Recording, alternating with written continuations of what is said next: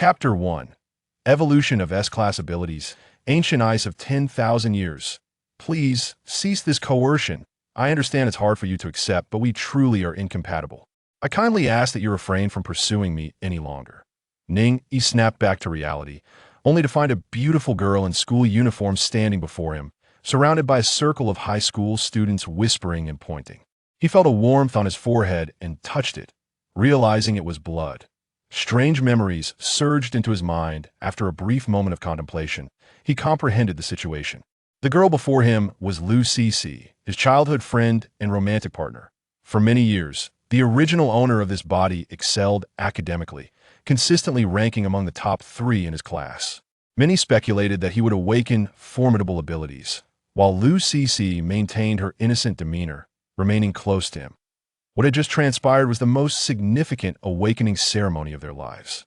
Over 50 years prior, an invasion from the abyss occurred, resulting in the emergence of supernatural powers and the mutation of numerous flora and fauna, including legendary creatures such as phoenixes, dragons, and cheilants. Fortunately, humanity could awaken these abilities and continually enhance them through a triad of evolutionary options, thereby establishing their foothold. Supernatural powers could be categorized into 3 primary types: elemental, extraordinary, and enhancement. Elemental abilities pertain to the powers of the 5 elements. Extraordinary abilities resonate with various animals, plants, and even mythical beings. Enhancement abilities focus solely on the augmentation of physical attributes. During the ceremony, Lu Cece awakened an extraordinary ability, resonating with the Thunderbird. The strength of extraordinary abilities is closely tied to the resonating creature. Her connection with the Thunderbird was classified as a great ability. However, the original owner, who had been so highly anticipated, awakened what was universally recognized as the weakest of the elemental abilities, specifically the most mundane. Water Sphere, rated as a grade, capable of forming only a thumb-sized orb of water to strike an opponent, marginally superior to the lowest grade abilities. Thus, as soon as the awakening ceremony concluded, Lu Cece directly proposed a breakup. The original owner, a hopeless romantic, was utterly devastated, crashing headlong into the wall of the playground in disbelief. Then, he found himself transported into this recently deceased body. It was evident that Lu Cece was no innocent flower, but rather a duplicitous wolf in sheep's clothing. Clearly dissatisfied with his lackluster abilities, she feigned incompatibility. With this realization, he resolutely shook his head. Rest assured, we are thoroughly finished. There shall be no further ties between us. Having traversed into this alternate realm, he remained uncertain of his own hidden potential. Yet he understood one thing: such a woman must be avoided. The farther away, the better. Lu Cece was taken aback, evidently perplexed by Ning Yi's sudden transformation.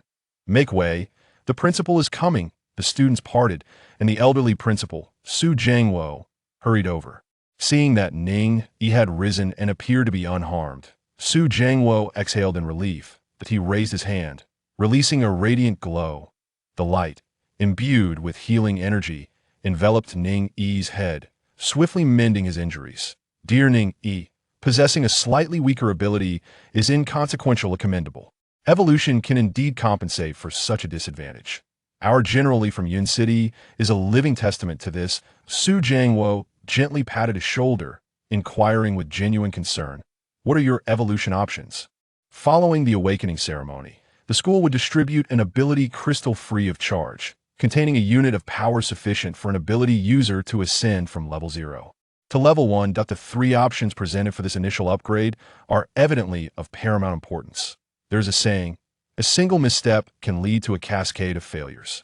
Once one falters at the starting line, it becomes exceedingly arduous to catch up to others. It was only then that Ning Yi realized a message had been persistently present in his mind. Upon scrutinizing it, he was momentarily dazzled. Ability: Water Sphere E-grade. Power level: Level 1. Evolution Option 1, Gold Eternal Ice. Can condense into an ice spike. Temperature drastically drops to 100 degrees Celsius. Evolution Option 2, Green slightly enhances ice spike range. Evolution Option 3, White slightly increases ice spike volume. Evolution Option 4, Purple ice spike carries toxins. Evolution Option 5, Blue moderately increases ice spike flight speed. Evolution option 6. Purple increases ice spike count by 1. Evolution option 7. Blue allows ice spike to slightly heal self-inflicted wounds. Evolution option 8. Purple ice spike, upon striking a target, can splatter onto nearby targets. Evolution option 9. Purple ice spike carries paralysis. Evolution option 10. Purple ice spike carries lifesteal. No selection required, all have been integrated into the ability. Ning Yi blinked in astonishment. Isn't it supposed to be a choice among 3? Why do I have 10 options and none require selection? Moreover, among these 10 options, there exists 1 gold and 5 purple. Evolution options are categorized by rarity, from lowest to highest. White, green, blue, purple, and gold. It is noteworthy that many individuals encounter situations where they must reluctantly forego other excellent evolution options at times to address immediate challenges. One must even relinquish those golden and purple evolution choices. Furthermore, the Eternal Ice is renowned among elemental abilities, classified as inscrayed power. Seeing Ning Yi's lack of reaction, Su Jiangwo assumed the options were rather ordinary and thus consoled him. The options are entirely random. With both good and bad, do not lose heart. There is always a chance for gold. Ning Yi cleared his throat softly. No, Principal, I have indeed acquired gold. Su Jiangwo was taken aback. What did you say? Please repeat that. I have acquired gold. Show it to me. Su Jiangwo exclaimed in astonishment. Ning Yi summoned his ability, swiftly manifesting it in the palm of his hand. What should have been a water sphere now transformed into a chilling ice spike, radiating an aura of frigid energy. This coldness held no effect on Ning Yi himself. Yet Su Jiangwo immediately felt the chill, instinctively stepping back several paces. The drastic transformation of the ability was evidently due to the extraordinary nature of the evolution options. His face flushed with excitement. He declared, Eternal Ice. Great, Ning Yi. You are the pride of Yun City First High. At this moment, the surrounding classmates were utterly astonished. Just a moment ago, Ning Yi had been the subject of whispers and covert disdain for awakening the water ball, yet now he was receiving such esteemed attention from the principal. His first upgrade, with the evolution option yielding gold, catapulted him from a rank to strength. Truly, one could only marvel at his extraordinary fortune. Lu Cece was equally taken aback, her cheeks flushing crimson. She had presumed that Ning Yi had lost all value, contemplating a parting to pursue a relationship with Qin Xiao. Little did she anticipate that Ning Yi would so swiftly alter his fate. Regret surged within her. She hastily declared, Ning Yi, seeing you like this fills me with joy. I have never forgotten the bond we shared since childhood. She stepped closer, intending to link her arm with his to continue the conversation. However, Ning Yi took a step back, abruptly interrupting her. We are no longer connected. Do not involve yourself with me. How absurd. Lu Cece's expression shifted to one of disbelief. Even if I had spoken to you like that before, you ought not to treat me this way. Ning Yi dismissed her entirely, turning his gaze towards Su Jiangwo. Principal, isn't it time to head to the Tiger Leopard Forest? Su Jiangwo nodded with a smile. Indeed, the school has procured entry slots for each of you to the Tiger Leopard Forest. You may depart at any time. The Tiger Leopard Forest, a sanctuary for exotic beasts, is home to formidable creatures such as the level 5 spotted tiger and the level 4 clouded leopard, hence its name. Such territories where exotic beasts roam invariably emanate an abyssal aura, collectively referred to as abyss regions or simply Yuan-Di. The Tiger Leopard Forest serves as an ideal locale for novice adventurers of levels 1 to 5 seeking to upgrade. Ning Yi could hardly contain his eagerness. Each upgrade presented him with 10 evolution options, equivalent to others ascending 10 levels in one go. He was determined to expedite his leveling process. Chapter 2. Level up, and level up again. On the school bus heading to the Tiger Leopard Forest, Ning Yi gazed out at the scenery, filled with anticipation. Suddenly, a tall boy approached, gripping his shoulder firmly and coldly stating, Ning Yi, even if Cece has broken up with you, you ought not to speak to her like that. You need to apologize to Cece right now. Ning Yi regarded him coolly. This boy was named Qin Tong, a striking figure of considerable stature, whose father was a prominent CEO in Yun City, overseeing hundreds of employees. As he delved into the memories of his predecessor, he noted Lu Cece's frequent flirtations with Qin Ting. Qin Tang's awaken ability was of a different variety, resonating with the Iron Ape, granting him immense arm strength and formidable defense.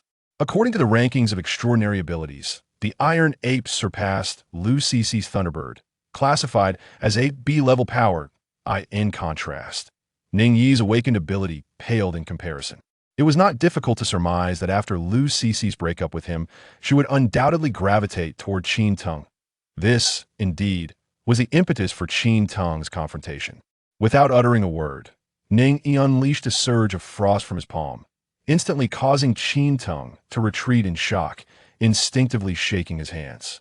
Get lost. Qin Tang gritted his teeth. Ning Yi, do not think that your first evolution into gold makes you formidable. The evolution options are entirely random. You may not be so fortunate in the future. Everyone knows that elemental abilities require substantial resources to advance to higher levels. You, being the miser you are, I am eager to see where you will procure the funds to enhance your abilities. You will never surpass me in this lifetime. I am the rightful companion of CC. With that, he turned on his heel and returned to his seat. The chilling aura emanating from Ning Yi was utterly terrifying. Even a single glance sent shivers through Qin Tang's teeth. He felt he could not match Ning Yi's prowess and deemed it wise to bide his time. His family had already prepared enough ability crystals for him to reach level 5. Once he attains that level, Ning Yi would likely still be sluggishly crawling at level 2. It would not be too late to teach Ning Yi a lesson then. Ning Yi merely smirked. While wealth is undoubtedly significant, strength is of paramount importance. Once one possesses sufficient power, countless individuals would be eager to fill one's pockets with gold. At that moment, he noticed a breaking news segment rolling across the small television suspended in the vehicle. The chatter of his classmates bubbled around him. Goodness, isn't that the wanted criminal from Baishur City? They say he is a level 16 ability user who has killed 2 people, one of whom was an agent from the Ability Bureau. He has fled to our Yin City. I'll tell my parents to stay indoors tonight. We must avoid crossing paths with this fugitive. Listening to their dialogue, Ning Yi did not take the matter to heart. Some ability users inherently possess tendencies toward chaos. It is not surprising that such transgressions occur among them. The news continued to broadcast. We encourage the citizens to report any sightings, with a reward of up to 200,000. Ning Yi intended to divert his gaze, but immediately raised his head upon hearing this, scrutinizing the details of the wanted criminal. Zhang Heng, 31 years old, level 16 ability user, with the ability of Flamingo Resonance. That was indeed a 200,000 reward. Even merely providing useful information to the Ability Bureau could earn him thousands, if not tens of thousands. His family was not affluent. Earning such extra income would be a boon for both him and his household. Ahead, the principal's voice rang out. Students, we have arrived at Tiger Leopard Forest. Please disembark. Ning Yi exited the vehicle alongside the throng of students. Tiger Leopard Forest is a dense woodland, surrounded by towering 3-meter-high electric fences. At the entrance, a dozen middle-aged men awaited as the students disembarked. The leader of the group briskly approached, shaking hands with Principal Su Jiangwo. Smiling, Principal Su, good day. I am Feng Yuan from Hafeng Security Company, a level 20 ability user, with the ability of Turtle Resonance. Su Jiangwo nodded. The safety of the students is entrusted to Captain Feng and your team. However, unless faced with a life-threatening situation, I hope you will refrain from intervening. Feng Yuan smiled and nodded. Rest assured, our Hafeng Security has collaborated with several high schools in Yin City numerous times. We are well prepared. The students, some excited, others apprehensive, streamed into the entrance of Tiger Leopard Forest.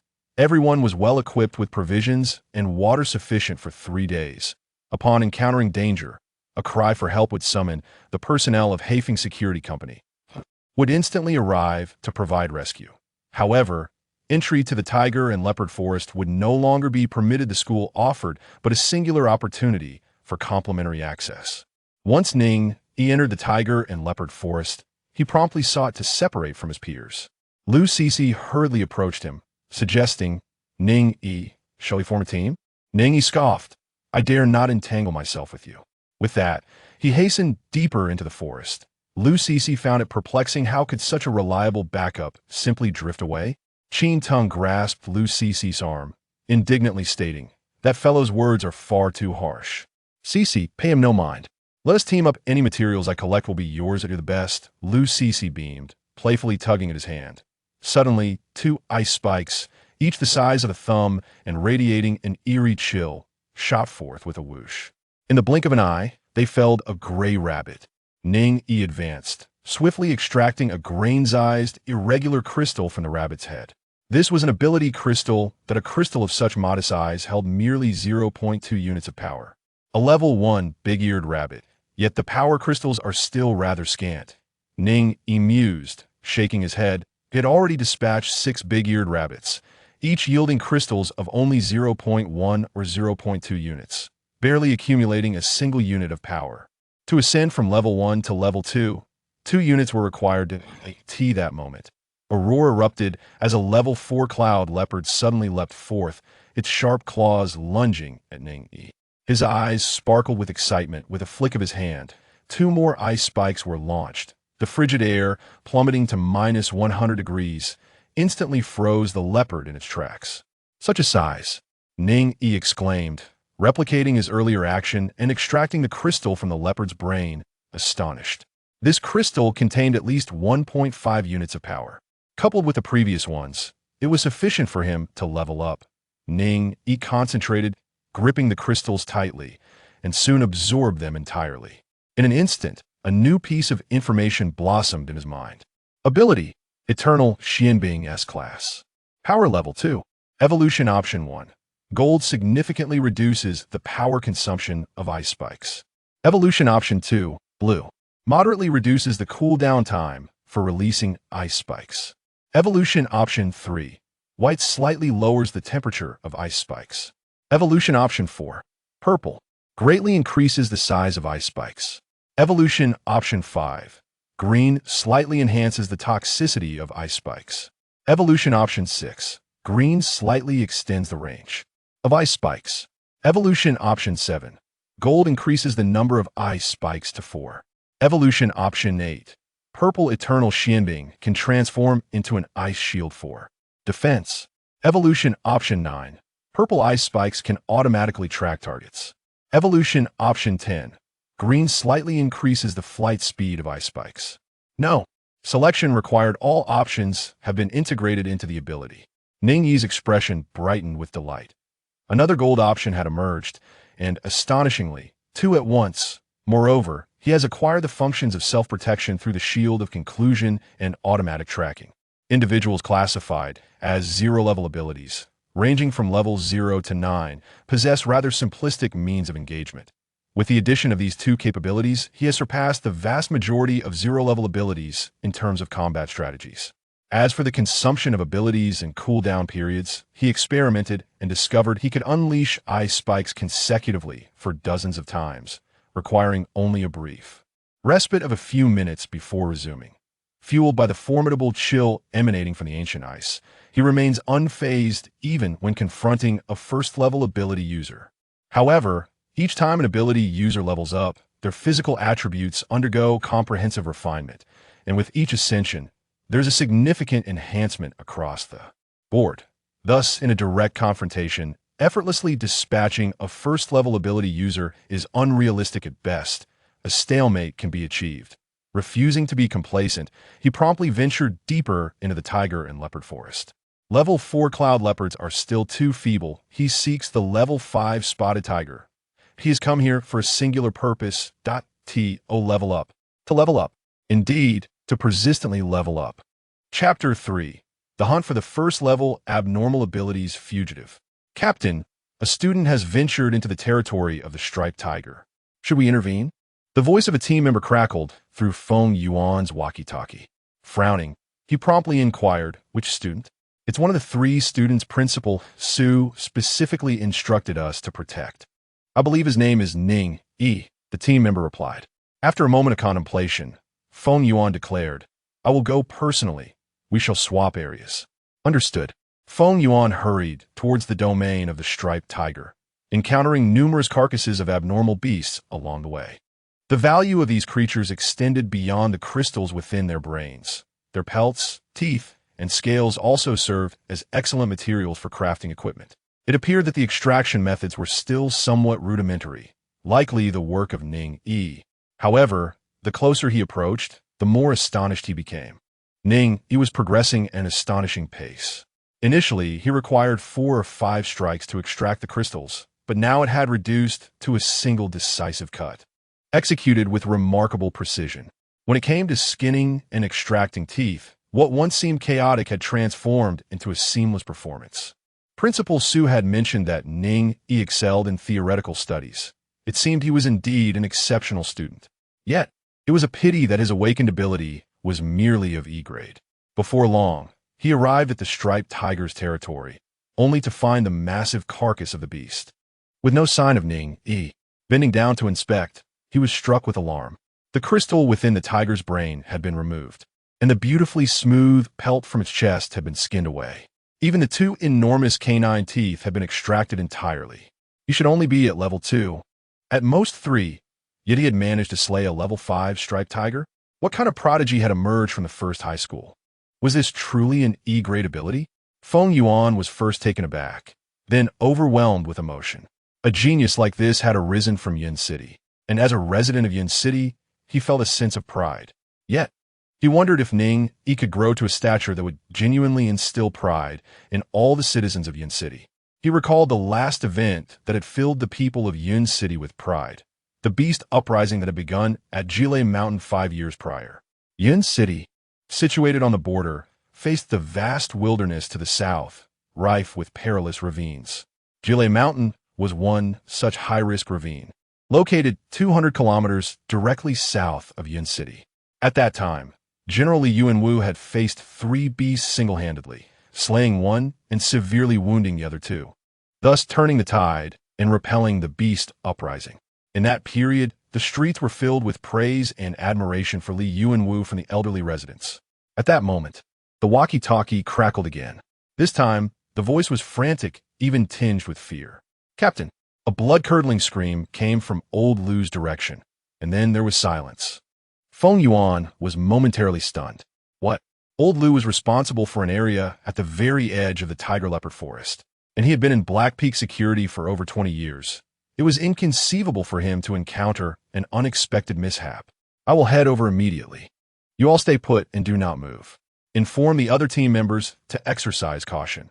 A formidable, abnormal beast may have infiltrated the tiger-leopard forest, or perhaps an errant wielder of abilities is at play." Understood. Level 5.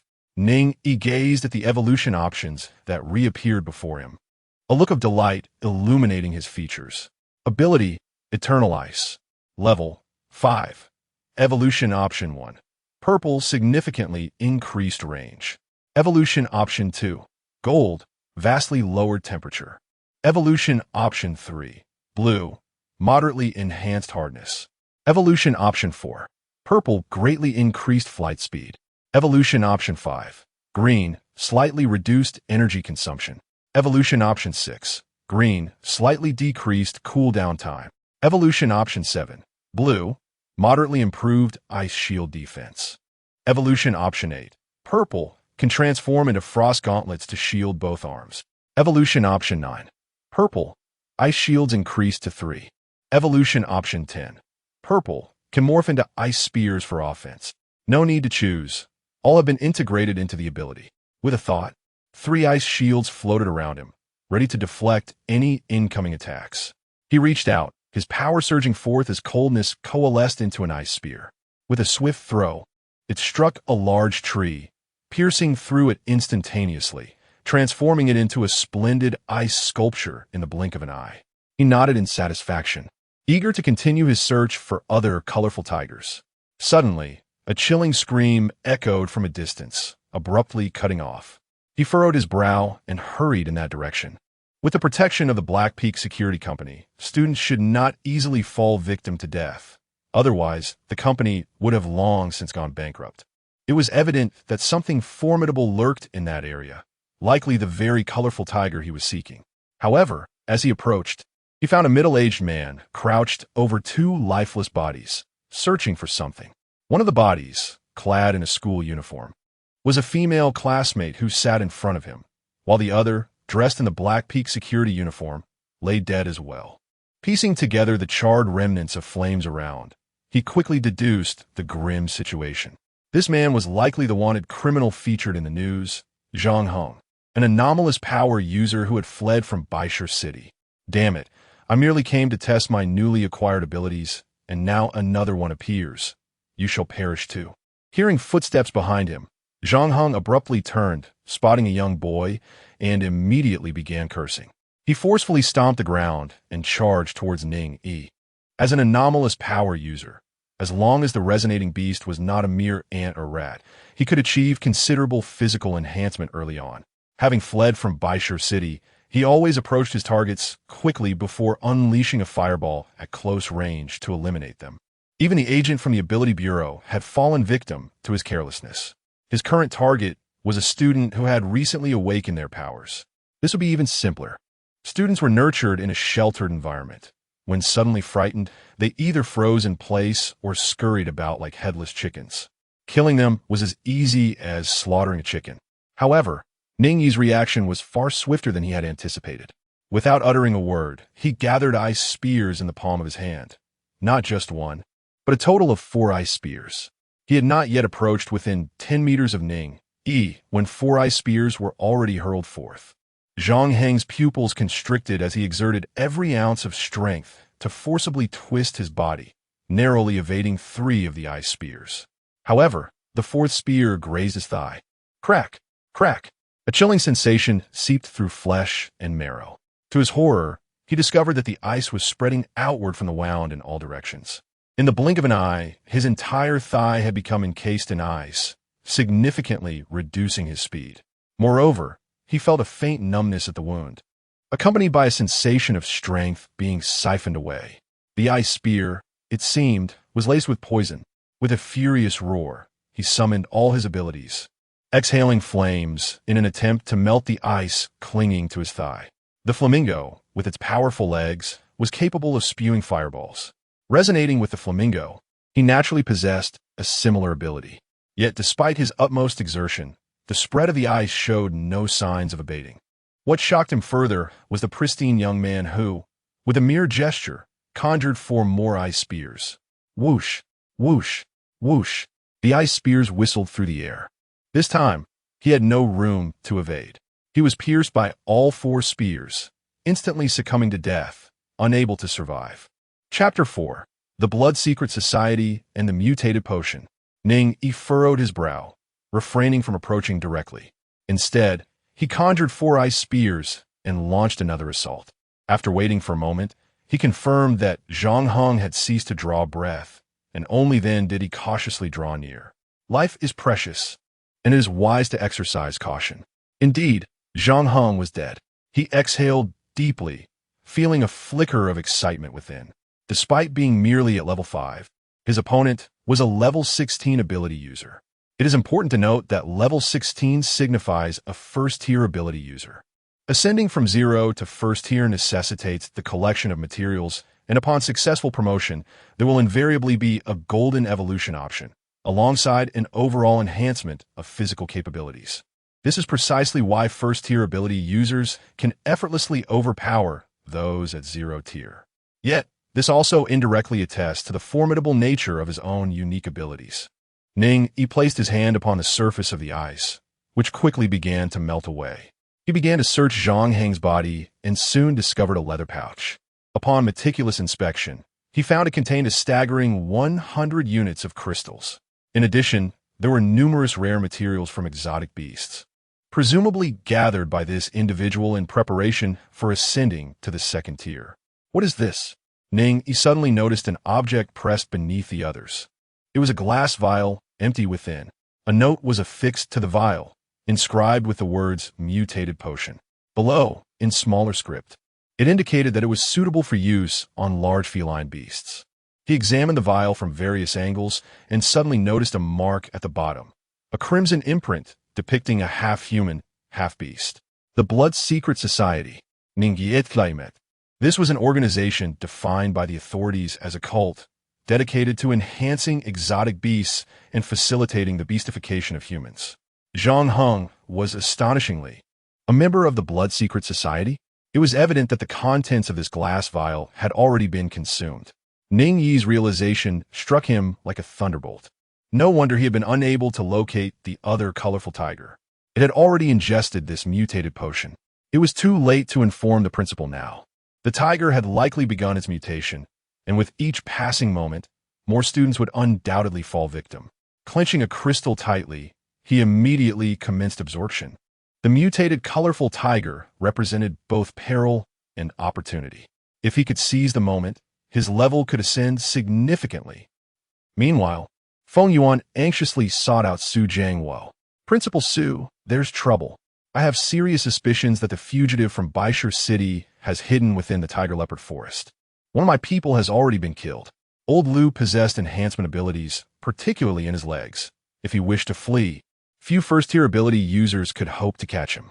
Su Jiangwo's eyes widened in alarm at this revelation. "What are we waiting for? Quickly bring the students out." Feng Yuan nodded earnestly. "I've already given the orders. I will ensure my team retrieves the students immediately." Su Jiangwo pulled out his phone, urgency lacing his voice. "I will call Director Bai right away." Feng Yuan paused, surprised. "Director Bai? The one from our Hannan Province Ability Bureau? Who else could it be? There are several promising talents here. We cannot afford to lose them," Su Jiangwo exclaimed, his heart racing with anxiety. As he was about to dial Bai Dingbang's number, his phone rang. Upon closer inspection, it was indeed Bai Dingbang. Su Jiangwo quickly answered the call, ready to speak, but Bai Dingbang immediately interjected, "Principal Su, there has been an unexpected mutation in a level 5 striped tiger at the tiger and leopard forest. It has now escalated to level 15 and may mutate further. You must evacuate the students immediately." The tiger and leopard forest was established as a training ground for several high schools in Yin City, where the striped tigers and clouded leopards wore electronic collars to monitor their levels. At level 6, a warning would be issued, and upon reaching level 7, agents from the Supernatural Bureau would arrive to sedate and remove the animal from the forest. Su Jiangwo was momentarily taken aback, exclaiming, "Director Bai, I was just about to inform you that the fugitive Zhang Heng from Baisher City has likely fled to the tiger and leopard forest. There have already been fatalities among the security personnel." On the other end of the line, Bai Dingbang sprang to his feet, asking urgently, "What did you say? Are you certain?" Feng Yuan promptly replied, "Director Bai, it's absolutely true. I discovered scorch marks from flames, which indicate Zhang Heng's powers." Bai Dingbang responded gravely, "I will dispatch all nearby agents from the Supernatural Bureau immediately. I'm also calling General Li from Yun City to request military assistance." Su Jiangwo let out a sigh of relief, saying, "Thank you, Director Bai." Feng Yuan added seriously, "Principal Su, I will take a few capable team members to further investigate the situation." "All right, I appreciate your efforts. Please exercise caution," Su Jiangwo nodded. At that moment, a few scattered students were being led out of the tiger and leopard forest by the Heifeng Security Company. Many students, still unclear about the situation, expressed their dissatisfaction towards the security personnel. Qin Teng, clutching his burned arm, shouted, "Everyone, stop talking nonsense and stay put. That fugitive from Baisher City has infiltrated the tiger and leopard forest. I encountered him, and thankfully I ran fast. Otherwise, I would be done for." After his declaration, many students flocked to him, particularly the girls, who looked at Qin Teng with newfound admiration. Escaping from such a formidable supernatural being was indeed impressive. Lu Cece held Qin Teng's hand with concern, gently blowing on his wound, her eyes sparkling as she said, "Qin, you're truly remarkable. You will definitely become a renowned supernatural being in the future." Qin Teng smiled proudly, of course. Su Jiangwo then addressed the students seriously. "A sudden danger has arisen in the tiger and leopard forest. For your safety, please remain here and do not wander off. Personnel from the Supernatural Bureau and the military will arrive shortly." Hearing this, the students felt somewhat reassured. 10 minutes later, military personnel from Yun City arrived. 20 minutes later, agents from the Supernatural Bureau arrived. The Supernatural Bureau is directly under Hannan Province, and since Yun City does not have this agency, they arrived a bit later.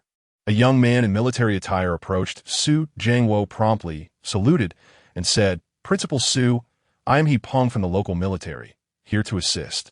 A tall woman stepped forward, her long legs striding confidently. "Principal Su, I am Lin Muxue from the Hanan Supernatural Bureau.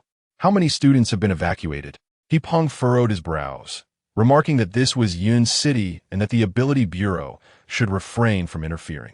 Lin Muxue calmly responded, stating that the Tiger Leopard Forest was established by the Ability Bureau and was directly supervised by the Hanan Ability Bureau. Thus, their involvement was inevitable. Moreover, are you aware of the current level of that magnificent tiger?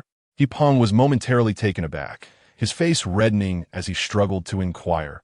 What level is it? Level 21. Lin Muxue replied in a grave tone, indicating that it had already reached the strength of a second-tier ability user. Su Jiangwo spoke with seriousness, expressing gratitude to the two, stating that the students from Yun City High School had mostly been evacuated, yet there was still one boy inside who remained unaccounted for. What is his name? What does he look like? I will lead a team to find him, Lin Muxue immediately inquired. Ning Yi, 16 years old, fair-skinned. Quite a handsome young man, Su Jiangwo hurriedly described. Very well. Ability Bureau agents, follow me, Lin Muxue commanded with a nod, adding, you all stay outside and surround the Tiger Leopard Forest. With that, she and several agents from the Ability Bureau dashed swiftly into the Tiger Leopard Forest. Their speed was so remarkable that Peng barely had time to react. Brother Peng, are we to wait idly outside? An officer beside him asked. Peng could only shake his head in resignation, stating that they had no choice but to wait, for it was Lin Muxue. He had long been aware of her esteemed reputation. This individual had entered Yinjing University as the top scholar of Hanan Province, completing all her credits within a year for early graduation, and was specially recruited by the Hanan Ability Bureau. Now, at level 37, she was highly regarded by Director Bai of the Hanan Ability Bureau. He had heard rumors that Director Bai, having aged, would retire in a few years, and that the illustrious director intended to pass the mantle to Lin Muxue. Chapter 5. Although the energy consumption is low, the cooldown is also brief. Level 9. Ning Yi rose to his feet, a smile gracing his lips. Zhang Heng had bestowed upon him a magnificent gift, after absorbing a sufficient amount of energy crystals. His level surged from 5 to a remarkable 9.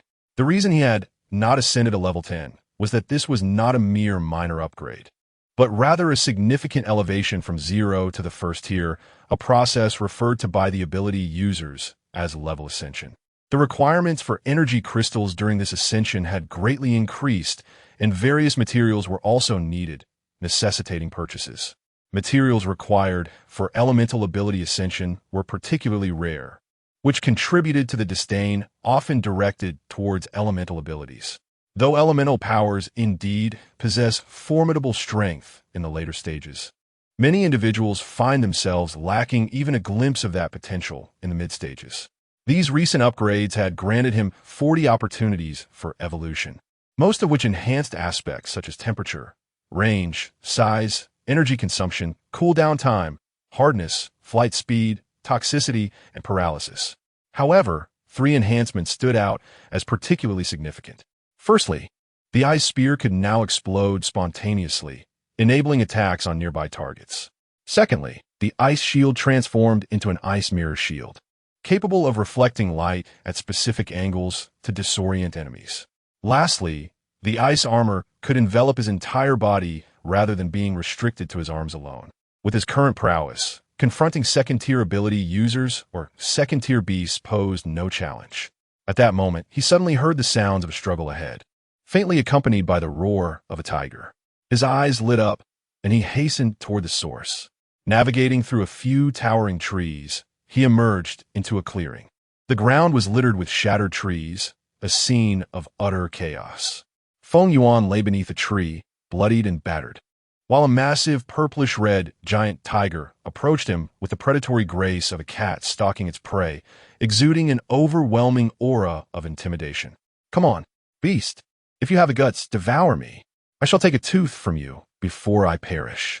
Out of the corner of his eye, he caught sight of Ning Yi, and his expression shifted dramatically. Hurry, don't mind me. Ning Yi did not flee. Instead, he gazed in awe at the purplish-red giant tiger. The creature he had previously defeated, a pattern tiger, was merely larger than an adult Siberian tiger. However, this mutated pattern tiger stood an impressive 4 meters long and over 2 meters tall, with paw prints on the ground indicating a weight of at least 600 kilograms. Incredible. Is this the monster produced by the secret blood mutation potion? The mutated pattern tiger caught the scent of a living being, turning its head to fix its blood red. Felt like eyes upon Ning Yi. Compared to ordinary pattern tigers, it appeared even more bloodthirsty and frenzied, seemingly eager to rend apart any living creature in its vicinity. It did not roar with its gaping maw. Instead, it transformed into a gust of rancid wind and lunged directly at Ning Yi. Its speed was astonishing, causing even Ning Yi to falter in his reaction. Feng Yuan's heart sank. He thought to himself, it's over. As a captain of the Black Peak Security Company, he was accustomed to providing protection for students while also undertaking missions to hunt beasts. Engaging in such perilous work, he had long prepared himself for the specter of death. Yet, Ning Yi was still a student with boundless potential, specifically highlighted by Su Jiangwo as a promising talent, now facing the grim prospect of demise before his very eyes. Regret washed over him. Had he been a touch stronger, even if only able to delay the mutated striped tiger for a brief moment, it would have sufficed to grant Ning Yi the precious time to escape. Yet, the grim scenario he envisioned, wherein Ning Yi met his end in a single blow, did not come to pass. To his astonishment, 3 ice shields materialized instantaneously around the student, while his arms were encased in armor of ice. With a resounding clash, the mutated striped tiger was forced to retreat repeatedly, and Ning Yi, thanks to the rebound, managed to distance himself unscathed. Feng Yuan's eyes widened in disbelief. His own ability resonated with that of a turtle, endowing him with formidable defensive strength. It was precisely this that had allowed him to withstand the tiger's relentless assaults. However, was not Ning Yi newly awakened? How could his defense be so remarkably robust? Before he could ponder further, he witnessed Ning Yi seizing the opportunity, immediately conjuring 4 ice spears and hurling them with great force. The mutated striped tiger, twisting its massive form, demonstrated remarkable agility, effortlessly evading the 4 spears. Undeterred, Ning Yi launched another 4 ice spears. In the blink of an eye, more than 20 spears protruded from the ground at various angles. The biting cold emanating from the spears significantly hampered the tiger's speed.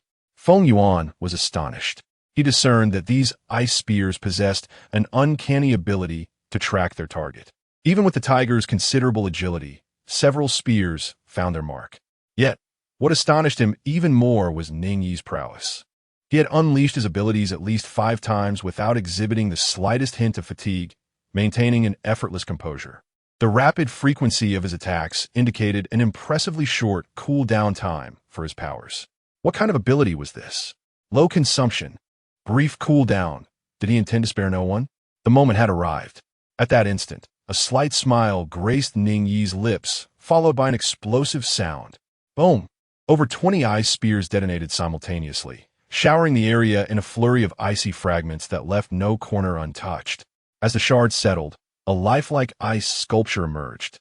The mutated striped tiger completely encased in frost. The ice was laced with toxins, paralyzing and draining life.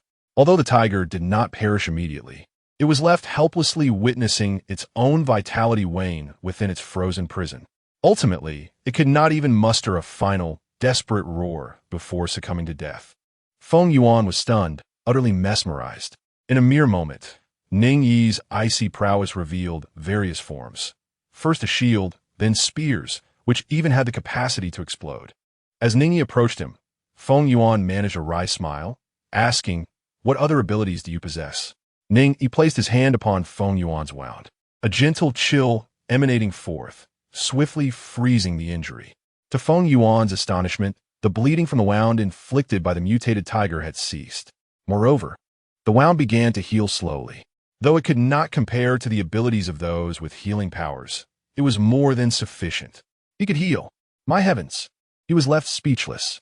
Ning Yi smiled, applying the same method to staunch the bleeding from all of Feng Yuan's injuries. "Thank you, Ning Yi," Feng Yuan said with a hint of helplessness.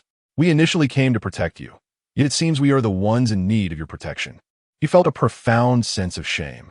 After a decade of experience in the security industry, the seasoned veteran ironically found himself being protected by his very charge. This would undoubtedly become a laughingstock among his peers if word got out. Captain Feng, take some rest first, Ning Yi said as he settled the man down. Only then did he retrieve a small knife from his backpack and approach the mutated multicolored tiger with practiced ease, skillfully extracting the crystal from its brain. Impressive. He marveled at the fist-sized crystal in his hand, astonishment flashing across his face. Judging by its size, this crystal must contain at least 200 units of supernatural energy. Moreover, being a mutated variant, its market value would undoubtedly command a premium. Methodically, he proceeded to skin the beast and extract its fangs, all valuable commodities that could be sold to supplement household expenses. Though he harbored deep disdain for Qin Tong, he couldn't deny the man's astute observation. The cultivation of elemental supernatural abilities was exorbitantly costly. For ordinary families, awakening enhancement-type abilities proved far more pragmatic than pursuing elemental powers. At least the former provided formidable combat strength in the early stages, offering viable career paths, whether joining private enterprises or enlisting in military. Chapter 6. With adequate evolution. Even water balls can slay gods at that moment. A woman's voice suddenly emerged from behind Ning Yi. If I were you, I would not sell that mutated crystal. It is a golden crystal, an excellent gem for embedding specialized weapons. Ning Yi abruptly turned to see a tall woman enveloped in a black Special Abilities Bureau uniform. She was strikingly beautiful, yet her features bore an icy demeanor, exuding an aura of aloofness that discouraged any approach. Who are you? Ning Yi inquired warily. Lin Muxue produced her Special Abilities Bureau identification and waved it in front of him. From the Hannan Special Abilities Bureau. Ning Yi was somewhat taken aback. Although he had only glimpsed it for a moment, he discerned that her credentials indicated she was not an ordinary agent, but rather a senior officer. The internal hierarchy of the Special Abilities Bureau classified agents into ordinary, senior, advanced senior, and elite senior officers. Typically, attaining the rank of senior officer required either decades of arduous experience or significant achievements. Yet the woman before him appeared to be no older than 20. Feng Yuan chimed in happily. You have finally arrived. Thank you. Lin Muxue shook her head. It is I who should thank you. You are Captain Feng from Haifeng Security, correct? If you hadn't slain that mutated striped tiger, this young lad might have been in grave danger. Feng Yuan smiled awkwardly. No, it wasn't me. It was Ning Yi who eliminated it. Lin Muxue was taken aback, and upon closer inspection, she noted that the wounds on the mutated striped tiger were frostbite. As far as she knew, Feng Yuan's ability resonated with turtles, providing strong defense but lacking offensive prowess. I was remiss, Lin Muxue said, her gaze fixed intently on Ning Yi. Did you truly kill it? Ning Yi did not conceal the truth and nodded affirmatively. Lin Muxue further inquired, just now. I discovered the body of the fugitive Zhang Heng from Baishur City. His injuries are identical to those of the mutated striped tiger. Did you also slay him? Ning Yi nodded again. What? That fugitive is already dead? Feng Yuan exclaimed, his surprise evident, as he was just now learning this. Lin Muxue couldn't help but scrutinize the young man more closely. Principal Su was right. You are quite handsome and possess boundless potential. She gestured for him to follow. Come with me, young lad. Principal Su is quite anxious. All right. The two assisted Feng Yuan to his feet and proceeded towards the outskirts of the tiger leopard forest. Ning Yi asked, what is a specialized weapon? When a zero-level ability user advances to level 1, their abilities will manifest as specialized weapons, Lin Muxue replied with a smile. At that time, akin to the evolution options, 3 specialized weapons will appear, and you may choose any one of them. Why do you ask? You are already at level 9? Ning Yi nodded. Lin Muxue paused momentarily. So soon? If she recalled correctly, these students had only awakened their abilities that very morning. Had this individual really ascended from level 1 to level 9 in a single day? It seemed that Yin City was about to witness the emergence of another genius. What is your ability? It must be quite formidable, she suddenly inquired. E-grade, elemental ability, water ball, Ning Yi answered candidly. Lin Muxue responded, elemental abilities can indeed be powerful. Take, for instance, water-type abilities. In the Hannan Ability Bureau, there exists a rather flamboyant individual whose awakening manifested as a water dragon. The water dragon ranks prominently among elemental abilities classified as a grade. Each display of power is grandiose, formidable, and undeniably impressive. However, the sole drawback lies in its immense consumption of energy. A single use of the water dragon depletes one's abilities entirely. The strategy hinges on a rather fatalistic approach. If you do not flee, I shall perish. This individual makes a pilgrimage every few days to pay homage to his ancestors, fervently praying that the next upgrade will present an option to reduce the energy expenditure of his abilities. A mere water sphere indeed feels rather inadequate. It seems you have evolved quite favorably, Lin Muxue pondered. With proper evolution, even a water sphere could slay deities. Ning Yi nodded, acknowledging the notion. Having achieved several golden options, Lin Muxue inquired, several? Not many, merely 5 or 6, he replied. Lin Muxue felt a wave of dizziness wash over her. Currently at level 37, she had only encountered a scant 3 golden options, one of which did not align with her future growth trajectory, forcing her to forego it. Yet Ning Yi was only at level 9. Is this the caliber of today's youth? By the way, I discovered this on a fugitive, Ning Yi said, producing an empty glass vial labeled mutated elixir. Lin Muxue took it, her gaze sharpening. No wonder that vibrant tiger had suddenly surged to level 21. It was due to this. Ning Yi frowned, questioning whether the secret blood society could manufacture such substances. With a serious demeanor, Lin Muxue replied, "This is a recent development, and we have yet to discern the specifics of its production. Ning Yi, you must exercise caution. The secret blood society might pose a threat to you." Ning Yi noted it, intrigued by the prospect of trouble. "I hope they bring along some local specialties, much like Zhang Heng did, outside the tiger leopard forest." Su Jiangwo spotted Ning Yi emerging alongside Lin Muxue and rushed over in a single bound. "Ning Yi, are you all right? Is everything fine?"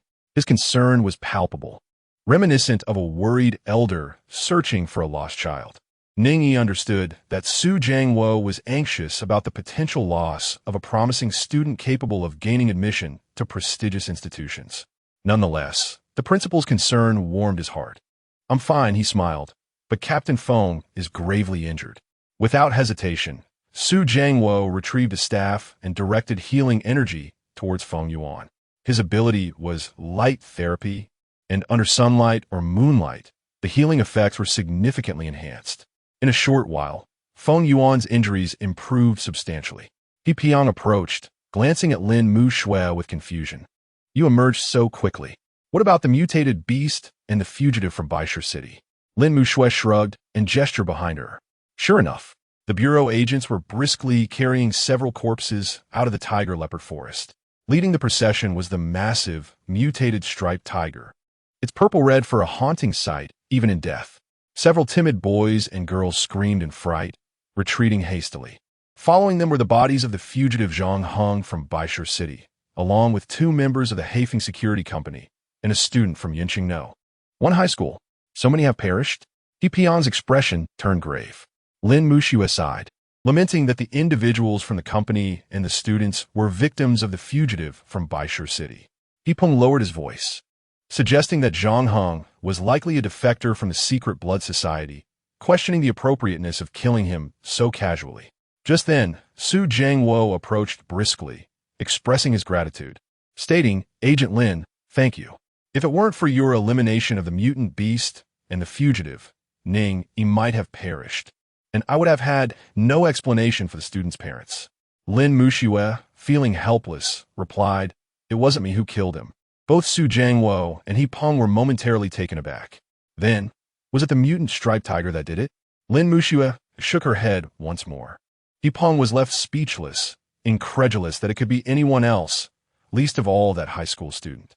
Su Jiangwo nodded in agreement, pointing out that Ning Yi had only awakened his abilities that very morning. Lin Muxue regarded them with a knowing expression, revealing that it was indeed he who had dispatched the mutant striped tiger, admitting that she hadn't even had the chance to intervene. Su Jiangwo and He Peng were rendered utterly astounded. Suddenly, He Peng seemed to have an epiphany and quickly retrieved a military phone, stepping aside to converse briefly. After a few sentences, he dashed towards Ning Yi with fervent eyes, exclaiming, "Ning, would you be willing to join our Yun City military right after graduation?" generally thinks highly of you. And if you agree, he said he could promote you to an aide immediately. Lin Muxue was taken aback by the audacity of such an overt recruitment. How shameless, she thought, quickly adding, Ning, our Hand and Ability Bureau is also in dire need of personnel. If I speak to Director Bai, I can secure your special recruitment into the Bureau. You would start as a senior agent at the very least. Upon hearing their propositions, Su Jiangwo was equally astonished. You two, go away. Ning Yi is a student from Yin City No. 1 High School. He aims to be the top scholar and enter Yin University or Long University. Yin University refers to Yin Jing University, and Long University refers to Long Tung University, two esteemed institutions that countless students aspire to attend. Yet combined, these universities accept fewer than 20 students from across the nation each year.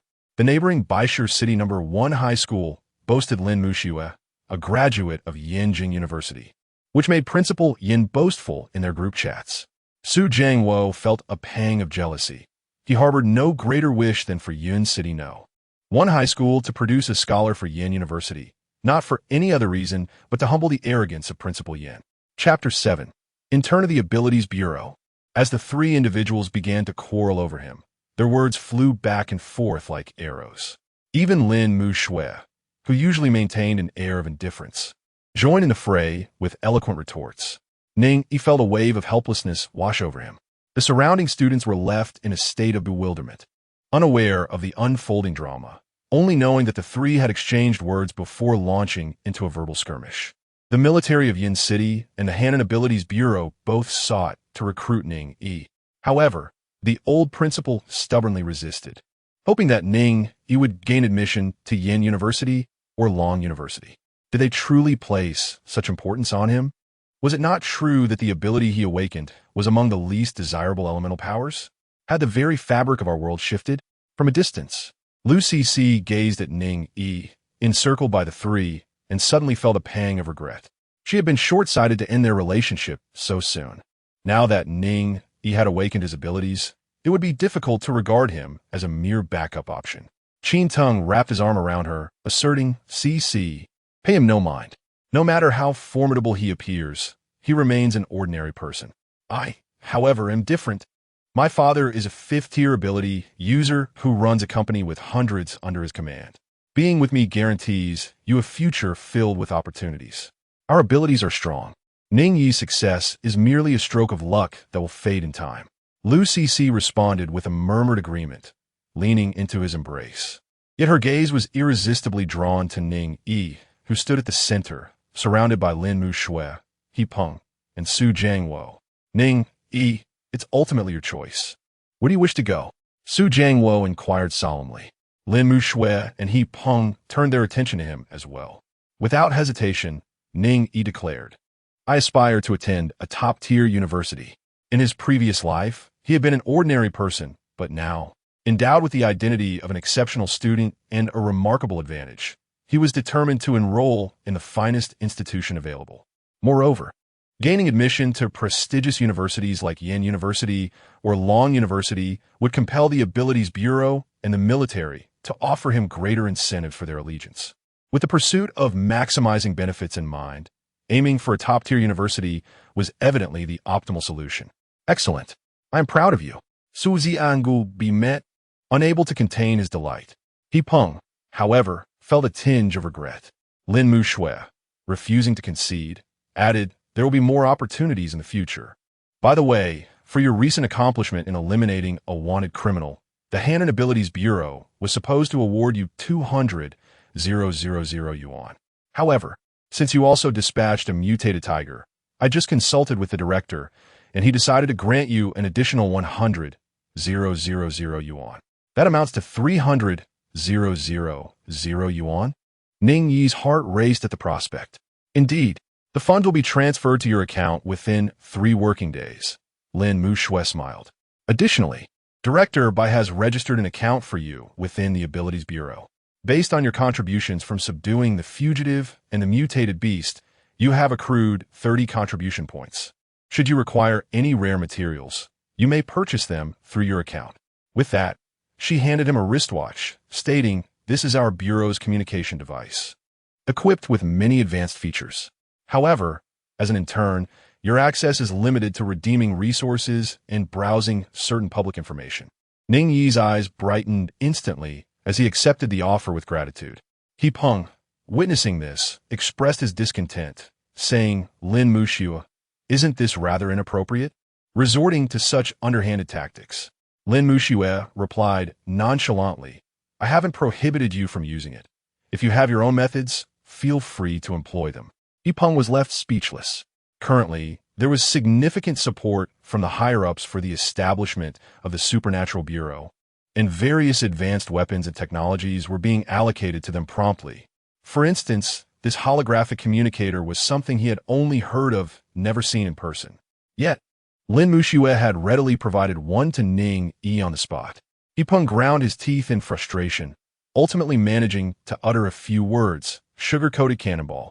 At that moment, Su Jiangwo picked up the loudspeaker and announced, Students, please board the vehicle. It is time to return home and rest. Rest assured, the slots for the tiger and leopard forest training will be preserved. The students boarded the vehicle one after another, with Ning Yi among them. It was time to head home. As he gazed out at the rapidly retreating scenery, a wave of sentiment washed over him. He was not the typical orphan from a time travel narrative. His original self had a father, but no mother. His parents had divorced early on. His father was often away working hard, leaving him in the care of his aunt's family, who received a monthly remittance from him. His aunt, Ning Wengyue, and uncle, Jiang Jiqiang, had a son, his cousin Jiang Yifan, who attended Yin City No. 4 High School. There were no significant issues with his aunt's family. His aunt adored him and always thought of him when good fortune came their way. However, his uncle was rather indifferent towards him and showed a bit of favoritism towards wealth. As for Jiang Yifan, being of the same age, he had always been envious of his cousin's academic excellence, constantly comparing himself to Ning Yi, a product of his uncle's indulgence. In the distance, atop a high-rise building overlooking the tiger and leopard forest, a pale-faced, middle-aged man observed through binoculars, frowning slightly. At that moment, a crackle from the walkie-talkie at his waist broke the silence. Upon connecting, a woman's voice came through. Have you retrieved the mutated potion? The middle-aged man replied with a hint of resignation. The mutated potion has already been fed to the pattern tiger by Zhang Hong. He has long sought to tame the supernatural beast, which is why he absconded with our potion. However, he was unaware that the current potions only induced mutation and could not tame the beasts. The higher-ups merely instructed them to test the potion's effects. The woman, upon hearing this, was incensed. Zhang Hong, that ignorant fool, a disgraceful traitor. Then why don't you extract the blood from the mutated pattern tiger and bring it back? Isn't your ability resonant with that of a vampire bat?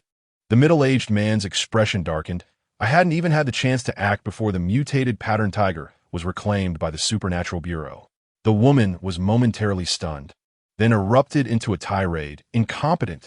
How could I possibly partner with a waste like you? The middle-aged man felt somewhat rattled by the insult and retorted angrily. And what makes you so useful?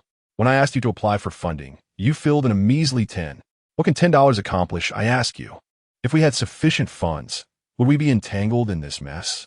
The woman gritted her teeth. How was I to know? Previously, the unit funding was in the thousands, and now it suddenly drops to mere hundreds. Enough of this chatter. I discovered 2 colleagues in Rottenwood Marsh. We can simply seize their mutated potions. At that time, the task at hand could still be accomplished. The man furrowed his brow, pondering the implications. The woman scoffed, dismissing his concerns, suggesting that he could simply shift the blame onto Zhang Hong. With a resigned sigh, the man gathered his belongings and made his way towards Zymius. In the Southern District, at room 502 of the Xinyue community, Ning Yi arrived at the door. Before he could knock, he overheard a heated argument between his aunt and uncle emanating from within. Aunt, my brother entrusted Xiao Yi to me. I must take good care of him. He has now awakened E-class abilities, and given your position in the pharmaceutical industry, you should know how effective the evolution serum is for F and E-class ability users. I have made the decision to purchase it. Uncle, that is out of the question. 1 vial of the evolution serum costs over 100,000. Our family is already stretched thin raising 2 children, and now you want to spend money frivolously. Aunt, he is my own nephew. How can this be considered frivolous? Uncle, Yet Yifan is still your biological son, and he has awakened B-class abilities. With just one vial of the evolution serum, he could potentially reach A-class. I absolutely oppose you giving the evolution serum to Ning. Ning Yi felt helpless. He had heard of the evolution serum, a groundbreaking product launched by the pharmaceutical giant Jinshan. It was said to have been developed through the collaboration of numerous 8th-tier ability users. After injection, it had a high probability of enhancing one's powers, particularly for E and F-class ability users. However, unlike the evolution options, which provided choices, this serum offered no such luxury. Its effects were entirely random, and one could only vaguely sense an enhancement. He had almost forgotten that once a student awakens their abilities, the school sends a notification to the guardian's mobile phone. He felt a wave of frustration wash over him. Just then, footsteps approached from behind. Ning Yi, what are you doing at the door? Came Jiang Yifan's puzzled voice. Ning Yi looked up and noticed that behind his cousin stood a middle-aged man dressed in a uniform from the Ability Bureau. Mom and Dad, I'm back, Jiang Yifan exclaimed as he pushed the door open with enthusiasm. Chapter 8. The reserved and elegant username Jiang Jiqiang, brimming with excitement, exclaimed, "Good son, you truly make me proud. It has been years since our Jiang family has produced an ability above sea level." Ning Wenyu echoed his joy, saying, "Yifan, I am equally delighted for you." Jiang Yifan laughed heartily. Ning Wenyu noticed Ning Yi's presence and hurriedly approached him. "Xiao Yi, you're back. Please wait a moment. Dinner will be ready shortly."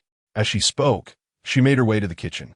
Jiang Yifan quickly interjected, "Mom and Dad, allow me to introduce this gentleman, Officer Zhao Gang from the Handong Ability Bureau." It was then that Jiang Jiqiang and Ning Wenyue took note of the middle-aged man. An officer from the Ability Bureau? Ning Wenyue's heart raced. Hello. Has Yifan done something wrong?" Zhao Gang chuckled. "No need to be anxious. I am here to inform you that Jiang Yifan has awakened the ability of electric eel resonance, which is of great significance to our Handong Ability Bureau. We have decided to specially recruit Jiang Yifan, and I am here to seek your consent." Upon hearing this, both Jiang Jiqiang and Ning Wenyue could hardly contain their excitement. The Ability Bureau. Our Yifan will be able to serve the nation. Jiang Yifan exclaimed joyfully, "Mom and Dad, I have always dreamed of joining the Ability Bureau. This way, I can bypass the college entrance examination." "Wonderful. We are absolutely in favor," Jiang Jiqiang said, his eyes glistening with emotion. Suddenly, Ning Yi asked, "Is it a formal position? Is there a contract? It wouldn't be a temporary assignment, would it?" Zhao Gang hesitated, about to reply when Uncle Jiang Jiqiang frowned. "Ning Yi, how can you speak to a leader like this? Can't you see the sincerity in his visit?" "Calmly," Ning Yi responded, "Uncle. I merely wish for Yifan to have a good opportunity and not be deceived into a subcontracted position. The Ability Bureau is still under development. The Handong Ability Bureau was only established this year. How could there be so many formal positions available for a student just turning 16? If it were a formal officer, there should be communication devices issued." Zhao Gang, taken aback, immediately noticed the black watch on Ning Yi's wrist and exclaimed, "How do you have that? Where did you acquire it?" Jiang Jiqiang was initially stunned, then erupted in anger. "Is that something from the Ability Bureau? Ning Yi, how could you steal from the Bureau? Return it at once." Ning Yi furrowed his brow, about to respond, when a woman's voice suddenly rang out from outside. That was a gift for Ning Yi. As the words fell, a tall woman, measuring nearly 1.7 meters, strode towards them. Zhao Gang, noticing her uniform from the Ability Bureau, frowned and asked, "Who are you?" Lin Mushue presented her identification, stating, "I am Lin Mushue. You hail from Handong, yet you should have heard of me." Zhao Gang's expression shifted dramatically. "You are Lin Mushue?" Ning Wenyue, Jiang Jiqiang, and Jiang Yifan also turned to Lin Mushue in astonishment. She was the top scholar from Hannan Province who had entered Yinjing University a few years prior and graduated with honors in just 1 year. They had heard her name in the news, never imagining that such a notable figure would stand before them one day. The Handong Ability Bureau's intention in recruiting senior high school students is beyond my concern, but it is imperative that you clarify with their parents whether they are formal agents or simply on temporary contracts. We must avoid bringing disgrace upon the entire Bureau. Lin Muxue crossed her arms and spoke coolly. Zhao Gang offered an awkward smile, acknowledging her point. He turned to Jiang Yifan with an apologetic grin before addressing Ning Wenyue and Jiang Jiqiang, expressing regret that the Bureau maintains stringent standards for formal agents. Thus, for the time being, Jiang Yifan can only be classified as a temporary employee akin to outsourcing. However, should his contributions prove substantial, a permanent position would not be an issue.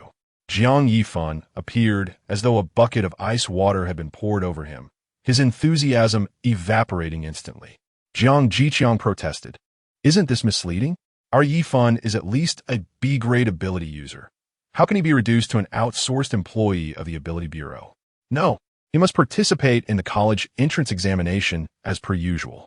Suddenly, Jiang Yifan pointed at Ning Yi, gritting his teeth. Then how does he possess a communicator?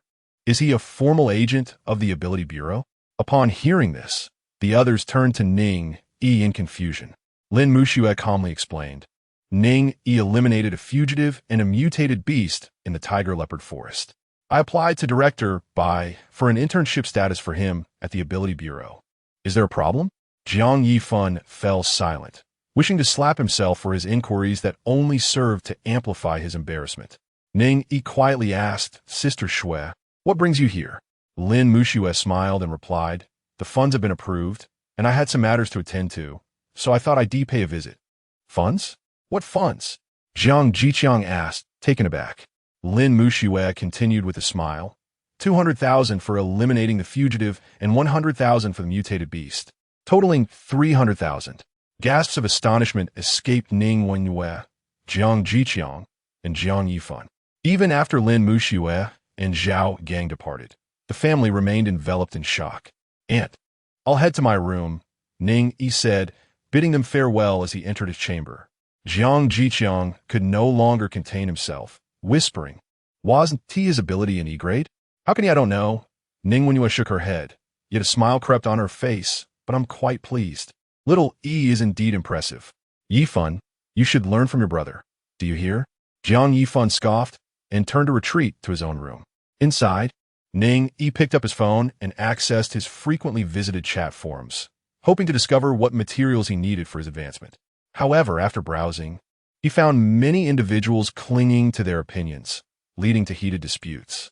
He paused, suddenly noticing the communicator in his hand. This device, evidently more authoritative, piqued his curiosity. Lin Muxue had mentioned it required no touch control, only mental command. Could it be? With a thought, he immersed himself in the experience. A vast ocean of information swirled before his eyes, though the majority remained inaccessible. Welcome, intern Ning Yi. Please register a nickname to proceed. Ning Yi blinked. A username, you say? This I can manage. After pondering deeply, he resolved to choose a name that was both understated and elegant. Invincible Tyrannosaurus Warrior. Soon, the reserved yet elegant, invincible Tyrannosaurus Warrior discovered the materials necessary for ascension. His extraordinary ability had evolved from the E-level water sphere to the S-level eternal ice of a millennium. The former required merely 100 units of extraordinary energy and 10 kilograms of pure water for a single promotion. In stark contrast, the latter demanded a staggering 1,000 units of extraordinary energy, alongside 10 kilograms of cold essence, 5 kilograms of ice crystal, and 1 kilogram of frostbud. While pure water could be acquired for a mere 1,000 yuan, the cold essence, ice crystal, and frostbud were exceedingly rare materials. And without a sum of at least 300,000 yuan, one would be hard-pressed to procure them. Conversely, other types of extraordinary abilities, even at the S level, required significantly less material, devoid of such exorbitance and scarcity. As for enhancement-type abilities, the materials needed for ascension were even more minimal, emphasizing the notion that the better one is nourished, the swifter the ascension. Chapter 9. Awakening of the Special Weapon, Frostbite Cold Spear 9. 320,000 spent in an instant. Ning Yi gazed at his order with a resigned smile. He had just acquired all the materials necessary for the upgrade, which would arrive the following day. The 300,000 rewarded by the Ability Bureau had vanished in the blink of an eye, along with an additional 20,000 he had saved over the years. S-class abilities were inherently costly, and elemental abilities were even more so. Yet, all of this bore significance. He felt an intensified anticipation for the special weapon. According to the information he had retrieved from the Ability Bureau, special weapons were categorized into 5 grades: white, green, blue, purple, and gold. The quality of a special weapon was predetermined. Whatever one awakened, that would be their lot for life. However, special weapons also possess levels. White special weapons could only ascend to the first tier, capped at level 19, and could only embed 1 crystal. Green special weapons could advance to the 3rd tier, reaching a maximum of level 39, with the capacity to embed 2 crystals. Blue special weapons could rise to the 5th tier, achieving level 59, and could embed 3 crystals. Purple special weapons could ascend to the 7th tier, maxing out at level 79, with the ability to embed 4 crystals.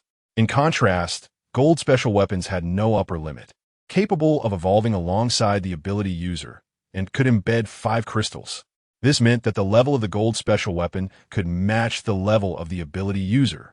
Moreover, most ability users manifested 3 special weapons upon each ascension, from which they could select one. However, he had always been presented with 10 evolution options, all of which he could choose. He was eager to witness the spectacle of selecting his special weapon. The following day, at precisely 9 o'clock, the doorbell rang. Ning Yi was about to answer the door when Ning Yi dashed out of his room, opened the door, and swiftly signed for the items. "Xiaoyi, what have you bought?" his aunt inquired curiously. Ning Yi replied with a smile, "For the upgrade," before retreating to his room. At the dining table, Jiang Jiqiang and his son Jiang Yifan froze at the revelation. "Did I hear that correctly?" he said. "Upgrade?" Ning Yi's expression was peculiar as well. "Indeed. It was an upgrade." Jiang Yifan scoffed. "I don't believe it. He just awakened his ability yesterday, and today he can upgrade?" He hurriedly finished his breakfast, grabbed his backpack, and announced, "Mom, our school is organizing a field training at the outskirts of Zymus today. I need to hurry. Go on, but be careful and don't venture too deep." Ning Ven Yue Kauchonet. Jiang Yifan patted his chest with pride. "Don't worry, as a dignified B-class ability user, I can handle it easily." With that, he dashed downstairs to catch the school bus. Jiang Yifan did not attend Yinsheng No. 1 High School, but rather Yinsheng No. 4 High School. In terms of faculty and teaching resources, Yinsheng No. 4 far surpassed other high schools in the city. Both Ning Yi and Jiang Yifan had missed the entrance to Yinsheng No. 4 by a mere couple of points. Their attempts to use money and connections had only sufficed for one of them. Ultimately, Jiang Jiqiang sent his son to No. 4, while Ning Yi had no choice but to attend No. 1. In his room, Ning Yi rubbed his hands in anticipation, finally placing his palm upon the gathered upgrade resources. A chill emanated from him, swiftly enveloping all the resources within. The extraordinary ability crystal, the cold marrow, and the ice prism swiftly merged into his being. In a matter of moments, the room was enveloped in an eerie chill, even radiating outward. At that instant, Ning Yi's aura surged dramatically, shattering his previous limitations and ascending to a higher tier. Concurrently, 2 faint yet distinct messages appeared in his mind. The first was the golden option that invariably arises during an elevation of rank. The second was the manifestation of his extraordinary power into a specialized weapon. Extraordinary ability, Eternal Ice S-Class. Energy level, level 10. Evolution option 1. Gold, Eternal Freeze Domain. A domain with a radius of 10 meters, where the temperature plummets to minus 200 degrees Celsius. Within this domain, eternal ice crystals will spontaneously coalesce and attack targets autonomously. Damage from ice-type abilities is significantly amplified within this realm. Evolution option 2. Gold, drastically reduced consumption for ice spear abilities. Evolution option 3. Gold, substantially increased flight speed of ice spears. Evolution option 4. Gold, increase the number of ice shields to 10. Evolution option 5. Gold, enhanced toxicity of ice spears. Evolution option 6. Gold, significantly increased slowing effect of ice spears. Evolution option 7. Gold, eternal ice crystals can summon ice hounds to attack targets. Evolution option 8. Gold, greatly expanded explosion radius of ice spears. Evolution Option 9. Gold, vastly enlarged range of the eternal freeze domain. Evolution Option 10. Gold, increase the number of ice hounds to 3. No choice required. All have seamlessly integrated into the extraordinary ability. Ning Yi gazed at this array of options, unable to contain his excitement. The evolutionary options presented to extraordinary beings upon ascending are invariably golden, and he had 3 in that category. However, they could only select one path that best suited them. Yet for him, it was different. 10 golden options. He desired them all. Each tier ascension represented an immense enhancement for him. The Eternal Freeze Domain was an SS class ability. He never anticipated that his extraordinary power would gain such quality in such a brief time. Moreover, the Ice Hounds indeed leaned towards the summoning school of ice elements. A smile crept across Ning Yi's face. For other extraordinary beings, such an opportunity would be unattainable, a futile endeavor of aimless jumps leading to nothing. But he was distinct. His evolutionary options were abundant. Even if he pursued 2, 3, or even more paths simultaneously, he would be capable of sustaining them all. After reviewing the evolution options, he turned his attention to the other message. Special Weapon 1, White, Black Iron Bracers. Special Weapon 2, Blue, Frost Scroll. Special Weapon 3, Green, Ice Vein Gauntlets. Special Weapon 4, Blue, Frost Heavy Armor. Special Weapon 5, Purple, Frost Iron Great Hammer. Special Weapon 6, Gold, Frost Spirit Cold Spear. Special Weapon 7, Purple Cold Stone Totem. Special Weapon 8, Blue, Ice Crystal Boots.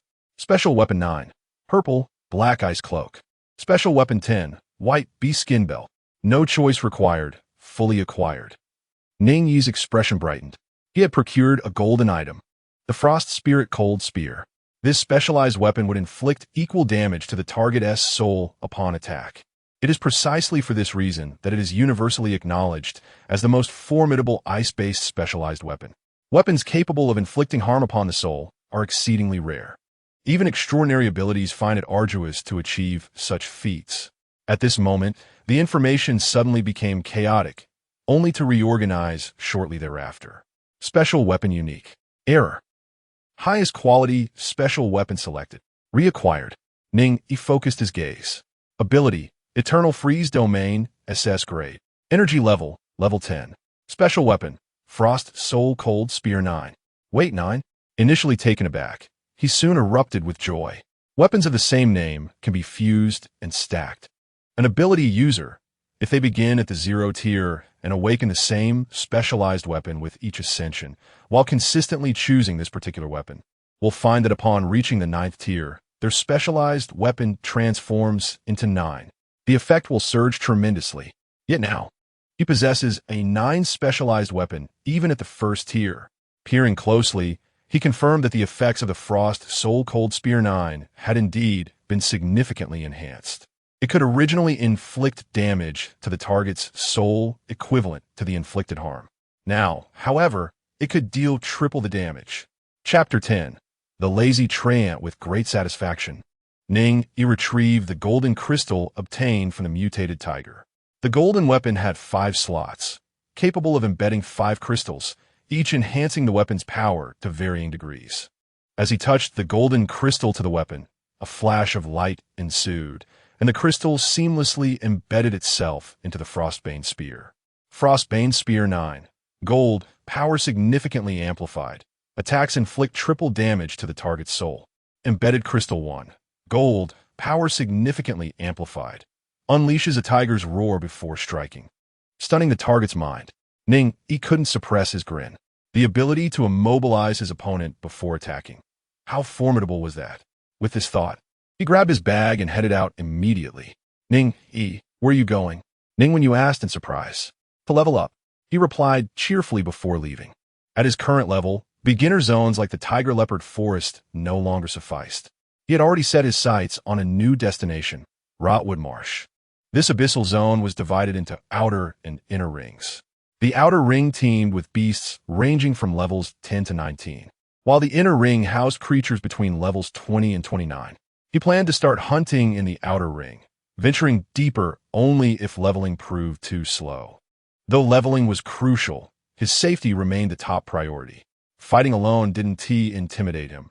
What worried him was facing overwhelming numbers. Stepping off the bus, Ning Yi inhaled deeply, the heavy moisture mingling with the stench of decay filling his nostrils. This was Rotwood Marsh. Abyssal zones were categorized into 5 tiers: beginner, standard, hazardous, high risk, and extreme risk. The distinctions between them were often ambiguous, requiring comprehensive evaluation of various factors to determine a zone's true danger level.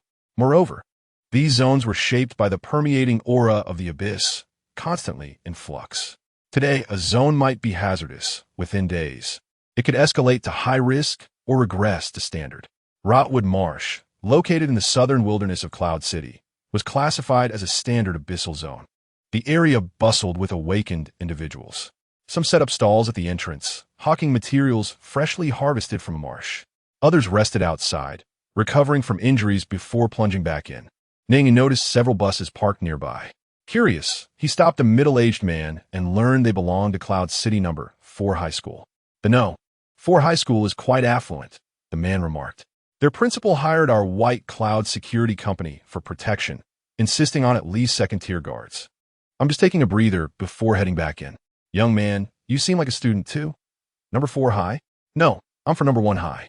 The uncle patted his shoulder reassuringly and said, First High might be slightly inferior to 4th High, but the difference isn't substantial. With diligence and perseverance, one can carve out a decent living anywhere. Ning Yi similet faintly inaknodet. With long strides, he strode purposefully toward Rotwood Marsh. Unlike the heavily fortified tiger leopard forest, encircled by high-voltage fences as a designated training ground for students, Rotwood Marsh lacked such barriers. Yet, this entrance remained the most convenient, attracting the largest congregation of awakened individuals. As Ning Yi ventured deeper into the marsh, the clamor of the entrance swiftly faded into silence.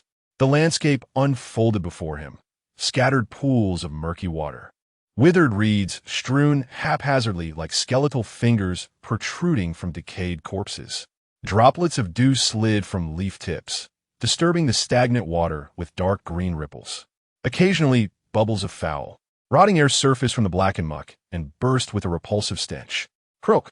A sudden cry pierced the air as a frog, larger than a human head, lunged from the filth toward Ning Yi, its back shielded by a clamshell. Level 10, Clamshell Frog, prefers to inhabit shells for protection. With a casual flick of his finger, an ice spear shot forth, impaling the creature mid-leap and pinning it lifeless to the ground.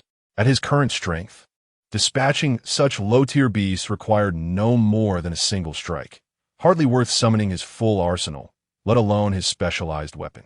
With practiced ease, he carved out the energy crystal embedded within. His wrist-mounted communicator, equipped with precise detection capabilities, analyzed the crystal instantly. 6 units. A typical level 10 beast yielded around 5 units, but this clamshell frog had exceeded expectations. Ning Yi nodded approvingly. Not bad. Quite the diligent little thing. He wandered through Rotwood Marsh with the leisurely grace of a strolling scholar. Every beast that crossed his path met the same fate, a swift, merciless end. Level 11 Blackwater Snake, 6 units.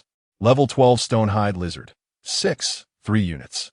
Level 13 Treant, 3 units. Lazy, disappointing. Noted.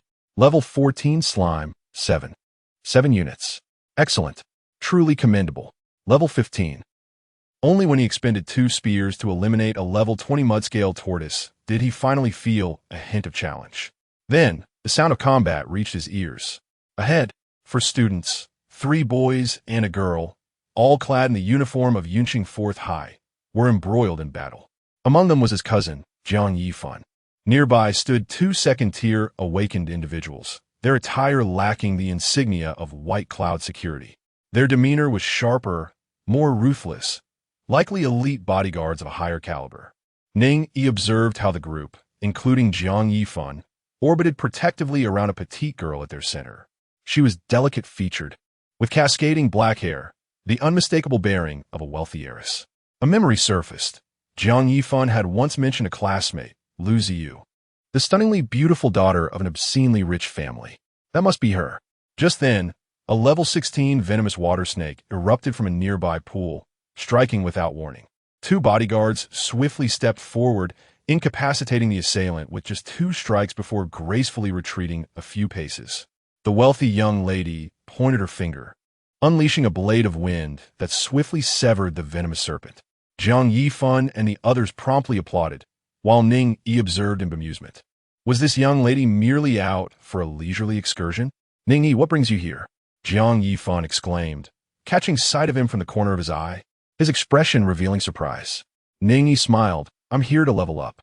With that, he waved his hand and continued deeper into the area. There were far too many students from Yin City 4th High nearby. It would be best to distance himself swiftly. Lu Ziyu inquired, Ning Yi. Who is that person to you? Cousin, from 1st High? Ning Yi replied. A curious boy asked, why did your cousin venture deeper? Is he exceptionally powerful? Ning Yi recalled the events at home from the previous day and felt a surge of irritation. He awakened an E-grade elemental ability, a water sphere. I don't understand why he is heading that way. E-grade? Is he really trying to act tough? Isn't he afraid for his life? Another boy questioned, perplexed. Lu Ziyu also scoffed. I thought he was formidable. Chapter 11. Could these aberrant beasts possibly have been vanquished by your cousin? A bodyguard respectfully suggested, Miss, we should return. We are too close to the inner circle. Very well. Let us retrace our steps. Lu Ziyu nodded in agreement. As the group turned back, they were met with the sight of numerous beast carcasses along their path. The vast majority had succumbed to a single strike, each impaled by a shard of ice that exuded an eerie chill. Only a level 20 sludge turtle had fallen to 2 lethal shots. The bodyguard's expression grew grave. Such formidable ice abilities. Wow, I adore ice abilities. However, I awaken with wind blades, Lu Ziyu exclaimed, brimming with excitement. Uncle Bodyguard, in your opinion, what level does this ice wielder possess? The bodyguard replied solemnly, at least a 2nd tier. This level 20 sludge turtle boasts considerable defense. Once it evolves to the 2nd tier, its exterior will form sludge, mitigating half the damage. Even if it refrained from counterattacking and allowed me to strike, I would still be left breathless. A 2nd tier ability wielder. Ning Yi and the others exchanged glances, astonished that a 2nd tier ability wielder was roaming the outskirts of the decayed wood marsh. The bodyguard lamented, logically, there shouldn't be any level 20 beasts in the periphery.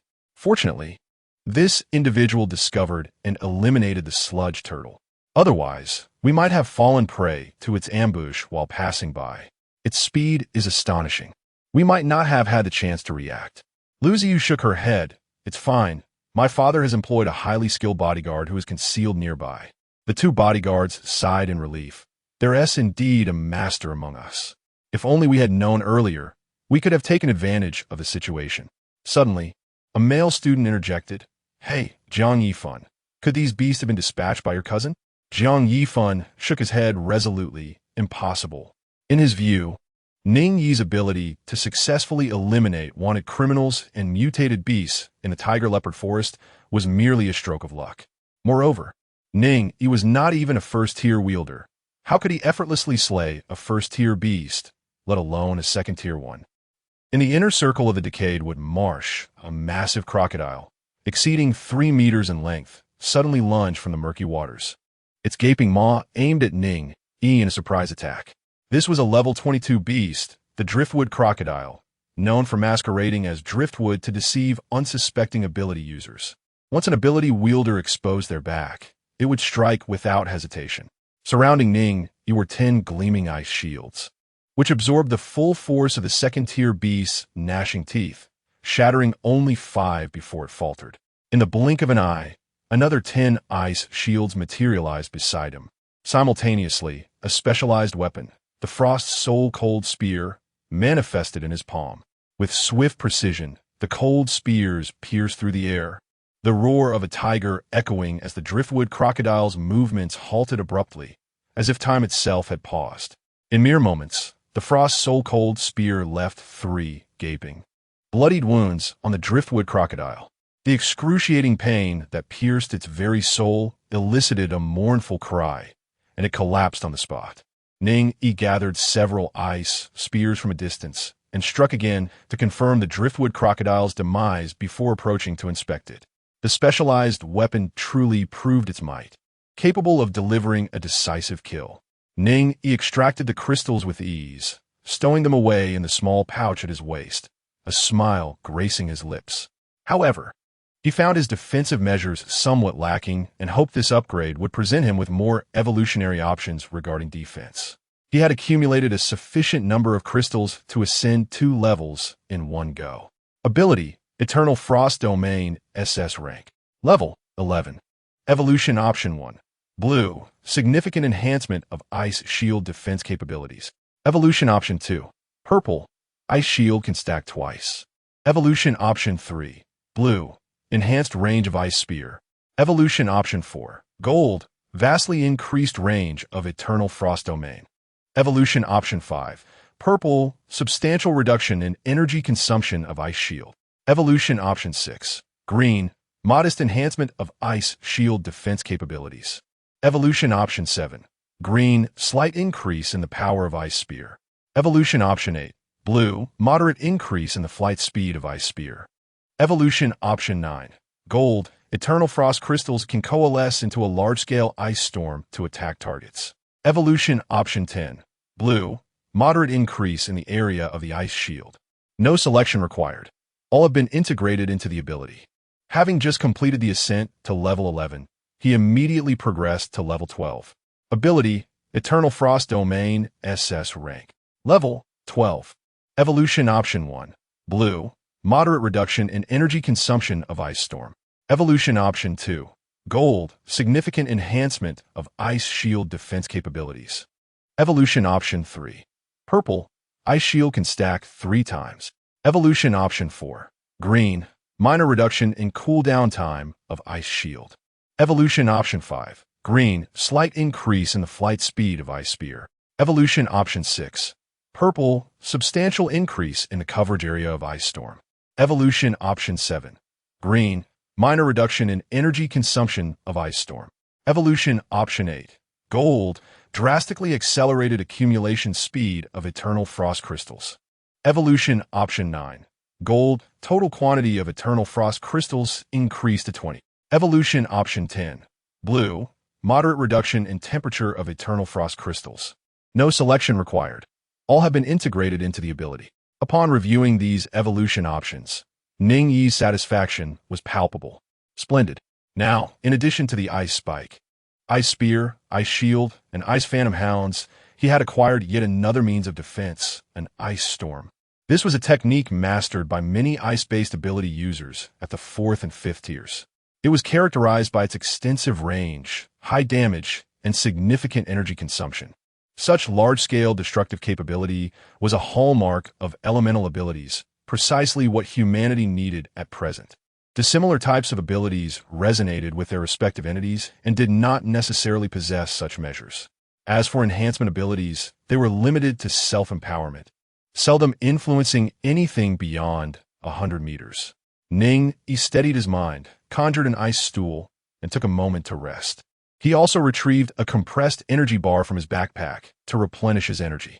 With a flick of his wrist, he summoned 2 Ice Phantom Hounds to patrol the vicinity, guarding against any potential ambush by beasts while he rested. He had just finished half of an energy bar when one of the Frost Hounds emitted a low growl in a specific direction, seemingly sensing an impending danger. Intrigued, Ning Yi decided to send one of the Frost Hounds to investigate the situation. As elemental creations, the Frost Hounds could not stray too far from him, lest they disintegrate automatically. Nevertheless, even at a short distance, it was still at least 500 meters away. This was a sufficient range for a scout to ascertain the circumstances. Before long, the Frost Hound returned. He reached out to stroke its head, emanating a chill from his hand, while his eyes became veiled in frost. What the Frost Hound had seen and heard was now vividly clear to him. For members of the Blood Secret Society were engaged in a fierce battle, all for the sake of a mutated potion. Ning Yi was initially taken aback, but soon his surprise transformed into elation. A mutated potion. This substance once before had spawned a mutated striped tiger, yielding him a bountiful treasure. Regardless of the reasons behind their fierce conflict, he was determined not to miss out on this opportunity for the mutated potion. Chapter 12 Hand over the mutant potion. I shall not inquire a second time. I am a man of little patience, declared the masked, middle-aged man coldly. Beside him, the masked woman crossed her arms in agreement. Indeed, it is well known that Brother Zhang is merciless. Defy him, and your life is forfeit. Before them stood a young man, approximately in his 20s. Upon hearing this, he was momentarily taken aback, then burst into laughter. Zhang Heng, you are not Zhang Heng. I recognize you both. One is Ling Fu, pale as a ghost, and the other is Lai Ying, who speaks with her arms crossed. I encountered you in the provincial city when I received the mutant potion from the professor. Your demeanor and speech are exactly as I remember. My memory is quite sharp. You cannot deceive me. Ling Fu and the woman beside him frowned. I told you he wouldn't be fooled, Ling Fu said, shaking his head in resignation. If that is the case, let us eliminate him. After all, the lives of us lowly members hold little weight. With that, he removed his mask, revealing a pallid visage. The very same man who had previously observed the tiger-leopard forest through binoculars. His name was Ling Fu, possessing the ability to resonate with vampire bats. The woman, Lai Ying, had the ability to resonate with ice foxes. As for the young man on the ground, he was named Li Wei, holding a higher status within the secret blood society than they did. They were all ordinary members, while Li Wei was a senior member. Yet there was no hierarchy among them. Li Wei produced a glass vial from his pocket, emanating a dreamlike purple glow. This vial of mutant potion differs from yours, he suddenly stated. Ling Fu furrowed his brow. What makes it different? Li Wei smiled. This one is intended for insect-type mutant beasts. Ling Fu and Lai Ying frowned deeply. They had assumed all mutant potions were meant for large feline mutant beasts. It appeared that even if they obtained this vial, they would be unable to report back on its efficacy. At that moment, Ling Fu caught sight of something swirling within the vial. Upon closer inspection, it was a snow-white, corpulent termite queen. He gasped in shock. Have you already fed it to the termite queen? Li Wei smiled. My preparations have long been completed. Ling Fu and Lai Ying erupted in curses. Then why are you even engaging with us? Li Wei scoffed. I have long perceived that you two lack ideals and convictions, joining the secret blood society merely to misappropriate resources and embezzle funds. How can the society thrive alongside insects such as yourselves? Farewell. With that, he shattered the vial, releasing the termite queen, which awakened from its slumber, rapidly expanding in size and emitting a deep, resonant call.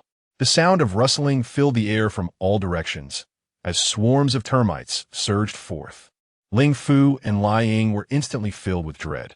They could sense that the energy level of the termite queen was soaring. Upon her departure from the glass vial, she was merely at level 11. Now it had surged to an astonishing level 21 and was still climbing. The pheromones released from her body continuously reinforced the approaching termites. In the blink of an eye, the first batch of termites that reached the queen had grown exponentially in size, now comparable to an adult's forearm, their bodies encased in a layer of hard exoskeleton. The queen's guards. Lai Ying's expression darkened. The presence of guards indicated that the queen was at least third tier. Run. Without a moment's hesitation, Ling Fu turned to flee. However, with a wave of Li Wei's hand, swarms of termites sealed off their escape route. He smirked. I never intended to let you leave. Lai Ying gritted her teeth. How can you control the termites? Li Wei snapped his fingers and smiled. Because my ability resonates with termites. When I first awakened this power, my teachers, classmates, and even my own parents looked down on me. Termite resonance. A Class F anomalous ability. How absurd. The professor told me that my ability would shine in such circumstances. He was right. This feeling is exhilarating. Enjoy the agony of being devoured by thousands of termites. He laughed heartily, waving his hand as the termites surged forward. Lai Ning said vehemently, hurling a torrent of insults at his ancestors, followed by a blast of icy air. The ice fox, small yet agile, could expel icy mist. Where the mist spread, the termites were significantly slowed. Ling Fu faced a much graver situation. His ability resonated with blood-sucking bats. These bats could fly, drain blood, and possessed keen senses. Yet he was only at second tier and could not fly, needing to reach fourth tier to do so. Against these termites, his blood-sucking ability was utterly useless. He could only rely on the enhancement of his physical attributes from his ability, drawing his dagger to continuously cleave the approaching termites in two. Ordinary termites were manageable, but those guards were as tough as steel. It took at least 3 strikes to penetrate their defenses. Ning Yi exclaimed in frustration, "Laolai, there are too many termites on my side. Give me some icy mist." Lying exhaled a breath of cold air, but it was much diminished compared to before. "This is too draining. I'm running low on energy," she grumbled. Ling Fu cleaved through a guard, cursing, "Damn it. At this rate, we'll both perish here." No sooner had he spoken than a guard bit into his shoulder, causing blood to flow profusely. Once their abilities were exhausted, they would have to rely solely on their physically enhanced bodies to deal with the termites. Yet, even their physical strength was not limitless. Until the moment they could no longer move their limbs, death was inevitable. Despair filled their hearts. Had they known, they would never have come. Who could have anticipated that this was a madman completely brainwashed by the secret blood society? They had joined the society to make money, while he had joined for ideals and convictions. Li Wei stood there, bound and silent, merely offering a cold smile. Struggling would only amount to a desperate fight of a cornered beast. The same scene unfolded throughout the decaying woods. Termites surged forth from countless trees and nests, launching indiscriminate attacks on both the living and the otherworldly creatures. Under the influence of the queen's pheromones, their ranks surged dramatically. The worker termites were at least level 10, as large as a fist. The soldier termites boasted a minimum level of 15, comparable to an infant's arm. The queen's guards surpassed level 20, resembling the forearm of an adult. Such a multitude of termites posed a massacre for other creatures. For the ability users, the situation was even more dire, particularly for the students of Yunxing No. 4 High School. Having recently awakened their powers, they were predominantly rank 0 ability users. How could they possibly contend with an army of termites that generally surpassed level 10? The Baiyan security company hastily shielded the students, urging them to retreat. The remaining civilian ability users in the area also fled in panic. However, some students and ability users had ventured too deep as they sought to escape. They found themselves surrounded by termites, with no foothold to be found. Haptertridika, kitinos helt soldier and helmet, hjaling belts Yang Yi Luziu. And others found themselves ensnared deep within the decayed wood marsh. The 2 bodyguards, hired at a premium by Lu Ziu's father, were beside themselves with worry. "My lady, where are the experts you mentioned? Please summon them to our aid." "Uncle He," Lu Ziu called out to the surroundings. A suave, middle-aged man materialized out of thin air, his brow slightly furrowed. "I have just surveyed the area. The exit is swarming with termites. I suggest you delve deeper. If you can eliminate the termites, their army will collapse on its own." He continued, "The termite queen has likely reached the 3rd tier. I must reserve my abilities to confront it. You 2 shall handle the termites along this path." The bodyguards nodded vigorously, assuring him, "Leave it to us." They were at least 2nd tier, capable of managing these termites with relative ease. However, the sheer number of termites was depleting their abilities at an alarming rate. Therefore, when faced with ordinary termites, they chose not to use their powers, but instead wielded swords to conserve their energy for emergencies. After the suave middle-aged man spoke, he vanished once more. It was easy to speculate that he possessed some form of invisibility ability. Such enhancements exist, allowing one to augment their skin to achieve the effect of invisibility. Among the various abilities, there are indeed similar ones. "Ah, Jiang Yifan, I recall your cousin ventured inside," Lu Ziyu suddenly remarked. Jiang Yifan's heart sank as he realized this. Though he often felt envious of Ning Yi, he could not deny their blood relation. "Brothers, if we encounter my cousin, could you assist him?" he implored. The bodyguards remained silent, glancing at Lu Ziyu first. Their duty was to protect her. Without her consent, they dared not make promises. Moreover, they sensed that their assistance might already be too late. It was evident that the termites were surging forth from the inner circle of the decayed wood marsh. If Jiang Yifan's cousin was indeed within, the likelihood of his survival was grim. Lu Ziyu nodded with determination. "Of course we must help. Bodyguards, if we find Ning, we cannot stand by and watch him perish." Indeed, both bodyguards affirmed immediately. Jiang Yifan felt a surge of anxiety within. Ning, you do not succumb so easily.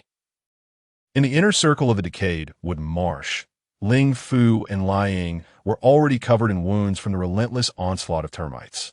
As Lai Ying saw a few termite guards charging towards them, she instinctively opened her mouth to unleash icy mist, but instead coughed up blood. My abilities are depleted, she gasped, delivering a few powerful punches that sent the guards flying. I have long exhausted my strength, Ling Fu sighed. Li Wei maintained his distance, arms crossed, as if savoring the spectacle. Just then, a piercing cold swept through, causing the temperature to plummet drastically, freezing the surroundings instantly. Li Wei focused his gaze and beheld a youth approaching with a leisurely stride. Wherever he passed, both ordinary termites and termite guards were instantly frozen, their life extinguished in the blink of an eye. Such formidable cold. Li Wei furrowed his brows deeply, inquiring, "Who are you?" Ning Yi stepped forward and replied coolly, "The one who will take your life." With that, he extended his hand and 3 ice spears materialized out of thin air, shooting forth at an astonishing speed. The velocity of the ice spears was so great that Li Wei had no time to react before his body was pierced by all 3. However, as a third-tier ability user, his physical prowess had been greatly enhanced. In that critical moment, he managed to twist his head away, avoiding a direct hit to his skull. Yet his body was pinned to the ground, unable to break free. An overwhelming chill enveloped him, causing his body to tremble uncontrollably, his teeth chattering. He strained to summon his specialized weapon, which manifested before him as a massive shield composed entirely of chitin. A helmet resembling that of a termite encased his head, complete with 2 protruding antennae resembling antennas. A belt appeared around his waist, continuously infusing vitality into his being from satchel. The shield was a blue chitinous shield, awakened when he advanced from 0 to 1st tier. The helmet was a purple soldier ant helmet, awakened during his transition from 1st to 2nd tier. The belt was a green healing belt, awakened when he ascended from 2nd to 3rd tier. His first 2 awakened specialized weapons were quite remarkable, harmonizing well with his abilities, which garnered him the professor's recognition and promotion to a senior member. "Kill him," Li Wei bellowed, releasing pheromones through the soldier ant helmet. With the helmet donned, his control over the termites intensified. Worker ants and soldier ants would unconditionally obey his commands, while the queen guards had a chance to comply. However, should he attack the soldier ants or higher-tier termites, he would still face a counterattack from them. The termites surrounding Ling Fu and Lai Ying, upon sensing the pheromones, immediately surged forth to overwhelm Ning Yi. In response, Ning Yi summoned 10 rotating ice shields that effortlessly repelled the termites. Even the formidable queen guards could only gnaw at the surface of the ice shields, chipping away at them. After finally breaking through one shield, Ning Yi raised his hand, and another ice shield materialized anew. "Let me test my newly acquired technique on you," he thought. Ning Yi, noticing the situation, pressed his hands outward, causing the eternally frozen crystals within his domain to begin spinning slowly around him. Li Wei sensed something amiss and expended more of his abilities, urging more termites to encircle Ning Yi. The ice shields surrounding him shattered repeatedly, yet not a single termite could breach his defenses. Until at last, the storm contained within Ning Yi's grasp took shape. "Ice storm." Ning Yi sneered, spreading his arms wide. With a thunderous roar, a frigid ice storm erupted from him, spiraling outward. Countless ice shards whirled within, slicing through everything in their path. As they passed, the termites were mercilessly shredded. Even the resilient queen guards could not withstand the onslaught for long, quickly turning into frozen statues, perishing on the spot. Once the ice storm subsided, the ground was strewn with the remnants of termites and their icy sculptures. Where can one still witness a half-alive termite? You. Li Weiqiang struggled to raise his hand, pointing at Ning Yi, his expression one of incredulity. He had just been within the range of the ice storm's assault. Now, covered in frost, his body temperature plummeting. Even with the healing belt working at full capacity, it could not sustain his dwindling vitality. He was akin to a candle flickering in the wind, with but a breath remaining. "How?" Ning Yi replied nonchalantly. "Who exactly are you?" Li Wei almost exerted all his strength to pose this question. Ning Yi smiled cheerfully and said, I am a student. With that, he casually thrust an ice spear, bringing an end to Li Wei's life. Chapter 14. He must surely be a scion of the Yin Jing family. It was only at this moment that two faint voices, barely perceptible, emerged from the side. Brother, we are willing to surrender. Ling Fu raised his hand, forcing himself to speak. Ning Yi raised an eyebrow. You're still alive? Ling Fu managed a bitter smile. My specialized weapon can store excess blood, which provides some healing effects. Otherwise, I truly wouldn't have been able to hold on. Lying wiped the ice shards from his face. My ability is Ice Fox Resonance, also ice-based, so I could endure a bit longer. Boss, could you spare our lives? We are willing to voluntarily turn ourselves into the Ability Bureau. They realized that this seemingly innocent high school student was undoubtedly a formidable figure, a genius adept at playing the fool. Elemental abilities are indeed recognized as the weakest in the early stages, but with a powerful background and sufficient resources, the narrative changes dramatically.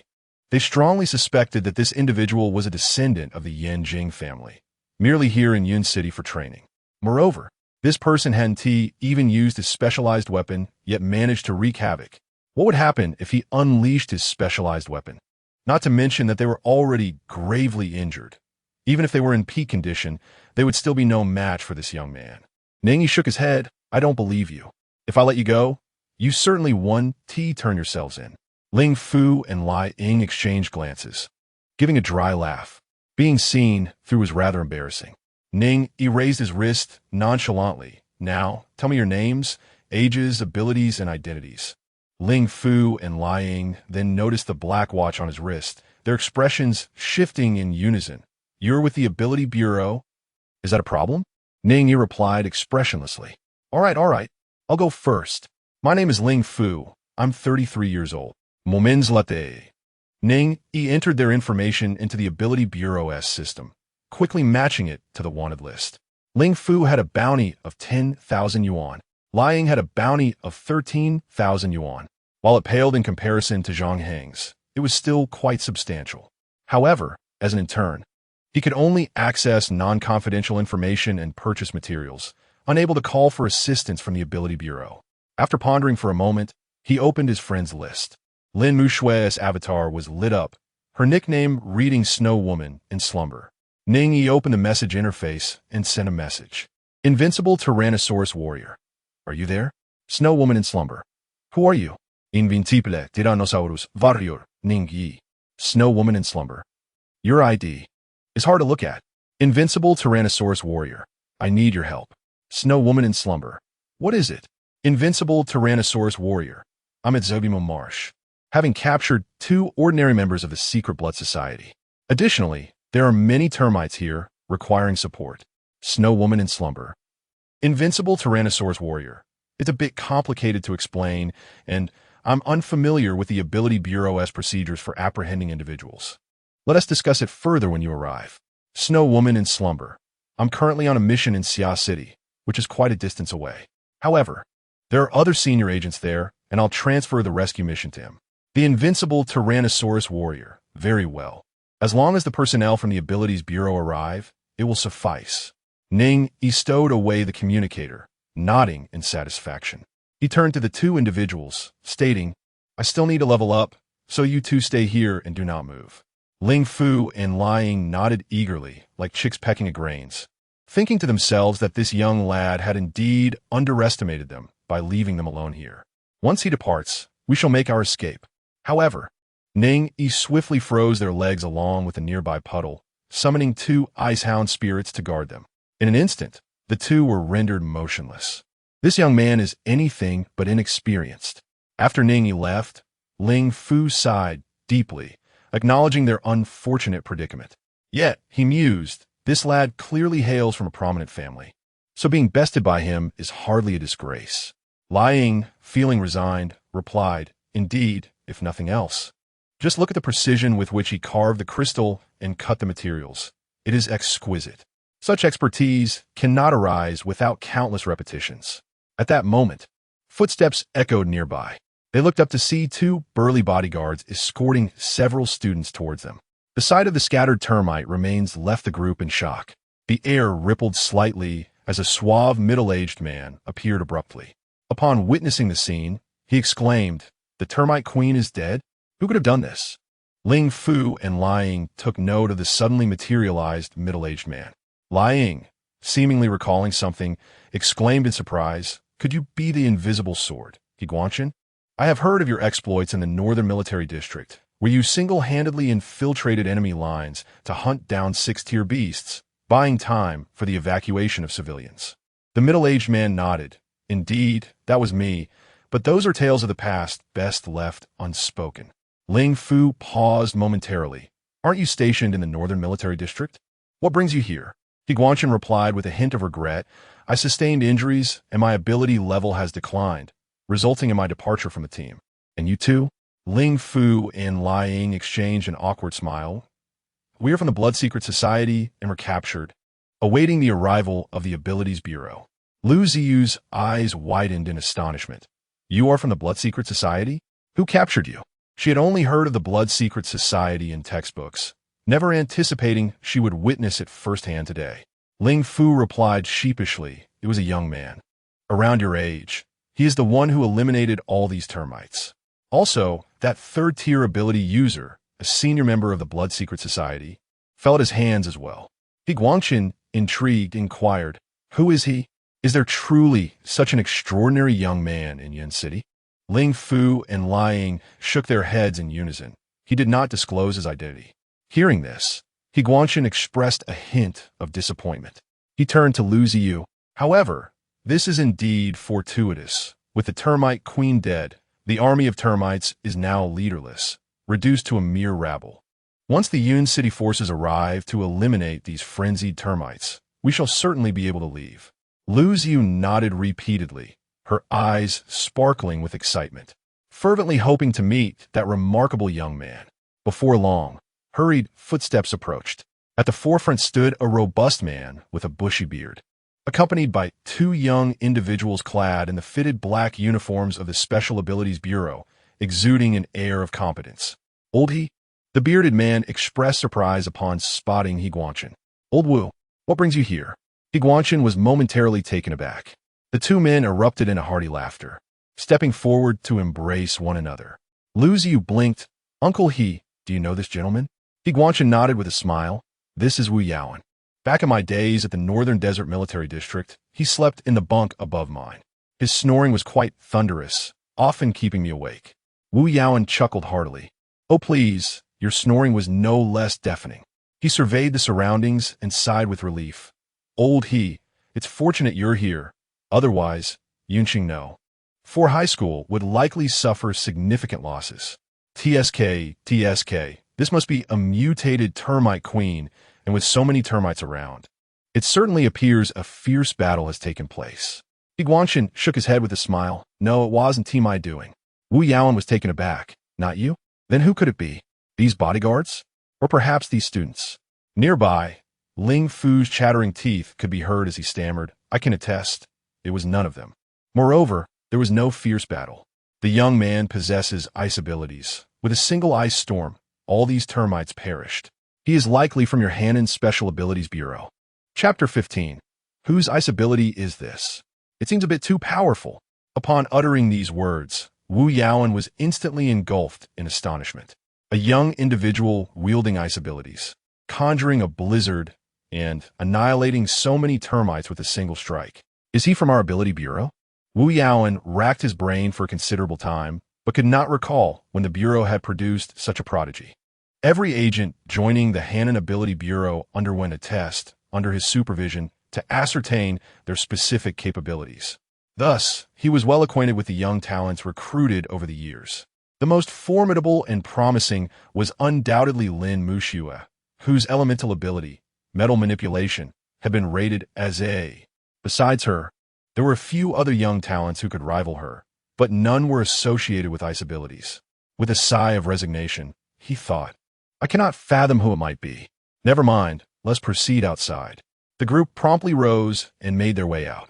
Ling Fu and Lai Ying exchanged a glance, resigned to follow behind. Higuanshan and Wu Yaowen, both seasoned fourth-tier ability users, found themselves accompanied by two second-tier users, who were battered and bruised, rendering escape impossible.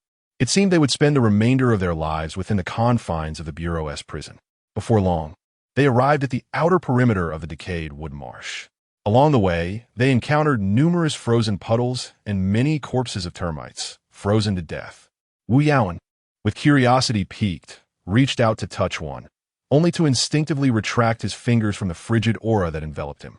At least minus 200 degrees. Goodness, whose ice ability is this? Is truly astonishing. Does the Hanan Ability Bureau really possess such a genius? His bewilderment deepened. Lu Ziyu's eyes lit up. Uncle He, it seems to be that master we encountered at the beginning. He Guangshan nodded in agreement. Indeed, while the methods of attack differed, the intensity of the cold was unmistakably from the same individual. At that moment, a tremendous commotion erupted ahead. It appeared as though countless ice shards were swirling in the air, causing the temperature around them to plummet several degrees.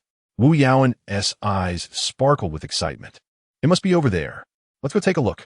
He dashed forward with remarkable speed, eager to uncover the identity of this so-called genius from the Hanan Ability Bureau.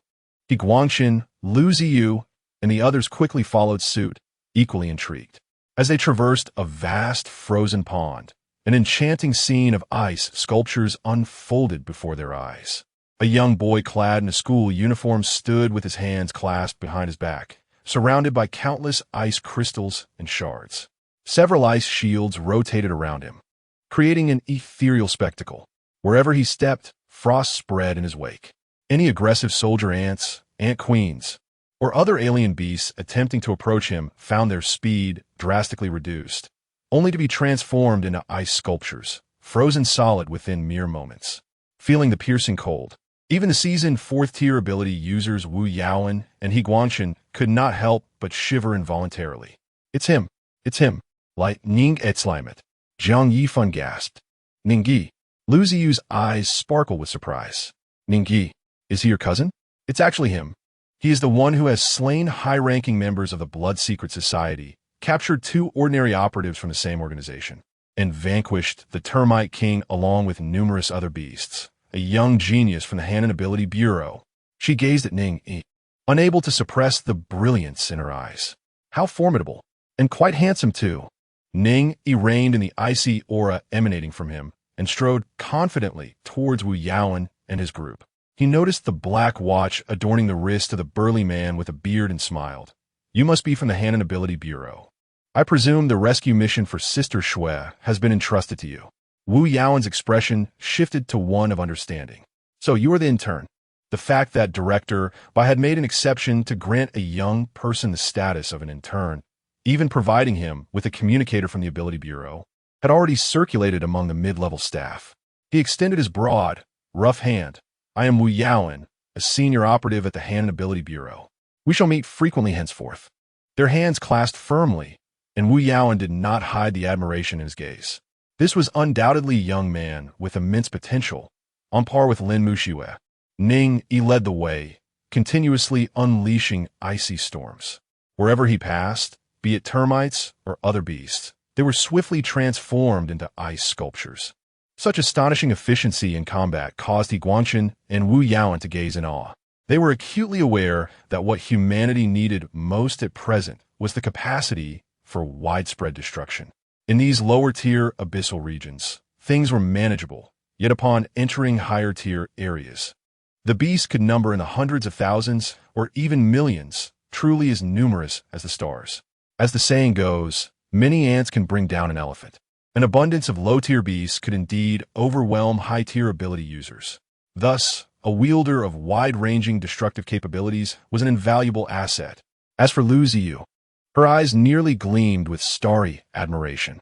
She had a particular fondness for ice abilities, and Ning Yi, being an ice wielder, coupled with his striking looks and formidable strength, effortlessly captured her heart. Before long, the group had swiftly made their way out of the rotten wood marsh and returned to the entrance. Wu Yaowen felt a wave of emotion wash over him. He had expected the journey to be arduous, but with Ning Yi leading the way, it was as if they were traversing a smooth path. They had moved far more swiftly than when he had entered. At the entrance of the rotten wood marsh, a crowd had gathered, Principal Zhu from Yun City Number 4 was anxiously awaiting the last few students. The Yun City forces had secured the perimeter, ensuring that the termites would not escape. Following the mutation brought about by the abyssal aura, the termites had transformed beyond recognition. Should they manage to flee the Rottenwood Marsh and infiltrate the city, it could lead to significant peril. Seeing Wu Yaoan emerge with his team, Principal Zhu breathed a sigh of relief. "Officer Wu, thank goodness you are here." He stepped forward to grasp Wu Yaoan's hand. Wu Yaoan waved his hand dismissively. "This was not solely my doing. It was all thanks to Ning Yi." He patted Ning Yi on the shoulder, clearly impressed. Principal Zhu appeared bewildered. "Ning Yi? Do we have a student by that name in our school?" However, he felt embarrassed to admit his lack of knowledge. After all, he was the principal. If one does not even know the names of the top students in their own school, it would surely invite ridicule. He immediately chuckled and patted Ning Yi on the shoulder, saying, "Ning Yi, you have performed exceptionally well this time. The 4th high school takes great pride in you." Ning Yi's expression was peculiar as he replied, "I am from the 1st high school." Principal Zhu, perplexed, responded, "What?" Wu Yaoan also wore a strange smile and said, "Apologies. Principal Zhu, I forgot to mention that this child indeed belongs to the 1st high school." At that moment, Lu Ziyu noticed a figure not far away and exclaimed joyfully, "Grandpa Butler," an elderly gentleman, clad in a suit and with a head full of silver hair, approached with an anxious demeanor. Upon seeing Lu Ziyu safe and sound, he finally breathed a sigh of relief. "Miss, I am so glad you are unharmed. Otherwise, I would have no way to explain this to the old master." Principal Zhu's expression turned serious as he recognized the elderly gentleman in the suit. He was the butler of the Liu family, having grown up alongside the old master of the Liu household, forging a deep bond. The Liu family held a towering presence in Hannan province, akin to a colossal pillar. This was precisely the reason for his earlier frantic demeanor. Had Lu Ziyu met with misfortune, Principal Zhu's tenure as principal would have effectively come to an end. Chapter 16. Would you consider joining Jingshan Pharmaceutical after graduation? The elderly gentleman in a suit instinctively glanced at He Guangchen. The prowess of the invisible sword, He Guangchen, was beyond doubt, had he not been injured. Resulting in a permanent decline in his abilities, he would have been shining brightly in the northern military district. Given that Lu Ziyu emerged unscathed from the Rottenwood Marsh, it was evident that He Guangchen had exerted his influence. The gentleman smiled and remarked, "The invisible sword is indeed extraordinary. Once again, you have saved the young lady." "Thank you." He Guangchen chuckled softly. "You misunderstand. I did not contribute much. This young man is more deserving of your gratitude." He gestured towards Ning Yi. The elderly man raised an eyebrow in surprise. Lu Ziyu chimed in cheerfully, "Indeed, Grandpa Butler, Ning Yi is quite remarkable. If it weren't for him clearing the path, we would surely have been surrounded by the beasts." The gentleman couldn't help but scrutinize Ning Yi with renewed interest, astonishment flickering in his eyes. He produced a business card and handed it over, saying, "This is my contact information. Please feel free to reach out if you need anything in the future." Additionally, Ning Yi, would you consider joining Jingshan Pharmaceutical after you graduate? Upon hearing this, the others remained relatively unfazed, having anticipated such a proposition, except for Jiang Yifan, who stood agape, utterly astonished. Jingshan Pharmaceutical, the very conglomerate responsible for the revolutionary evolution serum. His father, Jiang Jiqiang, worked there, albeit as a low-level employee at the Yunqing branch. Yet, his salary was sufficient to support the household expenses. In fact, they even managed to save enough to send him to Yunqing's prestigious 4th high school instead of merely settling for the 1st high school. According to his father, the hiring process at Jingshan Pharmaceutical was notoriously rigorous. Out of 100 applicants, at least 70 would be eliminated. The remaining 30 would face further scrutiny during a 3-month internship, with half expected to be dismissed. Yet here he was, witnessing Ning Yi being reserved by Jingshan Pharmaceutical even before he had taken a college entrance examination. As long as Ning Yi was willing, he could step into this colossal enterprise at any time. "Thank you for your kind offer. I will consider it." Ning Yi replied with a smile as he accepted the business card. The butler nodded in agreement, recognizing that this young man's aspirations surely transcended this opportunity. "Principal Zhu, I shall take the young lady home now. the butler announced with a smile. Very well, Principal Zhu replied, nodding repeatedly. Jiang Yifan lowered his head and boarded the school bus for Yunqing 4th High School alongside the other students, not bothering to greet Ning Yi, lost in his own thoughts. Ning Yi turned to Wu Yaoan. Brother Wu, those two are wanted criminals, members of the Secret Blood Society. Wu Yaoan nodded. Indeed. Rest assured, the funds will be transferred to your account shortly, and your due contributions will be duly acknowledged. Ning Yi smiled and replied, then I shall rest easy. Brother Wu, until we meet again. Wu Yaoan watched his departing figure and picked up the communicator to message Lin Muxiue. Anren, the issue at Rottenwood Marsh has been resolved. Snow Maiden, asleep, how did it go? That kid, wasn't he injured, was he? Anren, do you think someone who unleashed a perpetual ice storm, keeping all beasts at least 10 meters away, could sustain an injury? Snow Maiden, Oslit. This individual has grown stronger since our last encounter. His rate of development is truly astonishing. Sui Wei Anren remarked, you have indeed stumbled upon a treasure. If old Bai were aware of how formidable this lad has become, he might well journey from the provincial capital to personally enlist him into our Bureau of Extraordinary Abilities.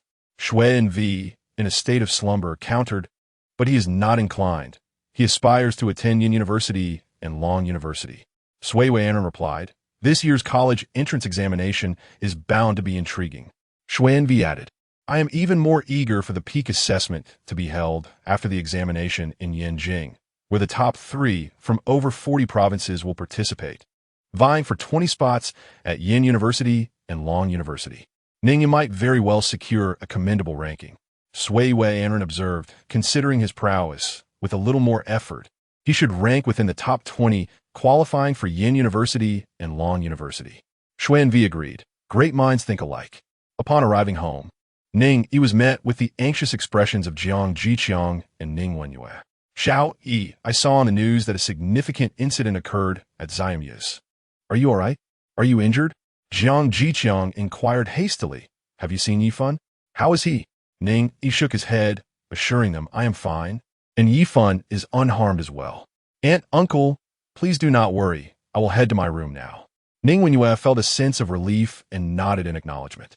Jiang Jiqiang frowned slightly, expressing his discontent. He says he is fine, but who is he? He is merely lodging in our home. Ning Wenyue abruptly pinched his waist, silencing him. Quickly call Principal Zhu again and inquire. Jiang Jiqiang gasped, grabbing his phone. I will call. Do not pinch me. Ouch. Once in his room, Ning Yi promptly retrieved the golden crystal obtained from the mutated termite queen and embedded it into the Frost Soul Cold Spear. Frost Soul Cold Spear 9. Gold greatly enhances power. Attacks inflict triple damage to the target's soul. Embedded Crystal 1. Gold greatly enhances power. Attacks generate a tiger's roar, intimidating the target's spirit. Embedded Crystal 2. Gold greatly enhances power. Successful strikes will summon frost ants. Maximum of 10, lasting 30 minutes. He gazed at the rejuvenated Frost Soul Cold Spear, a satisfied smile gracing his lips. The golden crystal dropped by the mutated termite queen was indeed formidable. To ascend from level 12 to 13 requires 300 units of extraordinary energy. My specialized weapon is only at level 3, so I must expedite its elevation. I acquired over 800 units of crystals in Xiamyu's, and I shall utilize as many as possible. Ning Yi seated himself, channeling his extraordinary energy to envelop these crystals and gradually absorb them. As he absorbed, his mind wandered to other thoughts. He could already sense that as the quantity of extraordinary energy crystals increased, the efficiency of absorption was diminishing. He had heard that universities offer methods for extraordinary energy cultivation that would enhance the absorption efficiency. Moreover, mastering advanced cultivation techniques would allow one's body to function like a reservoir, continuously drawing in the ambient extraordinary energy, thereby accelerating the enhancement of energy levels. 50 years ago, with the onset of the Abyss invasion and the emergence of extraordinary abilities, numerous practitioners discovered that the human body could passively absorb the ambient, free-flowing powers from the air. However, the efficiency of this absorption was exceedingly low, rendering it incomparable to the direct consumption of ability crystals. It was not until a decade ago that a remarkably gifted brain enhancer, endowed with profound wisdom, devised a plethora of methods for cultivating these abilities, thereby placing the notion of human absorption of free powers firmly on the table. This advancement allowed for the surplus ability crystals to be relinquished to specialized weapons, thereby accelerating their enhancement process. Yet, it is said that the cultivation methods can only be pursued after reaching the second tier, which I have yet to attain. Ning Yi pondered on this. As he contemplated, his energy level had already reached level 13. Ability: Eternal Frozen Domain, SS Grade. Energy level: 13. Evolution Option 1. Purple: Significantly reduce the energy consumption of Ice Storm. Evolution Option 2. Blue: Moderately enhance the defense capability of Ice Shield. Evolution Option 3. Blue: Moderately increase the attack power of Ice Spear. Evolution Option 4. Gold: Augment the quantity of Eternal Frozen Crystals to 40. Evolution Option 5. Purple: Greatly extend the duration of Ice Phantom Hound. Evolution Option 6. Blue: Moderately enhance the range of Ice Phantom Hound away from the body. Evolution Option 7. Green: Slightly increase the area of Ice Shield. Evolution Option 8. Purple: Significantly boost the attack power of Ice Phantom Hound. Evolution Option 9. Green: Slightly enhance the range of Ice Spear. Evolution Option 10. Green: Slightly increase the power of Ice Spike. No selection required. All options have been assimilated into the ability. Chapter 17. Starting tomorrow, you shall be the Deputy General Manager. Ning Yi felt a twinge of regret. This time, he had only acquired a single golden crystal, which was rather unsatisfactory. He subsequently poured all the crystals he possessed into the Frostblade gun. The golden specialized weapon would grow alongside the ability user. However, this did not imply that no resources were required, but rather that their energy levels would be capped at the same threshold. He cast all the remaining crystals into the Frostblade gun, barely elevating its energy level to level 10. Unlike evolution options, upgrading a specialized weapon merely enhanced its power. Yet, this golden weapon was particularly voracious, requiring several times more energy for each upgrade compared to other specialized weapons. With the college entrance examination imminent, merely 20 days remained. Ning Yi resolved to dedicate each day to leveling up, striving to elevate both his personal energy level and that of his specialized weapon to level 19. The maximum energy level permitted for the examination was set at 19. Once one reached level 20, participation was prohibited. Why was the limit strictly enforced at level 19? Wealthy families could easily purchase ability crystals, effortlessly boosting their children's energy levels to 19. Without this stringent cap, affluent children could potentially achieve even higher levels, gaining overwhelming advantages in the examination. To illustrate, consider two aspects. First, specialized weapons. Second-tier ability users possess 2 specialized weapons, while first-tier users have only 1. Second, the golden upgrade option. Second-tier users have undergone 2 upgrades, thus possessing at least 2 golden options, whereas first-tier users have only experienced 1 upgrade, resulting in merely 1 golden option. The disparity between them is not negligible. Ning Yi stretched lazily and stepped outside, intending to find something to eat. As he rummaged through the refrigerator, retrieving a piece of bread and a bowl of leftover sauce beef, he was met by Jiang Yifan, who entered through the door. The 2 cousins exchanged glances, but Jiang Yifan quickly averted his gaze. Ning Wenyu, who had been seated at the dining table, suddenly stood up and embraced Jiang Yifan. I called your homeroom teacher and Principal Zhu numerous times. I was frantic. Jiang Yifan, forced to extricate himself from his mother's embrace, replied, I'm fine. Not a scratch on me. Jiang Jiqiang patted his son's shoulder. I heard that the Xiaomu Ziba termites have been proliferating in large numbers, resulting in the deaths of many ability users. Is that really fine? He continued, I just spoke with Principal Zhu. Most students from the 4th high school emerged unscathed, all thanks to a young man who took down the queen termite. He sighed, Yifan, your luck mirrors mine from years past. I remember when. Jiang Yifan shot a glance at Ning Yi, who was enthusiastically devouring the sauced beef, and interjected irritably, Dad, please stop. Jiang Jiqiang paused, puzzled by his son's anger. Just then, a knock resounded at the door. Ning Wenyu hurried to open it, revealing a petite girl accompanied by a sharply dressed, silver-haired elder. She inquired, "Who are you?" The girl politely bowed slightly. "You must be Aunt Ning, correct? I am Lu Ziyu, a classmate of Jiang Yifan." The butler mentioned he was coming to deliver something, so I came along. The elderly man smiled and introduced himself. "I am Zhang He, working for the Lu family. I am here to deliver something to a young man." Jiang Jiqiang was taken aback. Zhang He? You are the steward beside old Master Lu?" Zhang He expressed surprise. "You recognize me?" Jiang Jiqiang responded with delight. "I am an employee at Jinshan Pharmaceuticals' Yunqing branch. I have studied the history of Jinshan Pharmaceutical, where your name was mentioned." Zhang He chuckled softly. "Ah, I see." Upon hearing this, Ning Yi also realized it's a big shot. She quickly invited, "Please, both of you, come in. Have a seat. I will prepare some tea for you." Zhang Yi shook his head with a smile. "No need for that." However, Lu Ziyu immediately spotted Ning Yi, who was indulging in a feast in the kitchen, and exclaimed, "Thank you, Aunt Ning." She then dashed into the room. Zhang He sighed. "Well, let us sit for a while." Lu Ziyu, beaming with joy, approached Ning Yi. "Brother Ning, it's great to see you again." Ning Yi smiled helplessly. "Oh, it's you. What brings you here?" Zhang Yi interjected with a smile. "Ning Yi, after I reported the matter regarding the withered wood marsh to old Master Lu, he was quite pleased and specifically asked me to bring you something." He set down his bag and took out a box. Even through the box, Ning Yi could sense the chilling aura emanating from within. "This is," he expressed his surprise.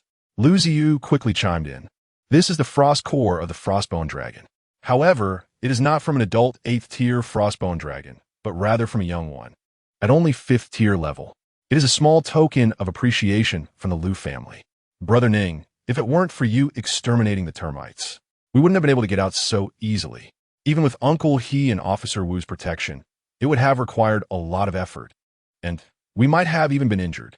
Lu Ziyu's big, sparkling eyes were filled with eagerness. "You must accept it, Brother Ning." Ning Yi was even more astonished.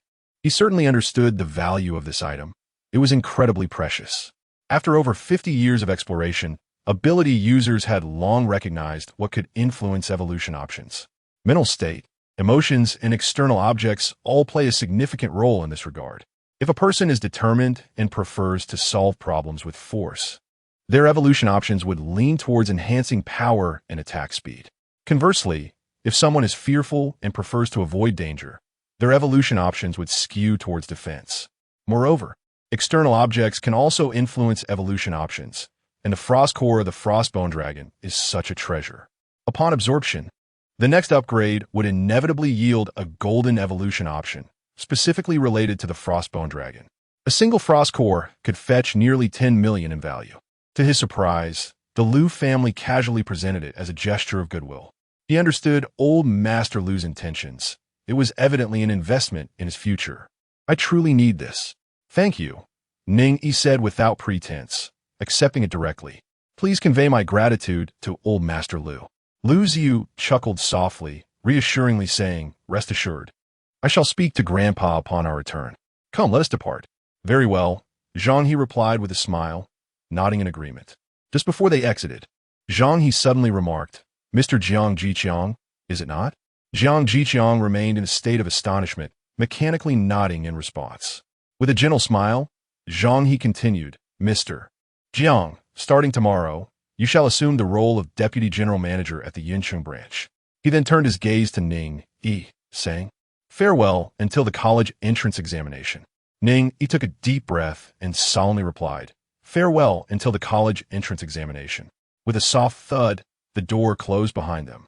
The sound snapped Ning Yi, Jiang Jiqiang, and Jiang Yifan back to reality.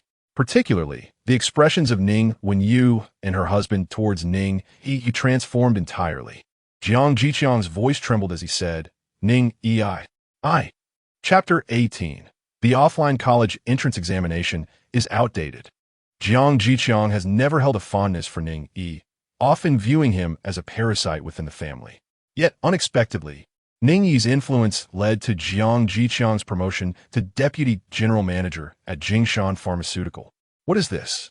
After a lifetime of striving, he would have remained merely a team leader, overseeing a handful of individuals. Now, he finds himself as the second in command of the Yun City branch, his worth skyrocketing exponentially. Without Ning Yi, such fortuitous circumstances would have been utterly unattainable. Before Jiang Jiqiang could voice his thoughts, Ning Yi smiled and said, "Uncle, we are family. No need for formality. I shall return to my room now." With that, he strode away. Jiang Jiqiang's lips trembled, rendered speechless. Ning Wenyu patted his shoulder, echoing Xiaoyi's words. "We are all family." Taking a deep breath, Jiang Jiqiang finally comprehended. Jiang Yifan observed the scene with a complex expression.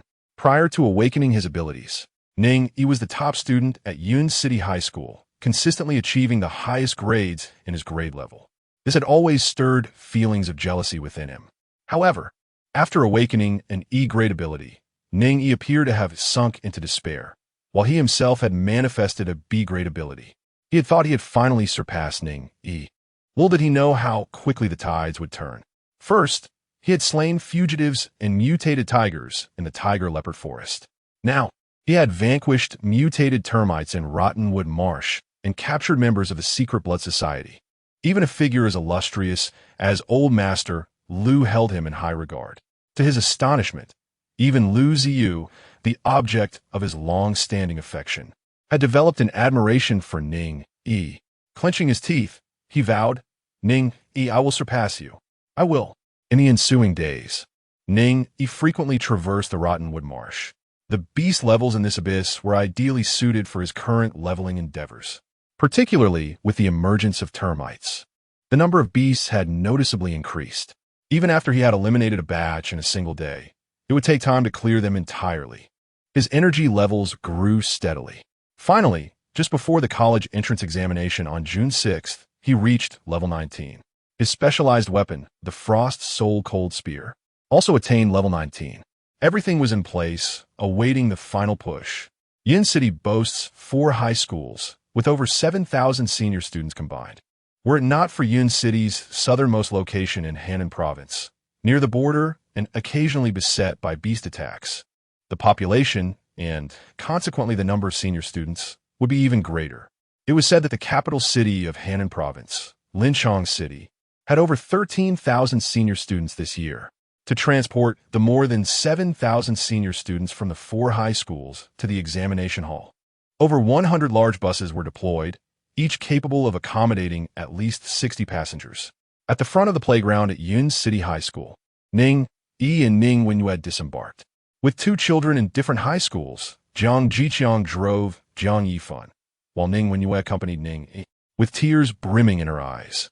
Ning Wenyu gently stroked Ning Yi's hair, whispering, "I have nothing much to say, but I only hope you return safely. Scores are important, but your life is even more so." A warmth enveloped Ning Yi as he recognized the sincerity of his aunt's feelings. Before his journey through time, he had been an orphan, yet now he could feel the comforting embrace of familial love. "Aunt, please don't cry. Your makeup is smudging," he remarked with a smile. "Besides, I'm not actually going into battle with the beasts." The college entrance examination was reformed a decade ago. The traditional offline exams have long since become obsolete. Now, we have the virtual examination. Ning, when you wiped away her tears, her spirits lifted. "Look at me forgetting. Yes, it is indeed a virtual exam now." She beamed with pride. "Go on, I am proud of you."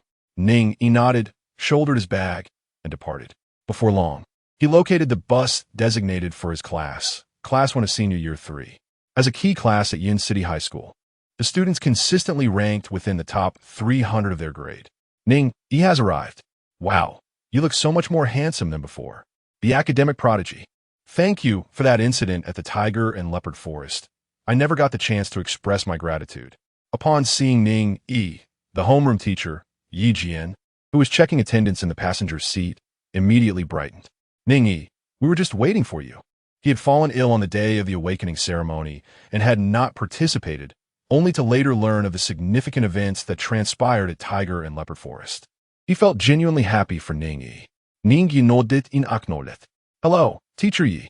Yi Jian chuckled heartily before declaring, "Everyone, please take your seats. We are departing." As the driver pressed the accelerator, the bus leisurely rolled out of the school's playground and headed toward the outskirts of the city.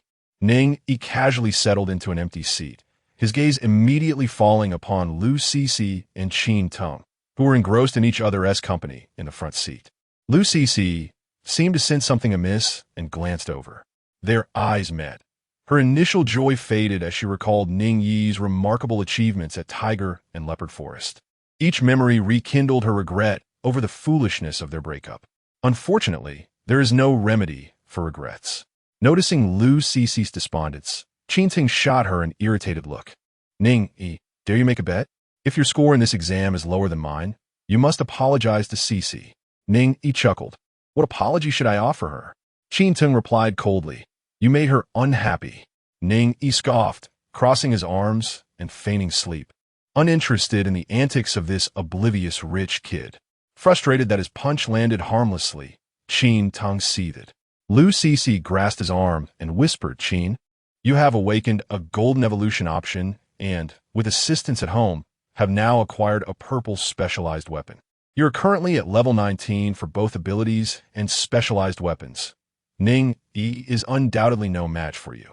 We shall see who prevails in the examination hall. Qin Tung replied with a smug grin. From June 6th to June 8th, the days were dedicated to the college entrance examination. Everything had to yield to this significant event. Ning Yi gazed out the window, observing the soldiers from the Yun City military and agents from the Ability Bureau patrolling the main thoroughfares. They approached any suspicious pedestrians for inquiries. Even on the minor roads, personnel from outsourced security companies are patrolling. This is not mere formalism, for there have been instances in the past where cult organizations launch surprise attacks on examination venues, resulting in the tragic loss of numerous students. Since such events occurred, the security around examination sites during the exam days has become exceedingly stringent. Not only are suspicious individuals scrutinized, but even an unregistered fly would find it impossible to slip through. Buses travel smoothly along the route, ultimately arriving at a vast white edifice located in the Northern District. This is the virtual hall, their examination venue. Over 7,000 students have been allocated to more than 30 rooms. Ning Yi, holding his examination admission ticket, swiftly located his designated spot under the guidance of the professionals. Examination room 9, third row, second column. The examination hall is furnished with plush seating, each equipped with a helmet. Once donned, the helmet immerses the wearer, transporting them into the authentic examination environment. This is the holographic virtual technology developed a decade ago, born out of the consistently high casualty rates associated with examinations. The innovator of this technology is none other than the brain enhancer who devised the methods of ability cultivation, and he is now the director of the Bureau of Abilities. Chapter 19. A killing spree in the core zone before long, a bell tolled. A middle-aged teacher, exuding an air of authority, solemnly instructed all students to don their helmets in preparation for entering the examination arena. The students complied in unison, including Ning Yi. At a certain moment, a faint electric current coursed through his brain, and in an instant, darkness enveloped him. When his vision cleared once more, he found himself amidst a desolate and dilapidated ruin. A subtle whiff of decay and the metallic scent of blood lingered in the air, evoking an unsettling sense of realism. He attempted to move, only to discover that his body was confined within a 1 square meter space, unable to escape its bounds. Surrounding him were many other students in a similar predicament, all equally intrigued and experimenting with their constraints. One student, with a glint of mischief in his eyes, tried to glimpse down at his own trousers, only to find them obscured by a digital mosaic. Ning Yi closed his eyes in contemplation and realized that his specialized weapon had also been simulated. It was at his disposal whenever he wished to wield it. Additionally, at his feet lay a black backpack, presumably the supplies for this high-stakes examination. As an academic prodigy, he had familiarized himself with the particulars of the examination beforehand. Prior to each commencement, tactical backpacks were distributed, containing maps, compressed rations, and bottled water, each supply barely sufficient for a day's survival. Thus, students were tasked not only with vanquishing the aberrant beasts, but also with scavenging for food and water scattered throughout the examination grounds, ensuring they remained in peak condition. Casting his gaze forward, Ning Yi beheld an expanse of desolate and crumbling urban landscape. In the distance, The guttural roars of aberrant beasts echoed, as if they were vying for territory or perhaps issuing challenges to one another. Suddenly, a profound and resonant roar pierced the air, its sound waves reverberating with an almost tangible force. Instantly, the other aberrant beasts fell silent, and many students turned pale, some so frightened that their legs nearly buckled beneath them. A few well-informed students recognized the formidable roar that resembled that of a beast king. Surely, such a roar could only belong to the purple flame tiger. Was this year's examination truly so arduous? My goodness, weren't previous year's final beasts typically ferocious bears or ice-maned lions? Indeed, our homeroom teacher mentioned that it had been years since the purple flame tiger had appeared. The likelihood of its return this year was low, and I neglected to review strategies for confronting it. This is disastrous, utterly catastrophic. At that moment, a voice rang out with a piercing clarity. Are you all terrified by the sight of the purple flame tiger? If so, I suggest you abandon all hope now. Even if you manage to enter university, it would be a squander of national resources. This voice cut through the cacophony of student chatter, compelling many to turn their attention towards its source. Ning Yi followed suit, his gaze landing upon a young man wielding a long sword. The sharpness of his eyes conveyed an intense pressure akin to the edge of a blade. While some students had initially contemplated retorting, they were silenced by the sight of him. Was it a purple specialized weapon? How impressive! The Gale Sword. You are Li Mingzhi from Yuqing High School, the academic prodigy. I have heard of you. Upon hearing the name Li Mingzhi, Ning Yi suddenly understood. Li Mingzhi, a genius who awakened the A-level ability Gale Skyhawk Resonance at Yuqing High School. Even the teachers from Yuqing No. 1 High School occasionally whisper about him, asserting that he is destined to secure a top 10 position in the upcoming Hannan Province College entrance examination. The ability Gale Skyhawk Resonance allows him to remotely condense wind projectiles to attack foes while also accelerating his speed. Whether advancing swiftly or retreating, it proves to be exceedingly useful. It appears that, in addition to his A-level ability, he has also awakened a purple specialized weapon. Moreover, the Gale Sword is highly compatible with the Gale Skyhawk. No wonder he carries himself with such audacity. At that moment, a commanding voice resonated through the sky. 1 minute from now, your restraints will be lifted and the examination will commence immediately. You each possess a wristband that will record your points for slaying the beasts. Should you be killed by a beast during the examination, your body will remain unharmed, but you will be immediately withdrawn from the test. The number of beasts you slay during the examination will be converted into corresponding ability crystals, distributed uniformly by the authorities after the conclusion of the test. As the voice faded, the restraints were released. The authoritative voice declared once more, "The examination begins." Students surged forward in a frenzy. Li Mingzhi led the charge, racing ahead. Ning Yi, amidst the crowd, proceeded at a leisurely pace, making his way forward. As he advanced, his mind conjured up data from previous year's examinations. The abandoned city is divided into the Fringe Zone, Internal Zone, Core Zone, and Abyss Zone. The beasts in the Fringe Zone typically range from levels 1 to 9. In the Internal Zone, they mostly range from levels 10 to 15. The Core Zone hosts beasts predominantly at levels 16 to 19. Meanwhile, the Abyss Zone harbors beasts that are level 20 to 25, with the Purple Flame Tiger potentially reaching level 29. Slaying the Purple Flame Tiger would yield substantial points. Ning Yi pondered. This has been the pattern for years. Clearly, the state encourages students to challenge the Purple Flame Tiger, even if it means facing foes beyond their level.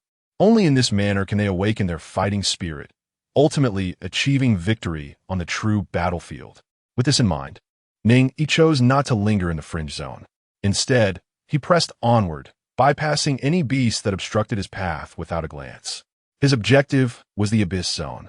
Remaining in the Fringe and Internal Zones would merely squander time. He aimed to reach the Core Zone before engaging in combat. Meanwhile, in another vast chamber of the virtual hall, the principals and teachers from the 4 schools of Yuqing entered first. At the front of the room stood a colossal screen, currently displaying a muted gray. The teachers seated at the back quickly rose, as 2 prominent figures made their appearance. One was Lin Muxue, a seasoned operative from the Ability Bureau. The other was Zhang He from Jingshan Pharmaceuticals.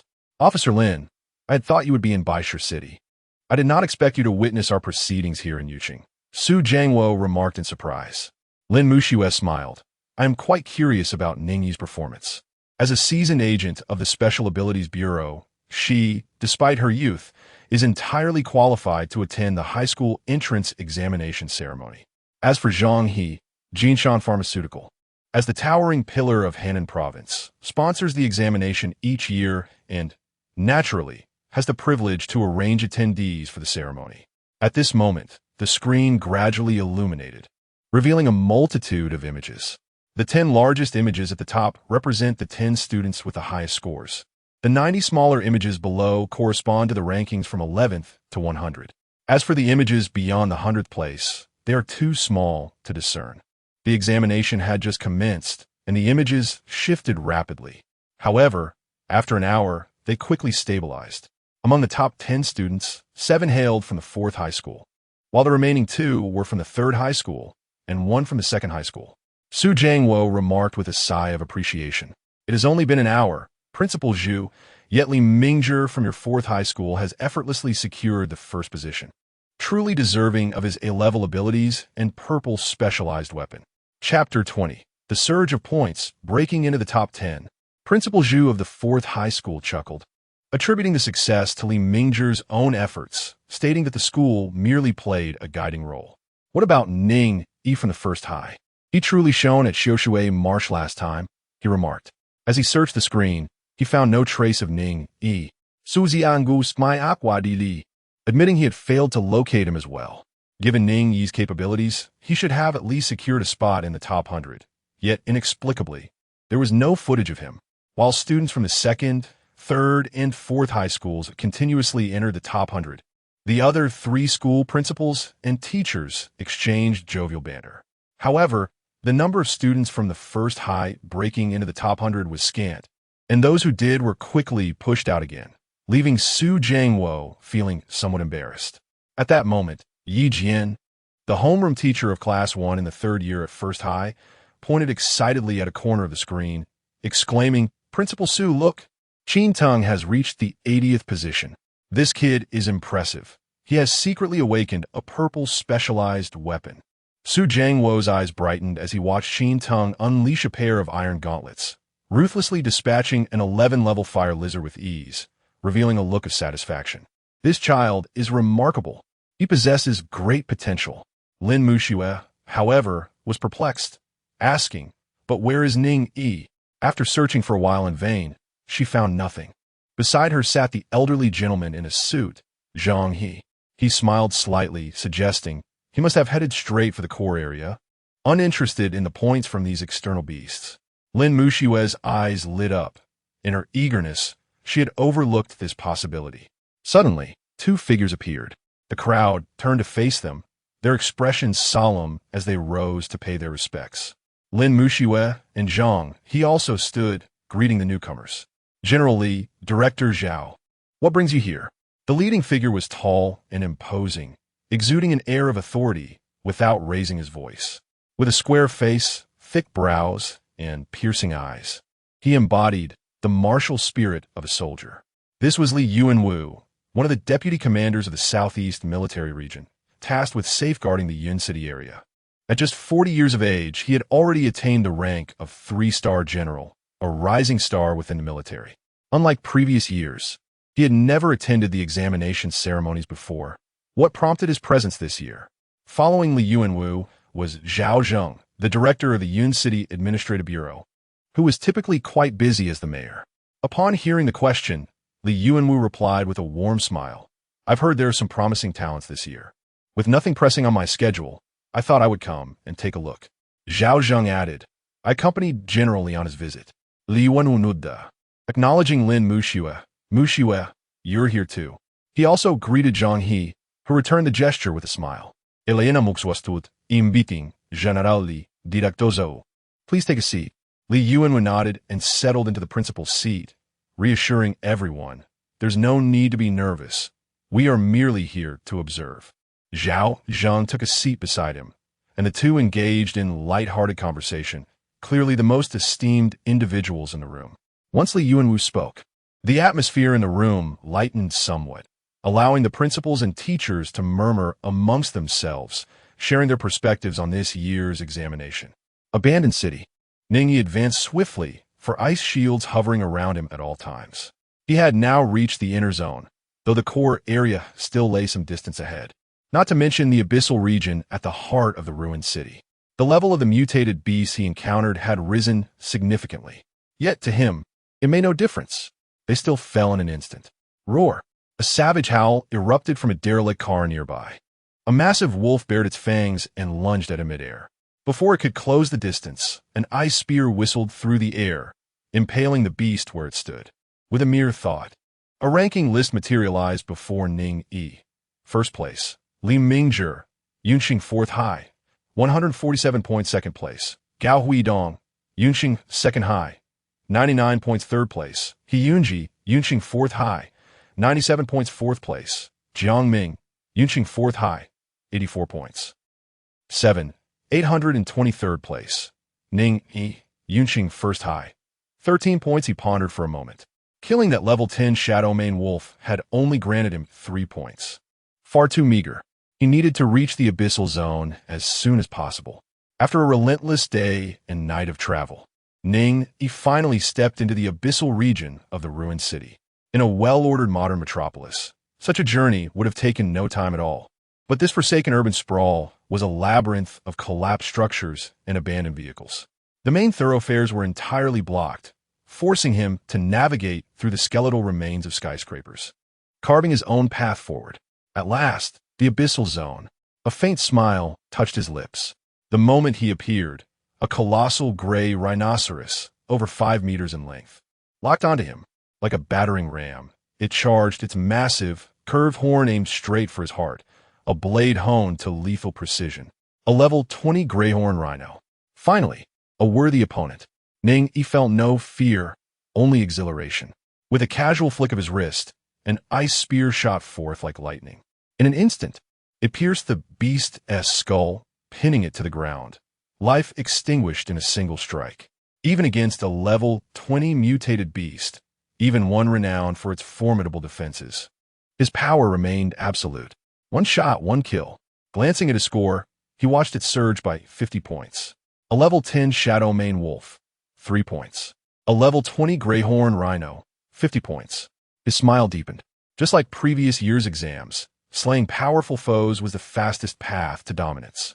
But only the most formidable talents could pull it off, challenging second-tier beasts as a first-tier awakened. Time to hunt.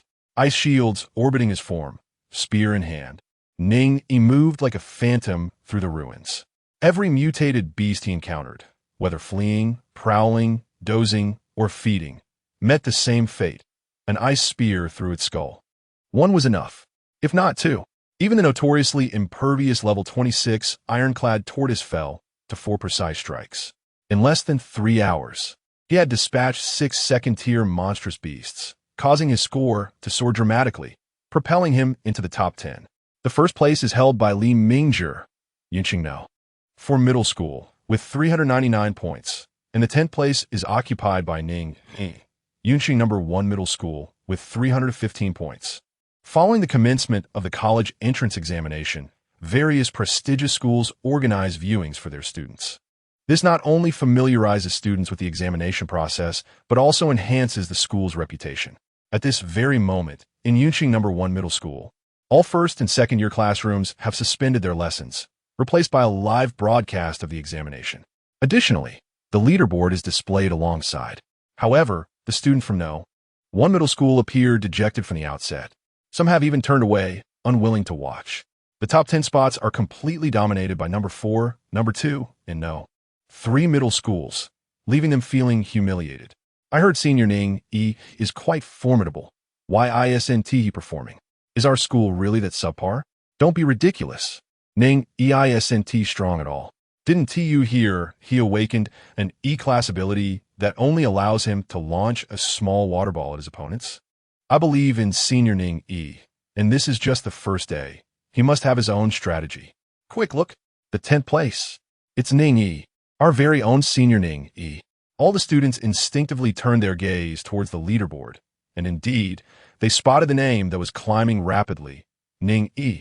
Chapter 21. What a remarkable young man. This rapidly changing leaderboard immediately captured the attention of the high-ranking officials of Cloud City. Yi Jian, with his keen eyes, was the first to notice and exclaimed, Ning Yi. Ning Yi has appeared. His score is rising at an astonishing pace, and he has surged into the top 10. Su Jiangwo swiftly directed his gaze, and indeed witnessed this scene, exclaiming with delight, Excellent! Excellent! Truly, he is a student of our first high school. Zhu Ji expressed his confusion, observing, Why does Ning Yi's score always increase by exactly 50 points? Li Yuanwu replied calmly, It's quite simple. He has already reached the abyss zone. Upon hearing this, the entire audience gasped in astonishment. Zhang He remarked, He is now in 9th place. No sooner had he spoken than Ning Yi's name climbed yet again, unexpectedly reaching 8th place, as if propelled by a rocket. Lin Muxue gazed at the image of Ning Yi.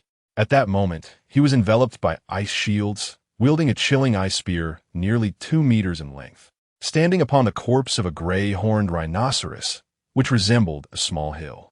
The rhinoceros's wide-open eyes still reflected fear, its surface completely encased in frost. Several other gray-horned rhinoceroses, initially intent on avenging their fallen comrade, instinctively began to retreat upon sensing the pervasive chill in the air. With a swift motion, Ning Yi conjured more than 10 ice spears and hurled them with great force. The spears, as if guided by an unseen force, curved midair and accurately struck the fleeing rhinoceroses. In the blink of an eye, Ning Yi's ranking soared again, now standing at 7th place. Li Yuanwu, intrigued, noted, Even when facing second-tier beasts, the notoriously resilient gray-horned rhinoceros, he dispatches them with remarkable speed. Although Ning Yi's ability is classified as an E-level water sphere, his growth is evidently rapid. Principal Su, could it be that he has unlocked a golden evolution option, resulting in a mutation of his abilities? Most ability users, even when presented with golden options, typically see only an increase in the strength of their powers. However, some fortunate individuals experience a true mutation, elevating their abilities from E-level to D-level, or even further to C-level. Such precedents are not unheard of. For instance, Li Yuanwu initially awakened an ability known as Mountain Vine Resonance, classified as E. He subsequently encountered golden evolution options that led to a mutation, and now his power is recognized as Heavenly Beard Resonance, classified as S-level. Once activated, towering trees rise from the ground, and countless vines dance like a chaotic tempest. One person alone can be as formidable as an entire army. Su Jiangwo, his face aglow, proudly declared, Generally has a keen eye. Ning Yi exhibited a golden evolution option on the day of his awakening ceremony. To be honest, I want to conceal from everyone present that on that day, his ability evolved from a water sphere into the eternal ice of a millennium. Zhu Ji gasped, Eternal ice? Isn't that an S-level ability? The principals of the 2nd and 3rd high schools were equally astonished. An S-level ability, especially one so young, is a rarity across the entire nation, spanning 2 capitals and 41 provinces. It was indeed astonishing that such a prodigious talent had emerged in their humble Cloud City. Moreover, it has evolved from an E-level ability to a remarkable ascension. Had they not witnessed it with their own eyes, they would have found it utterly unbelievable. Lin Muxue's beautiful eyes sparkled with wonder as she contemplated how Ning Yi had defied fate, transforming from an E-level ability into an S-level one in the blink of an eye. No wonder his power was so fearsome. Li Yuanwu was equally astonished by Su Jiangwo's words, thinking to himself, What a remarkable young man. He is certainly a talent worth nurturing. Who is his homeroom teacher? To cultivate such a student, their caliber must be exceptional. Su Jiangwo chuckled heartily. Xiao Yi, generally, is speaking of you. Upon hearing this, Yi Jian rose. His face flushed as if he had consumed a bit too much wine. Before his students, he was the composed homeroom teacher. Yet here, he was merely a small fry among giants. Observing the assembly, the lowest-ranking individual was a homeroom teacher, with principals and vice principals slightly above them. Even higher were the senior agents of the Ability Bureau, core members of Jingshan Pharmaceutical, and even Zhao Zheng, the director of the Yun City Administrative Bureau, Li Yiwenwu, the deputy commander of the Southeast Military Region, and a 3-star general. After receiving praise from Li Yiwenwu in front of everyone, Yi Jian's response was hardly surprising. Li Yiwenwu nodded with a smile, affirming, "Indeed, I look forward to you nurturing more exceptional talents like Ning Yi." Feeling the envious gazes of his colleagues, Yi Jian seemed invigorated as he nodded vigorously, determined to meet the general's expectations. Ning Yi strolled leisurely through the Abyss Zone, making his way to its depths. He sought not merely the top position in Jiang City, but aimed for the #1 spot in the entire Henan province, the provincial champion. Therefore, he intended to eliminate every second-tier beast within his sight to accumulate sufficient points. The examination format was identical across the 25 cities of Henan province, as it was an online virtual examination where these beasts were simulated through data to ensure uniformity. In years lacking prodigies, where students were evenly matched, a score of 6,000 would secure a top 10 position in the province, while 8,000 points would clinch the first place. However, this year was evidently different. Rumor had it that a genius with S-level abilities had emerged from Linchong City. When such a talent arises, the majority of points would invariably fall into their hands. Achieving 8,000 points for the provincial first place was an impossibility. Ning Yi estimated that a score of at least 10,000 would be necessary. Thus, he resolved to scour the Abyss Zone for all second-tier beasts before challenging the formidable 29-level Purple Flame Tiger at the end of the area. This would surely yield enough points. With a swift motion, Ning Yi directed his hand, and an ice spear shot forth, piercing through an agile blood-sucking bat, adding 50 points to his tally. At that moment, a voice filled with excitement suddenly rang out nearby. "Ning Yi, is that you?" Ning Yi looked up to see a petite and charming girl, none other than the wealthy heiress, Lu Ziyu. "Ning Yi, you are so incredible. You've surged to 4th place so quickly. I always said you couldn't remain inconspicuous. Yet some people still doubted." Lu Ziyu dashed over, her face flushed with excitement. Ning Yi merely smiled. This was all part of his grand design.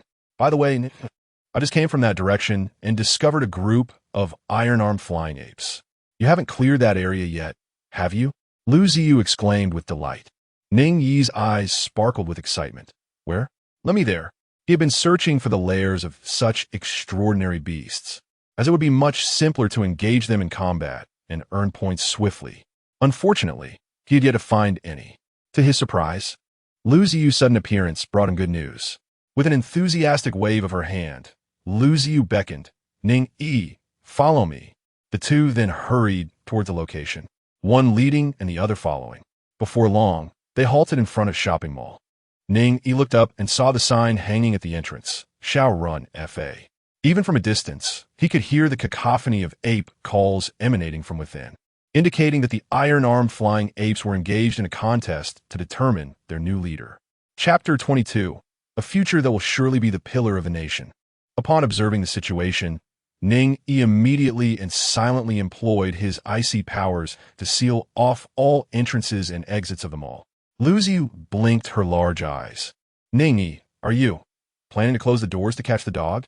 "Indeed," Ning Yi replied with a smile, acknowledging that the iron-armed flying apes could briefly take flight, but once given the opportunity, they would surely escape. Lu Ziyu's eyes sparkled with admiration. "Ning Yi, your foresight is remarkable.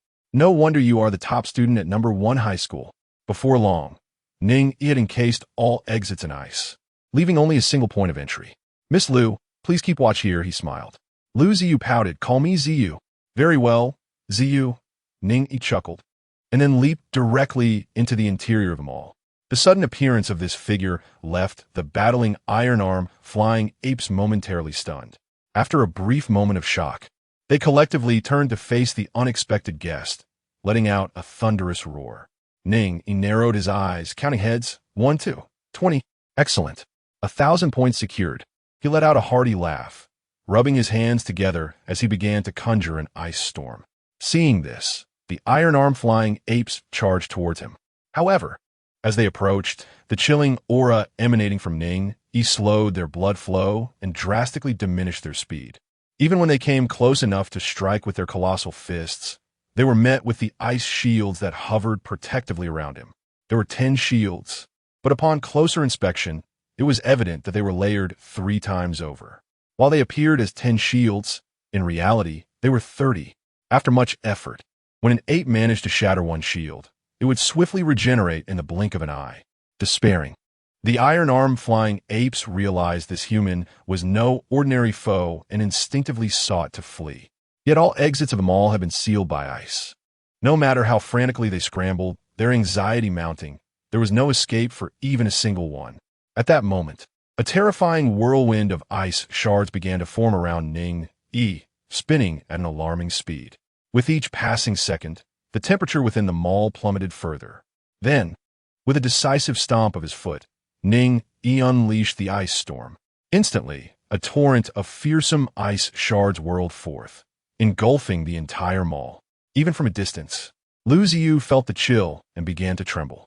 Peering down, she could see nothing of the chaos inside, only the iron-armed flying apes flailing about like headless flies, toppling one by one. Moments later, as the ice storm subsided, the interior of the mall was strewn with icicles and frost. The 20 iron-armed flying apes had been transformed into lifelike ice sculptures. A gentle tap would shatter them into a cascade of icy debris. Score, 1024. Ning Yi gazed at the leaderboard, a smile gracing his lips. With a casual wave of his hand, the ice blocking the exit dissipated. Lu Ziyu hurried to his side. Excitement bubbling within her. Ning Yi, you are incredible. What do you call this technique? Ice storm? Ning Yi nodded, still smiling. Indeed, Lu Ziyu exclaimed joyfully. There are several more beast nests over there. Come on, let me show you. At this moment, she had completely become a devoted fan of Ning Yi, solely focused on assisting him in rapidly accumulating points. As for herself, her participation in the college entrance examination was merely for amusement. As the daughter of the Jinshan pharmaceutical family, did she truly need to concern herself with her exam rankings? Before the large screen, the high-ranking officials who had witnessed Ning Yi's slaying of the iron-armed flying apes were momentarily numb. After a while, Principal Zhu Ji of the 4th High School sighed. Indeed, the elemental abilities are remarkable. Such extensive lethality is truly formidable. Su Jiangwo, his face flushed with excitement, added, Did you notice those ice shields? A full 10 of them. Even after enduring relentless assault from the iron-armed flying apes, they did not shatter easily. This indicates that Ning Yi's defensive capabilities are also impressive. He is flourishing in every aspect, unlike most elemental abilities, which tend to be high offense and low defense. Lin Muxue cleared her throat softly and whispered, Old Zhang. About that young lady from the Liu family.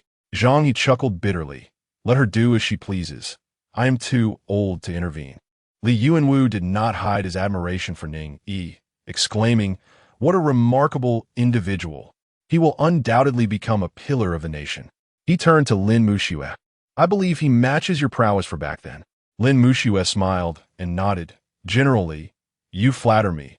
I never possessed Ning Yi's strength. Li Yuanwu laughed heartily. You are far too modest. We in the Southeast Military District have our eyes on Ning Yi. Once the college entrance examination concludes, I shall arrange for him to be a reserve member of the Dragon Tooth Special Forces. At these words, Lin Muxue's heart raced. Dragon Tooth. That was the most elite special operations team in the Southeast Military District, comprised solely of the best soldiers selected from various units. Li Yuanwu was actually offering Ning Yi a position among them. Wasn't this openly competing for talent with the Ability Bureau? She immediately opened her mouth to speak. Li Yuanwu silenced her. Shh, just enjoy the ceremony and refrain from speaking. Lin Muxue felt stifled, her fair face flushed. She was helpless, realizing that such matters should be left to director, by, and generally to address. Su Jiangwo, upon hearing Li Yuanwu's words, exchanged a glance with Yi Jian, their faces glowing with pride. Ning Yi, valued by both the Ability Bureau and the Military District, was a student of our first high school, a source of pride for us all. In the abandoned city, nightfall descended quietly. Li Mingzhi executed a slide maneuver, darting beneath a tremor bear at an incredibly acute angle. His sharp gale blade swiftly sliced through the bear's soft underbelly, spilling its entrails onto the ground. The tremor bear roared in despair, desperately attempting to take the young human down with it. At that moment, Li Mingzhi activated his abilities, feathers of the gale eagle appearing at the corners of his eyes, along his jaw, and at his elbows. His speed surged instantaneously, narrowly evading the bear's lethal counterattack. The massive claw, still dripping with blood and flesh, nearly swept past him. He could even perceive the pungent odor emanating from it. With a thunderous crash, the colossal body of the Earthshaker bear fell to the ground, producing a deep, resonating sound, signaling its complete demise. Li Mingzhi exhaled deeply, feeling drenched in sweat, his front and back clinging together. Gazing at the carcass of the Earthshaker bear, a satisfied smile graced his lips. The level 22 Earthshaker bear, after numerous rounds of combat, had ultimately succumbed to the blade of his gale sword. A second-tier exotic beast posed no significant challenge. Defeating a second-tier beast would yield at least 50 points. With its defeat, he could enjoy a restful night, confident that his rank would remain unchallenged. Li Mingzhi smiled with assurance.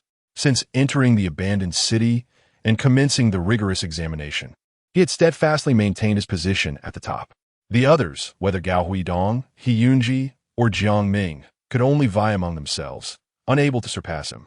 Initially incapable, presently unable, and surely incapable in the future. The title of the top scorer in the Gaokao of Jiang City must belong to him, Li Mingzhi. Chapter 23, The Purple Flame Tiger was likely to ascend to the third tier. With this thought in mind, Li Mingzhi casually seated himself, retrieving provisions and bottled water from his backpack to replenish his energy. Combat exerted a tremendous toll on the body, necessitating swift restoration of stamina. At that moment, a mocking voice echoed from a short distance away. "Oh, you took down a ground-shaking bear. Impressive." Li Mingzhi looked up to see a beautiful girl clad in denim shorts, her fair and sturdy legs swaying leisurely.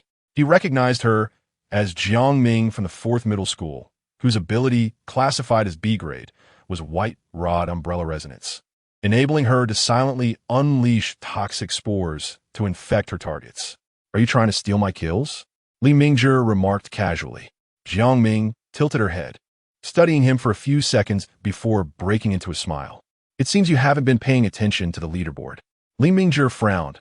"What's wrong with the leaderboard?" Jiang Ming replied, "You've been surpassed for the top spot, and by a significant margin. I've spoken with Gao Huidong and He Yunji, and they all concur that Ning Yi has already ventured into the Abyss Zone, taking down numerous second-tier beasts. Otherwise, his score couldn't possibly be so astonishing." Li Mingzhi was taken aback. "The Abyss Zone? Someone has already gone there? Who is Ning Yi? I've never heard of him." He hastily opened the leaderboard. First, Ning Yi, Yunqing First High School, 4,048 points. Second, Li Mingzhi, Yunqing 4th High School, 467 points. At that moment, Li Mingzhi felt as though struck by lightning. 4,000? 4,000. Surely, I must be mistaken. He was nearly driven to madness. Could this truly be the examination? That lad seemed to be using some sort of cheat. Jiang Ming shrugged. "I'm afraid it's true. It really is 4,000. If nothing unexpected occurs, you should be the top scorer in this Yunqing examination, not you." Li Mingzhi's expression darkened. He simply could not accept this reality. He took a deep breath, grasped his windblade sword, and pressed onward to hunt beast. There was still hope. If he could single-handedly slay that level 29 purple flame tiger, he could earn a whopping 5,000 points. The first place must be his. Jiang Ming couldn't help but facepalm. This kid has gone mad. In the Abyss Zone, Qin Teng and Lu Cixi stealthily navigated through the abandoned structures. They had only recently arrived in this perilous area and were on edge. After all, this place was home to second-tier beasts. Should they encounter an exceptionally formidable one or a horde of beasts, it would spell disaster. Being eliminated on the first day of the examination would guarantee a dismal ranking. "Cixi, there's no need to be afraid. I'm here." Qin Teng confidently grasped Lu Cixi's small hand. She nodded repeatedly. As they continued onward, a sense of perplexity began to wash over them. Wasn't the Abyss Zone supposed to be teeming with powerful second-tier beasts? Second-tier beasts would naturally compete for territory. Even at night, nocturnal beasts should be prowling about. Yet, after walking for quite some time, they had encountered not a single beast, nor even the sound of a beast's roar. The surroundings were eerily silent. This is utterly unreasonable. At this moment, they turned to see a dilapidated bus lying askew, and their breath suddenly caught in their throats. Before them lay the long-dead carcass of a colossal tortoise. He recognized it as a second-tier beast, the iron-shelled turtle, known for its formidable defense.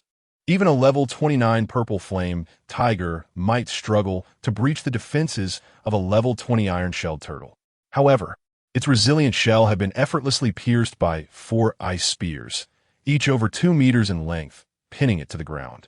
The spears still emanated an eerie chill, causing frost to form on the surrounding earth. The ice spears. Lu Cici's expression shifted. She recalled Ning Yi's methods. Could it be that he was the one who vanquished this beast? A sense of foreboding washed over Qin Tong as he leaped atop the abandoned bus.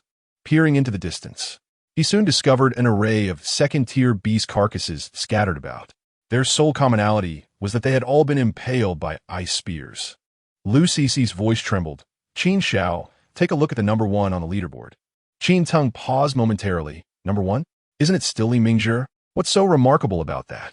Nevertheless, he instinctively opened the leaderboard to glance at the top position. Upon seeing that familiar name and the terrifying disparity in points compared to the second place, he was astounded, more than merely shocked. After a prolonged silence, he bitterly smiled. I see now. Ning Yi must have eliminated these beasts, which explains his staggering score. Lu Cici fell silent. Witnessing this scene only deepened her regret. How could there be someone as foolish as her in this world? If given another chance, she would never have so decisively parted ways with Ning Yi. In this world where abilities continuously evolve, anyone could achieve greatness. One must never underestimate those with lesser powers. On June 7th, in the afternoon, after a day of bloodshed, Ning Yi had eradicated most of the second-tier beasts. As for those that had concealed themselves, he chose not to waste time searching for them. His priority was to swiftly eliminate the level 29 purple flame tiger. Otherwise, he risked having his kill usurped by others. At this moment, Ning Yi and Lu Ziyu stood atop the roof of a 6-story residential building. In the open space before them lay a behemoth, over 5 meters in length, dozing peacefully. Its fur was a deep purplish red, interspersed with black patterns. Purple flames flickered quietly atop its head, along its jawline, at its elbows and knees, and down its back. Numerous carcasses and dismembered limbs of other beasts littered the area. This was the final boss of the examination. The level 29 purple flame tiger, only a step away from ascending to a 3rd tier. Even from a distance, Lu Ziyu felt overwhelmed by its terrifying presence and instinctively took a few steps back. Ning Yi, are you truly going to challenge this final beast now? Ning Yi noted it, having noticed the slight tremor in the purple flame tiger. Just as he was about to speak, he spotted a figure approaching from afar. That was. Lu Ziyu also recognized the individual, exclaiming in surprise, "That's Li Mingzhi from our 4th school. Is he really going to challenge the purple flame tiger?" Ning Yi's brow furrowed slightly. Was he attempting to steal the kill? Li Mingzhi indeed possesses notable strength, being an A-grade ability user with a purple specialized weapon. Furthermore, his familial background is quite respectable. Even if he were to directly purchase crystals, his personal level and weapon grade would undoubtedly reach level 19. However, the points accrued from slaying exotic beasts remain in a state of flux. Even if Li Mingzhi fails to eliminate the purple flame tiger and merely inflict some injuries upon it, the points he would earn from eventually defeating the creature would diminish. Just as he was about to take action, his gaze sharpened, noticing that the purple flame tiger was increasingly behaving oddly. "Brother Ning Yi, why are you not moving?" Lu Ziyu inquired, puzzled. Ning Yi, with keen interest, remarked, "This purple flame tiger is highly likely on the verge of advancing to the 3rd tier. Ah! Lu Ziyu exclaimed in astonishment. Can it really advance suddenly during the virtual college entrance exam? Ning Yi nodded with a smile. Indeed, it can. This purple flame tiger is data-logged, and all its traits are recorded. It is already on the brink of promotion. It merely requires an opportunity. The exotic beasts within the abandoned city are far more concentrated than in the wilderness, providing it with ample chances to devour numerous beasts. If I am not mistaken, Li Mingzhi's fate will be quite dire. No sooner had he spoken than Li Mingzhi stealthily approached within 10 meters of the purple flame tiger. In the next moment, he unleashed his abilities, raising the Gale Sword high and thrusting it towards the eyes of the purple flame tiger. At that precise instant, the beast suddenly opened its enormous eyes, its body swelling significantly, and its entire form ignited in purple flames, resembling the descent of a fire deity. Boom! It advanced directly to the third tier. It opened its mouth and unleashed a torrent of blazing purple flames that instantly engulfed Li Mingzhi. 3 seconds later, all that remained was a wisp of black ash, with no trace of Li Mingzhi to be found. Chapter 24. Should I avoid its edge? The sudden, horrifying scene made Lu Ziyu immediately cover her mouth, terrified that she might scream and alert the violet flame tiger. Ning Yi cast an appreciative glance at her. This wealthy young lady had surprisingly strong nerves. Ziyu, stay here. I'll go meet it. Lu Ziyu paled. Ning Yi, don't. A 29th level beast suddenly advancing to the 30th level is already an anomaly. We're only first-tier ability users. Fighting a second-tier beast is hard enough, let alone a third-tier one. She grabbed his arm tightly, refusing to let him go. Ning Yi took it. I already took down a third-tier ability user in the Rottenwood Marsh. Lu Ziyu shook her head. Grandpa Butler said that third-tier ability user's power lay in controlling termites. His physical strength was weak. But this is a violet flame tiger. Tigers are kings among beasts, with unmatched offense and defense, not to mention the protective violet flame surrounding it. You can't win. Ning Yi, you're definitely the top scorer in this exam.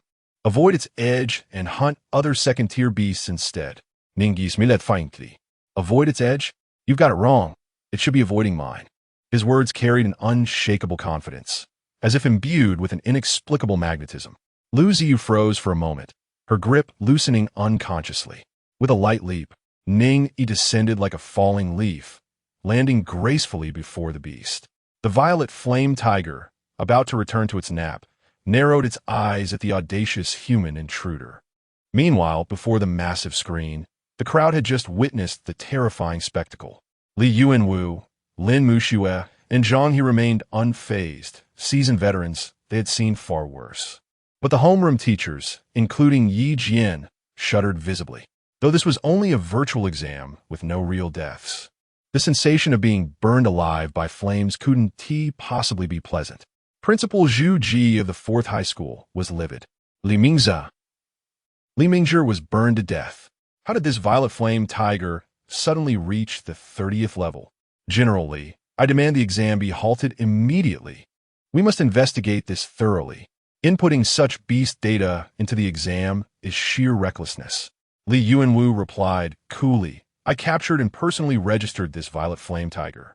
He paused before continuing. When I caught it, it was already on the verge of a breakthrough. I deliberately left it as a test for the examinees. All 200,000 candidates in Hanan Province will face this 30th level violet flame tiger. Fair and impartial. Principal Zhu, do you have any objections? Sweat beaded on Zhu Ji's forehead. He forced an awkward smile. No objections. General Li's thoughtful arrangement is absolutely correct. Li Yuanwu said calmly. Li Mingzhi was a promising talent, but too impulsive. Had he observed carefully, he would have noticed the anomaly in this violet flame tiger. He perished in the current virtual college entrance examination, which, paradoxically, is a fortunate occurrence. Had it been a decade ago, he might have lost his precious life due to this moment of impulsivity. Zhu Ji quickly wiped the cold sweat from his brow, for General Li spoke the truth. At that moment, Yi Jian suddenly exclaimed, Everyone, Ning Yi is about to challenge that purple flame tiger. This declaration captivated everyone's attention. On the large screen, the image of the first-place contestant revealed a young man clad in black, standing resolutely like a pine tree. Before him loomed the imposing purple flame tiger, over 3 meters tall and nearly 6 meters long. Its entire body was engulfed in violet flames, with elongated bone blades sprouting from its limbs. The powerful tail lashed back and forth, resembling a venomous serpent poised to strike. Su Jiangwo grew anxious. This child was recklessly impulsive, facing a Tier 3 beast. Yet Zhu Ji felt a sense of covert delight. This foolish child had stepped forward. Should he fall, hope would arise for the other students from their school. Li Wenwu, crossing his arms, inquired with a smile, Old Zhang, Mu Shui, do you believe Ning Yi can prevail? Zhang He wore a serious expression. It may be quite challenging. The purple flame tiger possesses virtually no weaknesses and wields protective violet flames. It is not a creature with high attack, but low defense. However, Lin Mu Shui decisively asserted, he can. Li Yuanwu, intrigued, remarked, you hold him in such high regard? Lin Mu Shui replied with a confident smile, I value him. And Director Bai values him even more. Otherwise, how would he have been granted the status of an intern in the Superpower Bureau? She then cast a meaningful glance at Li Yuanwu. Li Yuanwu shuklat peculiarly. This girl was clearly speaking for his benefit. Ning Yi was someone Director Bai had long recognized. Precedents must be acknowledged, so do not encroach, please.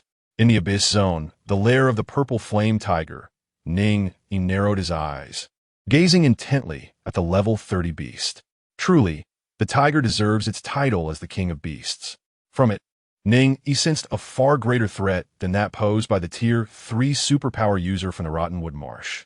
Just moments ago, it had incinerated the top talent from their school, Li Mingzhi, in an instant. Its power was self-evident. The purple flame tiger, in turn, scrutinized the young man before it. For reasons unknown, it too felt an extreme and terrifying threat emanating from him. As time passed, its unease intensified. The purple flame tiger, inexplicably agitated, unleashed a roar powerful enough to rattle the soul. Then, energy began to gather frantically within its throat. In the next moment, a massive purple fireball hurtled toward Ning Yi. Anticipating this, Ning Yi summoned 10 ice shields around him. Boom! The violet flames collided with the ice shields. In an instant, one shield became riddled with cracks, rapidly melting away. It is worth noting that this shield had been reinforced 3 times, rendering it significantly sturdier than a single layer. Yet, it still succumbed beneath the onslaught of the purple flames. Ning Yi nodded inwardly. Truly, as a Tier 3 beast, its strength had undergone a qualitative leap. Since entering the abandoned city, he had finally encountered a worthy adversary. As the flames dissipated, the purple flame tiger, witnessing Ning Yi unscathed, wasted no time in launching 3 more fireballs. Ultimately, it unleashed a searing pillar of flame, pouring forth in a furious torrent. Although Ning Yi stood at an impressive height of 1.8 meters, a remarkable stature among humans, he was swiftly engulfed by the towering purple flames. In the next moment, a formidable wall of ice, formed by 10 ice shields, effectively countered the ferocious onslaught of the violet fire. Undeterred by the searing inferno, Ning Yi advanced step by step, slowly yet resolutely. Observing this, the purple flame tiger intensified its fiery assault, prompting Ning Yi to quicken his pace. Suddenly, a cold, indifferent voice echoed from within the flames. Have you had enough? In an instant, 20 ice spears materialized, forcefully thrust into the gaping maw of the purple flame tiger. With a resounding thud, the chilling aura instantly stimulated the fire sac within the tigeress throat, causing plumes of black smoke to billow from its nostrils. The violet flames were extinguished in an instant, and the protective fire enveloping its body abruptly vanished. Clearly taken aback by this unforeseen turn of events, the massive creature found itself in a situation it had never encountered since its birth. Fire had succumbed to ice, and the operation of its fire sac had come to an unexpected halt. Without hesitation, Ning Yi summoned another 12 ice spears, relentlessly hurling them towards the purple flame tiger. In a matter of moments, the beast was riddled with numerous gaping wounds, each the size of a bowl, from which blood flowed profusely, pooling on the ground in a crimson lake. Chapter 25. Congratulations on raising a top scholar from Hannan Province. The immense commotion here captivated the attention of other students. They flocked to the heights, eager to witness this astonishing battle. Gao Huidong, He Yunji, Jiang Ming, Qin Teng, Lu Sisi, and all those brave enough to venture into the Abyss Zone gathered at this spot. Moreover, due to Ning Yi's extraordinary efforts in vanquishing nearly 90% of the second-tier beasts in the Abyss Zone, Many students found their explorations markedly simplified, leading them to this very scene. As everyone gazed at the unfolding spectacle, they felt an overwhelming sense of awe. Ning Yi, fighting solo against the purple flame tiger, had somehow gained the upper hand.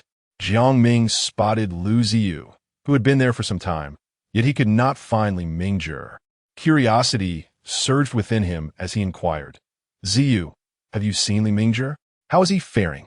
Lu Ziyu's expression turned peculiar as he replied, "He is no longer here." Jiang Ming was taken aback. Surely not. Even if the purple flame tiger is formidable, Li Mingzhi couldn't he have perished, could he? Lu Ziyu shook his head. This purple flame tiger has already reached the 3rd tier. Did you not notice? Upon hearing this, the others began to comprehend. No wonder something felt amiss. The size of the purple flame tiger, along with the blazing purple flames enveloping it, was far superior to that of a 2nd-tier beast. With this realization, their shock intensified. Ning Yi was indeed capable of subduing even a 3rd-tier beast. How utterly remarkable. At that moment, the purple flame tiger, having endured a barrage of over a dozen ice spears, stumbled backward, emitting a mournful cry of agony. The excruciating pain jolted its senses, snapping it back from its daze. Just then, 3 more ice spears hurtled toward it, prompting the beast to raise its forearm in defense. Its bone blades protruded sharply, and the protective purple flames surged once more. Clang! Clang! Clang! The ice spears were deflected, yet the lingering chill persisted, suppressing the rekindled purple flames. "Your fire cannot withstand my ice." Ning Yi strode forth, gesturing with his hand, and 3 ice spirit hounds materialized from thin air. These colossal canines, formed entirely of ice, each measured nearly 2 meters in length, exuding ferocity as they bared their teeth. Upon their appearance, they lunged at the purple flame tiger from 3 directions, catching it off guard. In an instant, the hounds tore away several chunks of flesh from a beast which howled in distress. Nevertheless, the purple flame tiger, being the king of beasts, seized the opportunity. With a powerful swipe of its massive paw, it accurately intercepted one ice spirit hound's trajectory, instantly shattering its skull into a flurry of ice shards. In retaliation, it unleashed a burst of purple flames, obliterating another ice spirit hound into smithereens. With a swift flick of its mighty tail, it aimed to crush the 3rd hound. Yet, a far more piercing chill emerged stealthily, a harbinger of death. The purple flame tiger, disregarding the last ice spirit hound's attacks, pivoted forcefully to confront the human youth. Just as anticipated, a frost-laden spear materialized in the boy's palm, already thrusting forward with lethal intent. The long spear, entirely adorned in an ice-blue hue, resembles a flawless white jade, as if it were a divine artifact sculpted by the goddess of ice and snow herself. It stands in stark contrast to the previous ice spears. The 3-headed ice hound merely serves as a distraction. The true lethal weapon is this colossal spear aimed directly at the beast's face. The shadow of death looms over this 3rd-tier aberration. Without hesitation, it channels the fiery essence within its throat, unleashing the most formidable violet flame of its existence. Roar! The violet flame collides with the massive spear. Yet this time, the spear slowly but surely pushes back the flame inch by inch. Moments later, the cloaked youth grips the spear tightly, his cold gaze locking onto the beast's enormous eyes. The youth speaks with a chilling indifference. It is time to proceed. With that, he unleashes a tremendous force through his arms, thrusting the spear forward. Bang! The frost spirit spear plunges sharply into the gaping maw of the violet flame tiger. The fire pouch bursts. The violet flame abruptly extinguishes. In its stead arises a fierce sensation of flesh and bone resisting against the spear. Without hesitation, Ning Yi bellows in fury, reapplying his strength. The frost spirit spear pierces through the skull, emerging from the nape of the fierce tiger. At that moment, the tiger's massive eyes bulge, its pupils constricting before rapidly dilating. Bang! The colossal body of the violet flame tiger gradually collapses to the ground, emitting a dull thud and stirring up a cloud of dust. In this instant, silence envelopes the surroundings. The observing students dare not even breathe deeply. It is not until Lu Ziyu's jubilant cheer that the oppressive silence is shattered. Ning Yi has triumphed. Ning Yi is incredible. This petite girl flushes with excitement, as if she herself had slain the level 30 Violet Flame Tiger. Jiang Ming murmurs, he is truly the number one in Jiangcheng. No, in the entire Henan province. Gao Huidong and He Yunji express their astonishment, exclaiming in admiration. At that moment, Lu Cixi bites her lip, a bitter sensation flooding her mouth. Ning Yi exhales a breath of relief, casting his gaze upon the leaderboard. Slaying the level 30 Violet Flame Tiger grant him 5,300 points. First place, Ning Yi, Yunqing No. 1 High School, 11,458 points. Second place, Li Mingzhi, Yunqing No. 4 High School, 467 points. A faint smile graces his lips. First place in Henan province is surely secured. In the virtual hall, before the large screen, due to transmission delays, the audience witnesses a scene from a minute prior.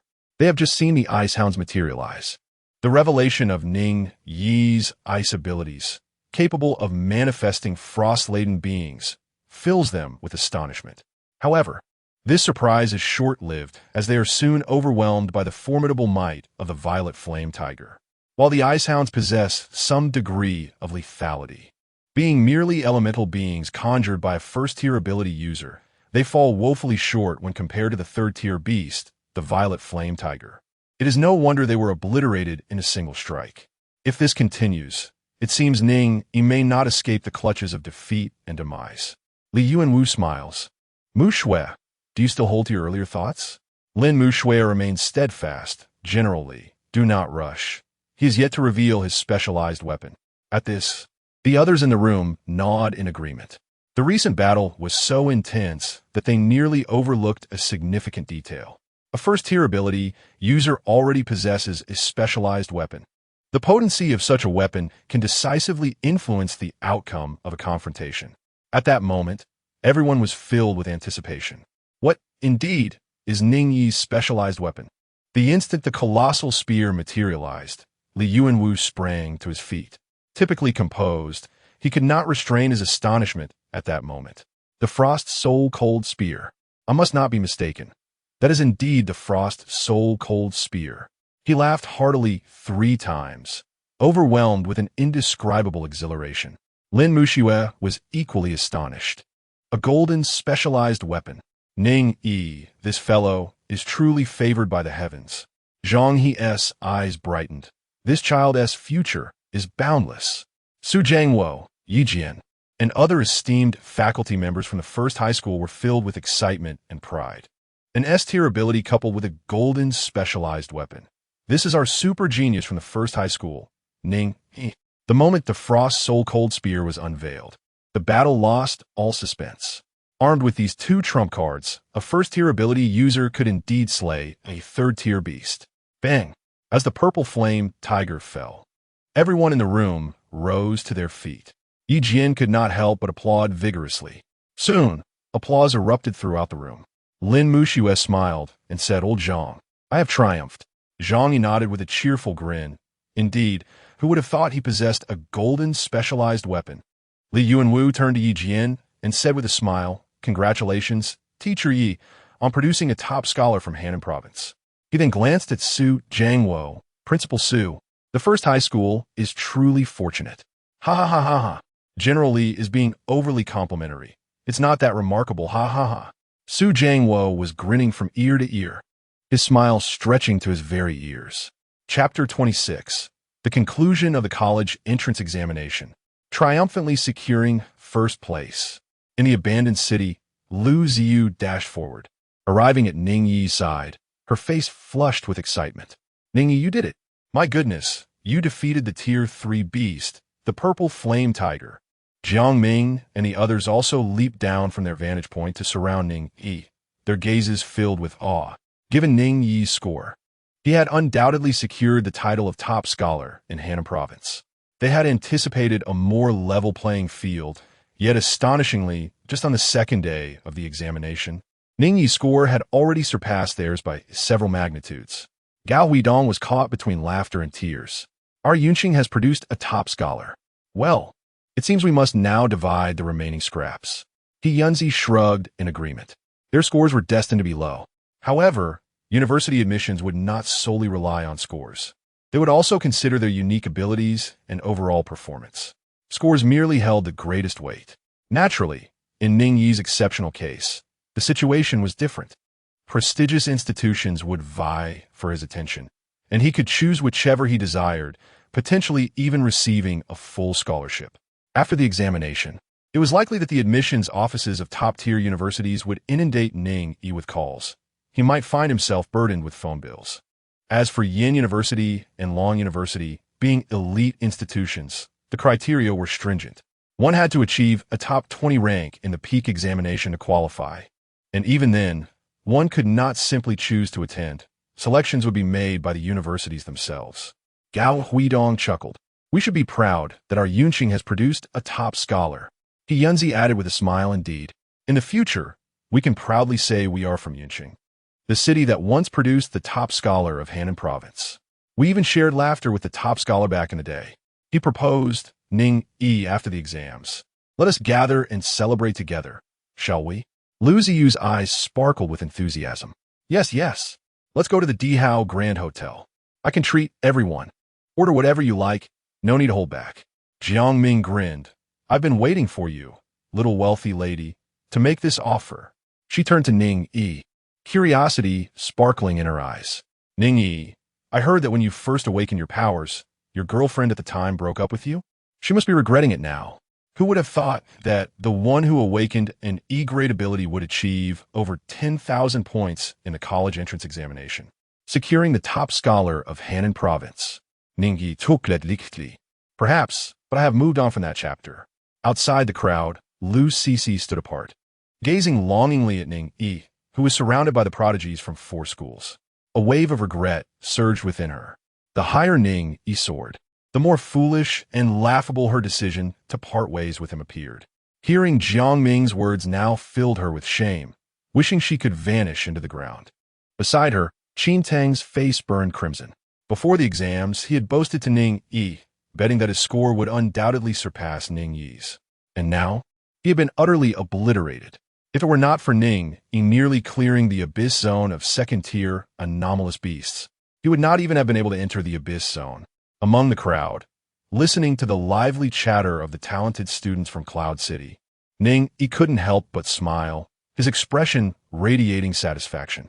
Although it was only the second day of the college entrance examination, it was evident that this examination had already concluded prematurely. On the afternoon of June 8th, the exam came to an end. Ning Yi was striding out of the examination hall when he heard the voice of Principal Su Jiangwo nearby. Ning Yi.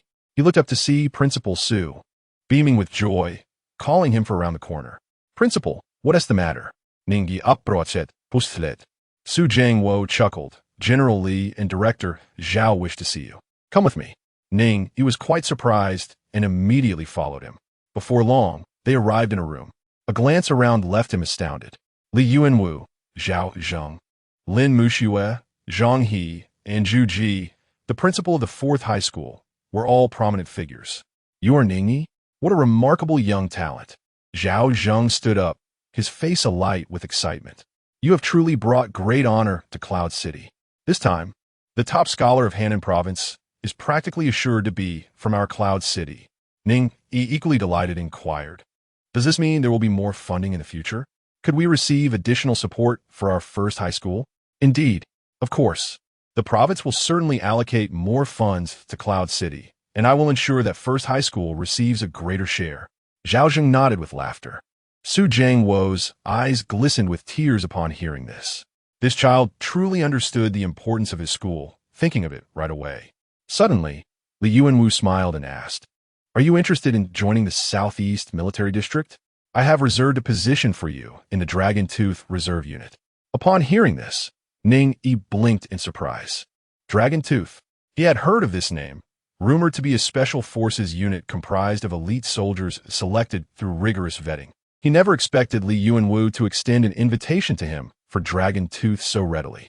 Lin Muxue, upon hearing this, became anxious and quickly interjected. Ning Yi is already an intern with our Anomaly Bureau. General Li Yuanwu chuckled, No rush, no rush.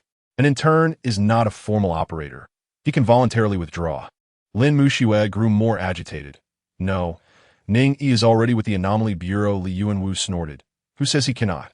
Even if Bai Dingbang comes, I will still bring Ning Yi into the Southeast Military District. Just as his words fell, a deep and powerful voice resonated from outside the door. General Li, I have indeed arrived. With that, a figure stepped into the room. The individual was of medium build, slender, with a resolute face and graying temples. Lin Muxue's expression brightened. Director Bai. Li Yuanwu was momentarily taken aback, but showed no sign of embarrassment, instead responding casually. Director Bai, are you not in the provincial city? What brings you to Cloud City? Bai Dingbang replied coolly, Can I not come? If I didn't this child would soon be forcibly taken by you. Muxue, you did well to send me a message immediately. Lin Muxue nodded with a smile, yes. Bai Dingbang turned to Li Yuanwu, and the two exchanged looks as though engaged in a silent duel. Zhao Zheng, Su Jiangwo, Zhu Ji, and others all sat with their necks drawn in silence. Ning Yi blinked. Although Bai Dingbang and Zhao Zheng were both directors, Bai Dingbang was the head of the Special Abilities Bureau of Hannan Province, while Zhao Zheng was the director of the Yun City Administrative Bureau, making their positions incomparable. At this moment, with tensions rising between the two formidable figures, it was prudent for him to remain silent.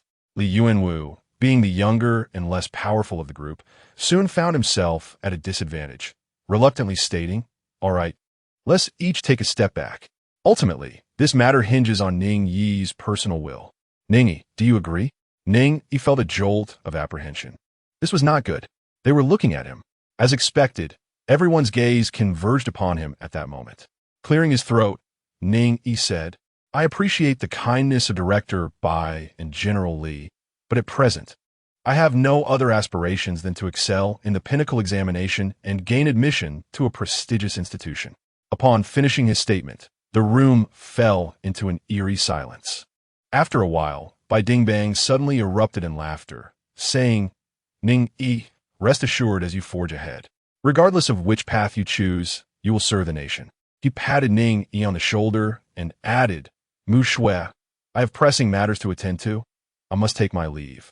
Lin Muxue hurried forward, offering to escort him. Li Yuanwu gave Ning Yi a pat on the other shoulder and smiled.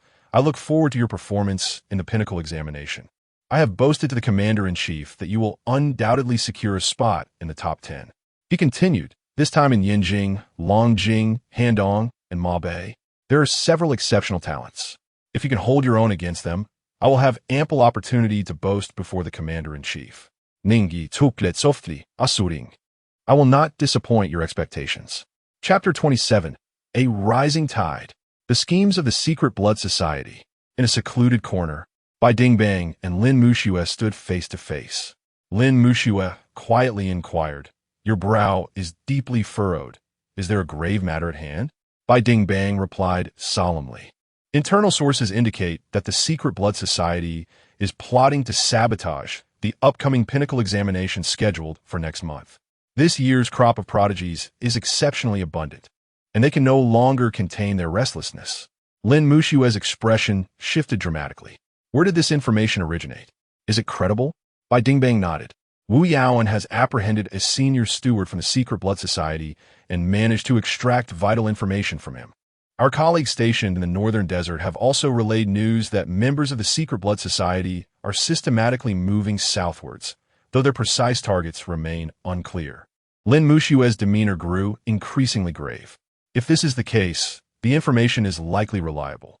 Should we consider postponing or advancing the date of the pinnacle examination for the sake of the students? She proposed solemnly. The pinnacle examination has traditionally taken place 1 month after the college entrance examination, specifically on July 6th, without exception. Bai Dingbang shook his head. If we were to delay due to the potential sabotage by the Secret Blood Society, it would paint us as excessively timid. Muxue, the pinnacle examination has always been held in proximity to Yinjing. Since we have captured this senior steward, it is imperative that we pursue this matter to its conclusion. You and Wu Yaoan shall travel to Yinjing and collaborate with our colleagues at the Yinjing Ability Bureau to oversee this situation. I have already informed them. Lin Muxue responded with solemnity, understood. At the entrance of Yuncheng No. 1 High School, a throng of anxious parents awaited. Among them was Ning Yi. Alas, I heard that Li Mingzhi from No. 4 High School perished during the college entrance examination. Is that true? Not just him. I've heard that many top students have met the same fate. It is said that the level 29 aberrant beasts in the final stage suddenly mutated, escalating to level 40. Level 40? My heavens! Does that not classify as a fourth-tier aberrant beast? This surely qualifies as an examination disaster. Why are those in authority not intervening? Who knows? Perhaps there are traitors within, intending to harm the students. The surrounding parents engaged in a cacophony of conversation, their voices reaching Ning Yi's ears. Initially unfazed, she felt her heart leap in her throat upon hearing their words. Though she understood that dying in the virtual examination did not equate to actual death. She had endured the true-to-life trials of the college entrance examination before, and such phrases inevitably resonated deeply within her. She worried for Ning Yi, fearing that he too might fall victim. At that moment, a fleet of large buses approached from the distance, coming to a halt in the playground. Under the guidance of their teachers, students began to disembark. It's a disaster. This year's cohort has produced a prodigy. My score is abysmally low. Deji, Sobi. I won't be able to attend a prestigious university. Mom, I want to repeat a year. Ha ha ha. I ranked in the top 100. A prestigious university is within my grasp. Students flocked back to their parents. The playground buzzed with noise. Some families wore expressions of despair, while others rejoiced exuberantly. Ning Yi overheard numerous students lamenting the difficulty of the examination and their dismal scores, causing her heart to sink further. She was inherently a person who worried excessively, her thoughts growing more convoluted by the moment. In this brief interval, she began to fret over the possibility that Ning Yi might only gain admission to a mediocre university, and how she would subsequently secure him a decent job, with her elder brother far away in the northern wilderness. It was her duty as an affectionate aunt to ensure her nephew's future was well arranged. At this moment, Ning Yi alighted from the vehicle. He surveyed his surroundings and swiftly spotted Ning Yi, striding toward her. Aunt, he began to speak. Upon seeing him unharmed, Ning Yi exhaled in relief and enveloped him in a warm embrace. Come on, let us head home. Let us not discuss the results just yet. Regardless of whether they are good or bad, your aunt will support you for a lifetime. With that, she took his hand and led him away, not granting him a moment to voice his thoughts. Ning Yi could only chuckle in disbelief. All right, then upon their return to the Huanyue community, they found Jiang Jiqiang and Jiang Yifan already at home. Jiang Jiqiang was busily engaged in the kitchen, while Jiang Yifan sat vacantly before the television, lost in contemplation. Ning Yi's expression turned serious as she hurried to Jiang Jiqiang's side, whispering, "What is the matter?" Jiang Jiqiang offered a wry smile. "He was like this when I picked him up. I'm unsure what's on his mind. Perhaps he didn't perform well." Ning Yue replied gravely. "Xiao, he might not have fared well either. As parents, we must remain composed and act as if nothing has happened. I understand. You rest. I will handle the cooking today." Jiang Jiqiang nodded. Ning Yi settled beside Jiang Yifan, who visibly stiffened at his presence. "What rank did you achieve?" he casually inquired. 96th, Jiang Yifan mumbled. Ning Yi raised an eyebrow. "Not bad at all.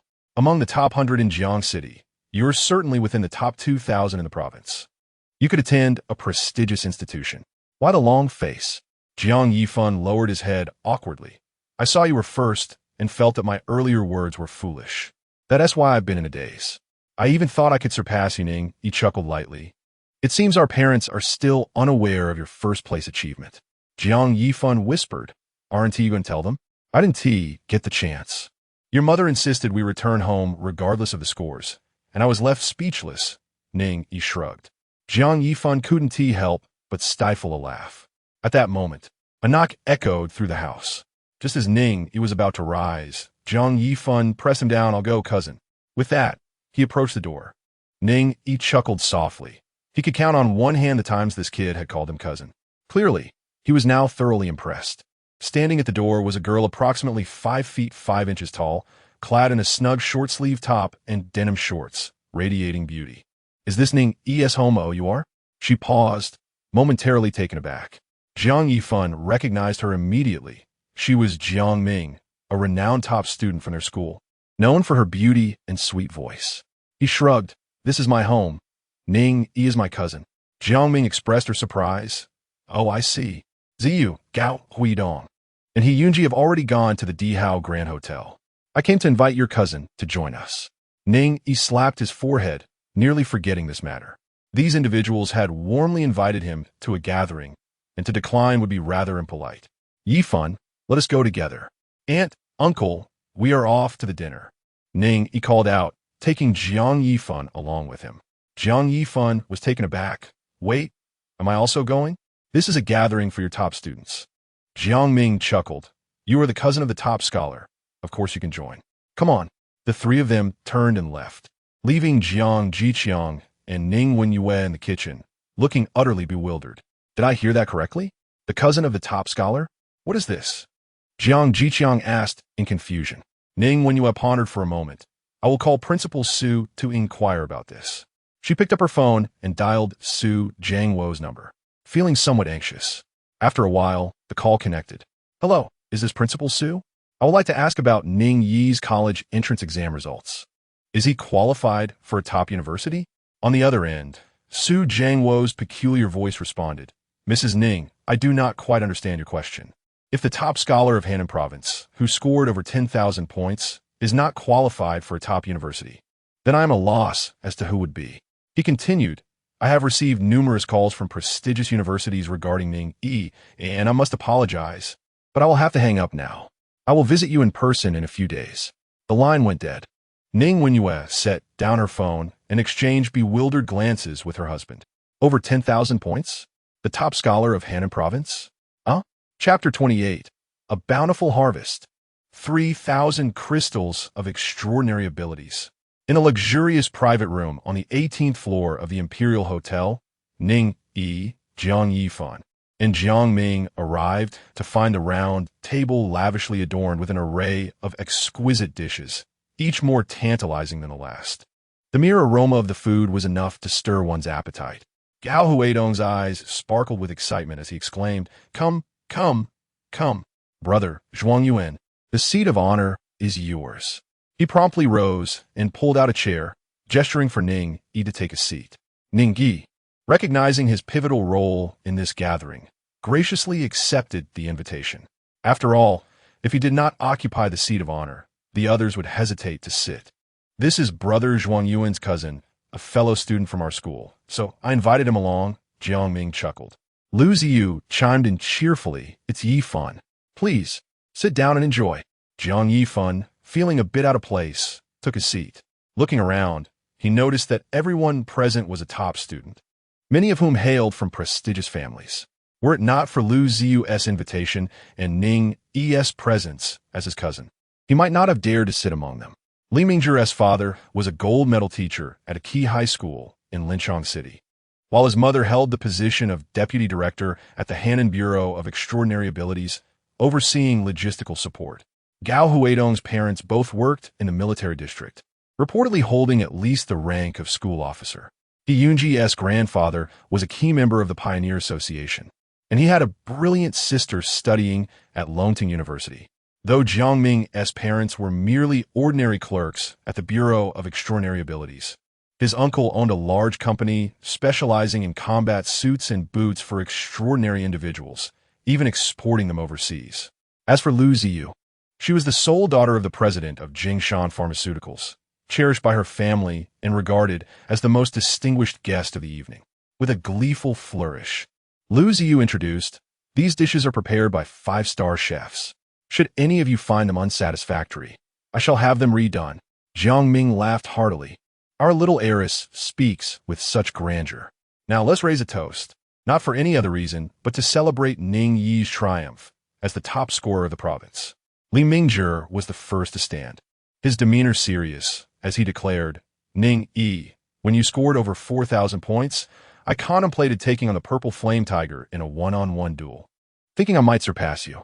Yet, I was astonished to learn that you single-handedly vanquished the 3-tiered beast. I truly admire you. My utmost respect. Everyone else rose in unison, raising their glasses to Ning Yi. He smiled and nodded, lifting his glass to drink deeply, expressing his gratitude. Thank you all. As the beer flowed, the atmosphere became lively, filled with laughter and jovial conversations.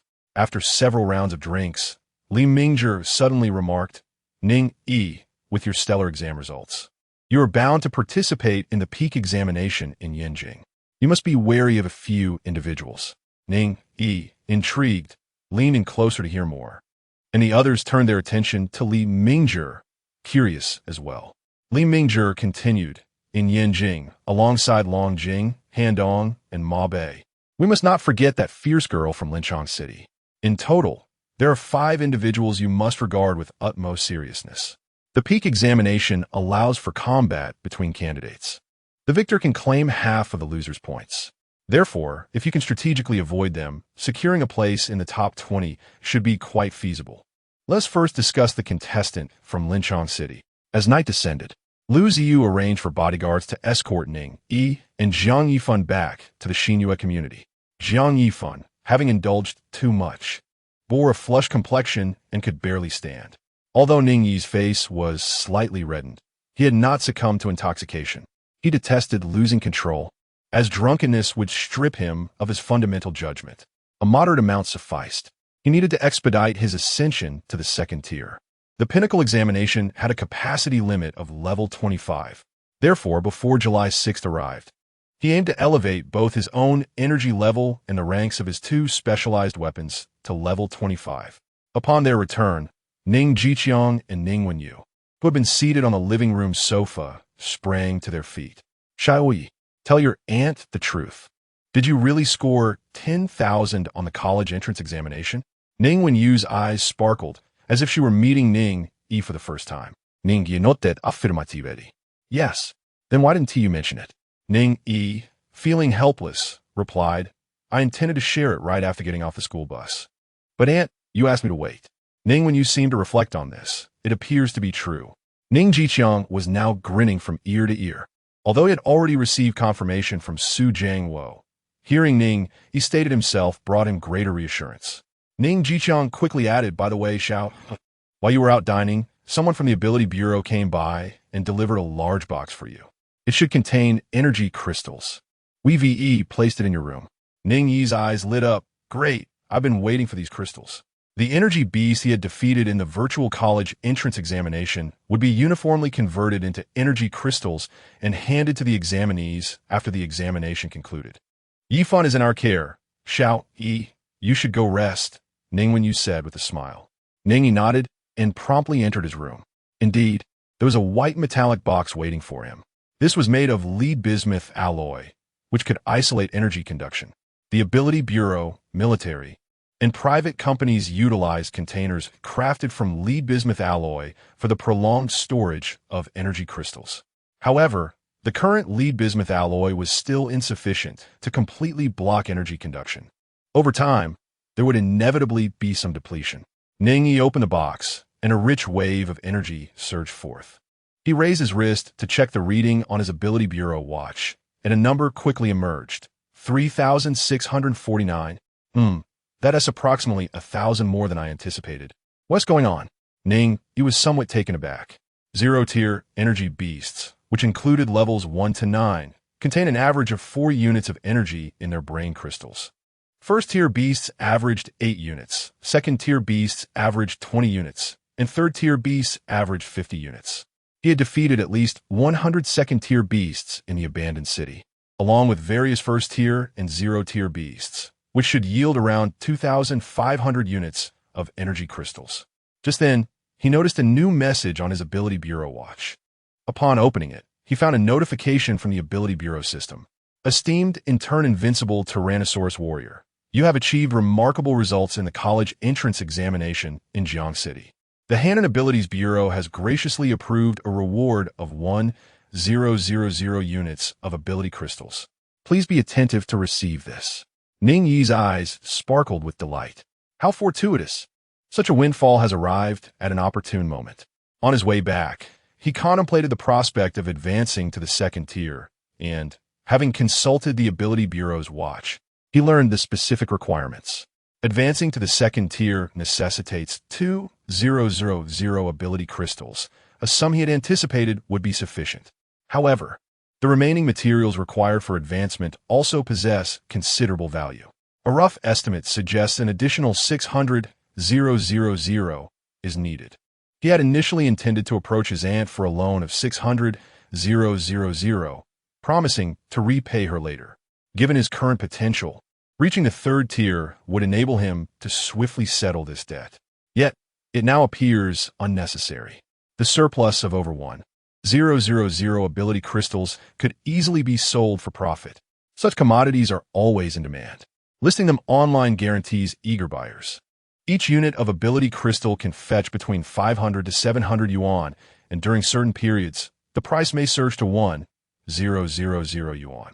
He glanced at the current market, noting the rate of 560 yuan per unit. This implies that the 1,000 units of ability crystals alone could yield approximately 560,000 yuan. Should he find himself in need of funds, he could venture to Xiangmu Marsh or Yindi to gather more. While perhaps not in excess, he would certainly have sufficient pocket money. Moreover, in a few days, when the results are announced, the top scorer in Henan Province will receive cash awards from Yunqing one high school and the Yunqing Municipal Bureau. These rewards are sure to be substantial. His long-standing financial constraints will certainly be alleviated for a time. Chapter 29. Ascension to the second tier. The Golden Specialized Weapon. Ice Vein Totem. On the following day, the package arrived punctually. Ning Yi wasted no time and promptly brought the items into his room, preparing for his ascension. The SS-level ability, Eternal Frost Domain, required 2,000 units of energy, 10 kilograms of Ice Prism, 5 kilograms of Frost Buds, and a second-tier Cold Flood Dragon Core for its advancement. This information was gleaned from the archives of the Ability Bureau. He was curious about how the Bureau had ascertained the necessity of these materials for ascension. Among these materials, the Cold Flood Dragon Core was the most expensive. Such beasts typically resided only in highly perilous abyssal regions, being born at a minimum of second tier, with adult Cold Flood Dragons capable of effortlessly reaching the 8th tier. Thus, obtaining a second-tier Cold Flood Dragon Core necessitated venturing deep into their lairs, with dangers being readily apparent and the high price being quite justified. Ning Yi closed his eyes, fully unleashing his ability to envelop all the items on the ground. As time passed, these external objects gradually transformed into pure energy, continually merging into his being. After a full 4 hours, the ascension was finally completed. Buzz! At the moment of reaching the second tier, Ning Yi felt as if his body had become weightless, almost ethereal. It felt as though with a mere gesture, he could draw the energy that permeated the universe towards himself. This was one of the manifestations of ascension. With each advancement, an ability user's affinity for energy would significantly increase. At that moment, 2 pieces of information appeared in his mind. Ability, Eternal Frost Domain, SS level. Energy level, level 20. Evolution option 1. Gold, greatly enhances the attack power of the Frostbone Dragon. Evolution option 2. Gold, increases the number of Frostbone Dragons to 2. Evolution option 3. Gold, greatly extends the range of ice spears. Evolution option 4. Gold significantly reduces the energy cost for summoning Frostbone Dragons. Evolution option 5. Gold, increases the number of ice shields to 20. Evolution option 6. Gold, greatly enhances the defensive power of ice armor. Evolution option 7. Gold, ice armor can be stacked up to 3 times. Evolution option 8. Gold significantly reduces the casting time for Ice Storm. Evolution option 9. Gold can release Ice Mist, which heals wounds, particularly effective against bleeding. Evolution option 10. Gold, ice armor possesses a retaliation effect, reflecting 50 of the damage. No selection needed. All have merged into the ability. He had previously received the Frostbone Dragon Core from Zhang He, and upon integrating it into his body, he had acquired the corresponding evolution options. When confronting the Purple Flame Tiger, he had initially intended to use it as a trump card. However, he unexpectedly dispatched it with just the Frost Spear, rendering that tactic unnecessary. Steadying his thoughts, he turned his gaze towards the specialized weapons he had awakened. Specialized Weapon 1. Green, Thorn Gauntlets. Specialized Weapon 2. Blue, Unyielding Belt. Specialized Weapon 3.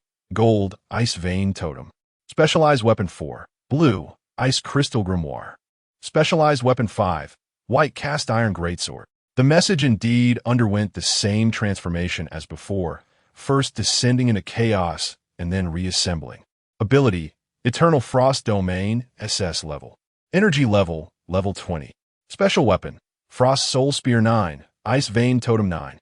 Ning Yi displayed a satisfied expression. The Ice Vein Totem, a golden special weapon, possesses no offensive capability. However, once it is planted into the ground, it continuously amplifies all nearby ice-type beings. This includes, but is not limited to, enhancements in their health, attack power, defense, movement speed, and attack speed. At its base form, the Ice Vein Totem 0 can only provide a 1x increase. Yet, at Ice Vein Totem 9, it can directly amplify by 3x. Currently, he possesses both the Frost Soul Hound and the Frostbone Dragon, 2 ice-type beings. There will inevitably be moments when he finds himself outnumbered. The otherworldly beasts will certainly not adhere to any code of martial ethics. Once a horde descends, they will surge forward en masse. In such instances, the Ice Vein Totem will prove to be immensely powerful. With his current combat strength, effortlessly defeating the Purple Flame Tiger that had recently advanced to the 3rd tier in the abandoned city is well within his grasp. Not to mention a single Tier 3 Purple Flame Tiger. Even 3 of them together would not pose a challenge to him. Ning Yi felt the surge of his own power and exhaled a long breath. In just one day, the results of the college entrance examination are to be announced, and the rewards from both the school and the municipal government will soon follow, no doubt. Lying in bed, he smiled faintly. In the capital of Hannan Province, the administrative hall of Linchong City, governance is the lifeblood of the populace. At the municipal level, it is referred to as the Bureau of Administration, while at the provincial level, it is called the Administrative Hall. A middle-aged man hurriedly approached, speaking in a grave tone. The data from all 25 cities in the province is complete. Quickly, everyone, we need to determine the rankings as soon as possible. Yes, Deputy Director Su. Hey, who do you think will be this year's top scholar from our province? It must be Chao Qingji from Linchong City. An A-level ability paired with a golden special weapon. Are you joking? Indeed, she resonates with the Blade Phoenix and the golden special weapon. The Death Blade is the most suitable for her ability. I heard she scored a staggering 10,000 points on the exam, right? If she doesn't secure the top spot, I'll eat my hat. Goodness. Look, a student from Yunqing scored 11,100 points. What on earth is happening? Everyone gathered around, staring at those lines of text in astonishment. First place, Ning Yi, Yunqing, 11,458 points. Second place, Chao Qingji, Linchong City, 10,239 points. Third place. What are you all doing? Hurry up with the formatting and notify the students of their entrance exam rankings. Why are you all huddled together? Vice Director Su stepped out of his office to fetch some water, only to find the individuals beneath him huddled together, idly passing the time. His dissatisfaction was palpable as he rapped his knuckles against the table. A female staff member promptly exclaimed, "Vice Director Su, come and see. The top scholar of the province isn't from our Linchong City, but from Yin City. Moreover, he surpassed the second-place contender, Chao Qing, by over 1,000 points. And this first-place student, Ning Yi, has registered an E-level ability in the governmental system, namely, Water Sphere. Could there be an error in the data?" Taken aback, Vice Director Su inquired, "What?" He immediately leaned closer to the screen. The words that appeared before him left him utterly astonished. Yin City, situated in the southernmost part of Hannan Province, borders the wilderness.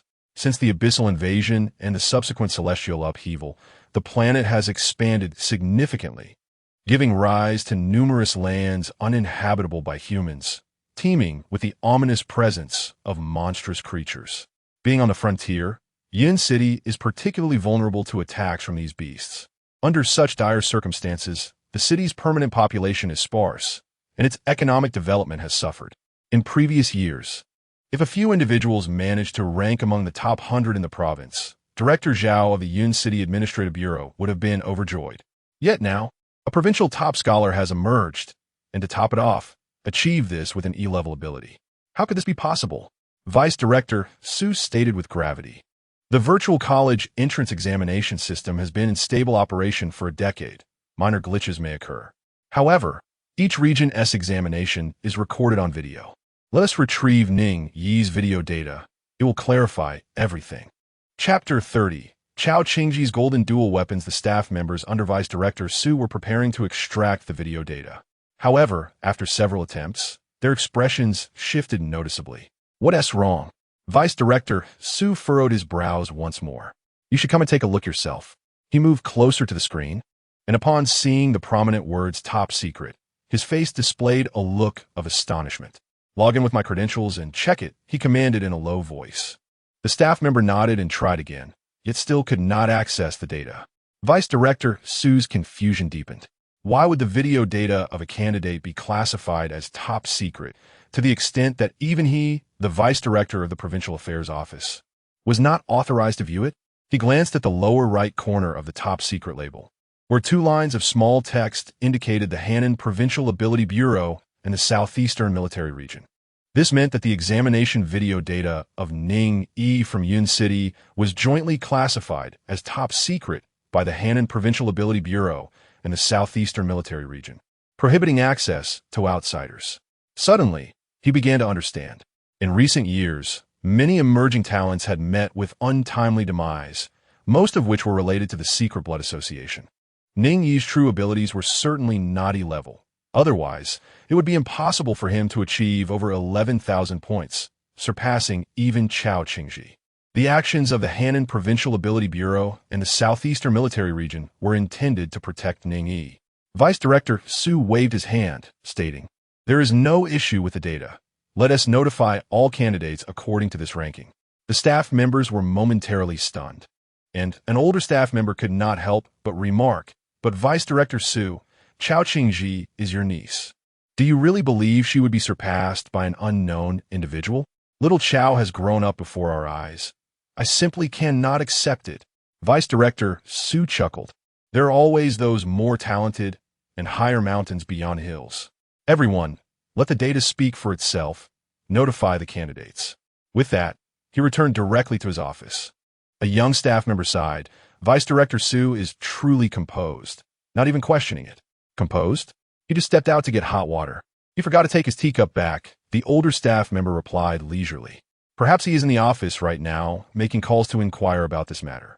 In the office, Vice Director Su pulled out his mobile phone, dialed a number, and with a beaming smile said, "Hello, Director Bai. It's me, Xiao Su. I'd like to ask about Ning." Meanwhile, at the Guangdao Martial Arts School in Linchong City, dozens of ability wielders were honing their swordsmanship. The sword is one of the most accessible weapons to master, with ample experience from predecessors to draw upon. Once proficient in sword techniques, the subsequent evolution options would also relate to swordsmanship, thereby accelerating its advancement in a positive cycle. On the 3rd floor of the martial arts school, a robust man stood facing a young girl clad in a green outfit. "Qingji, use your abilities and specialized weapons to strike at me with all your might." The muscular man commanded solemnly. "Gao Qingdi not that." In the next moment, an extremely sharp aura surged within her. 2 blades, one black and one white, floated beside her. The black sword named the Deathly Demon Blade. The white blade, known as the Life-Sacrificing Divine Blade, is a golden specialized weapon.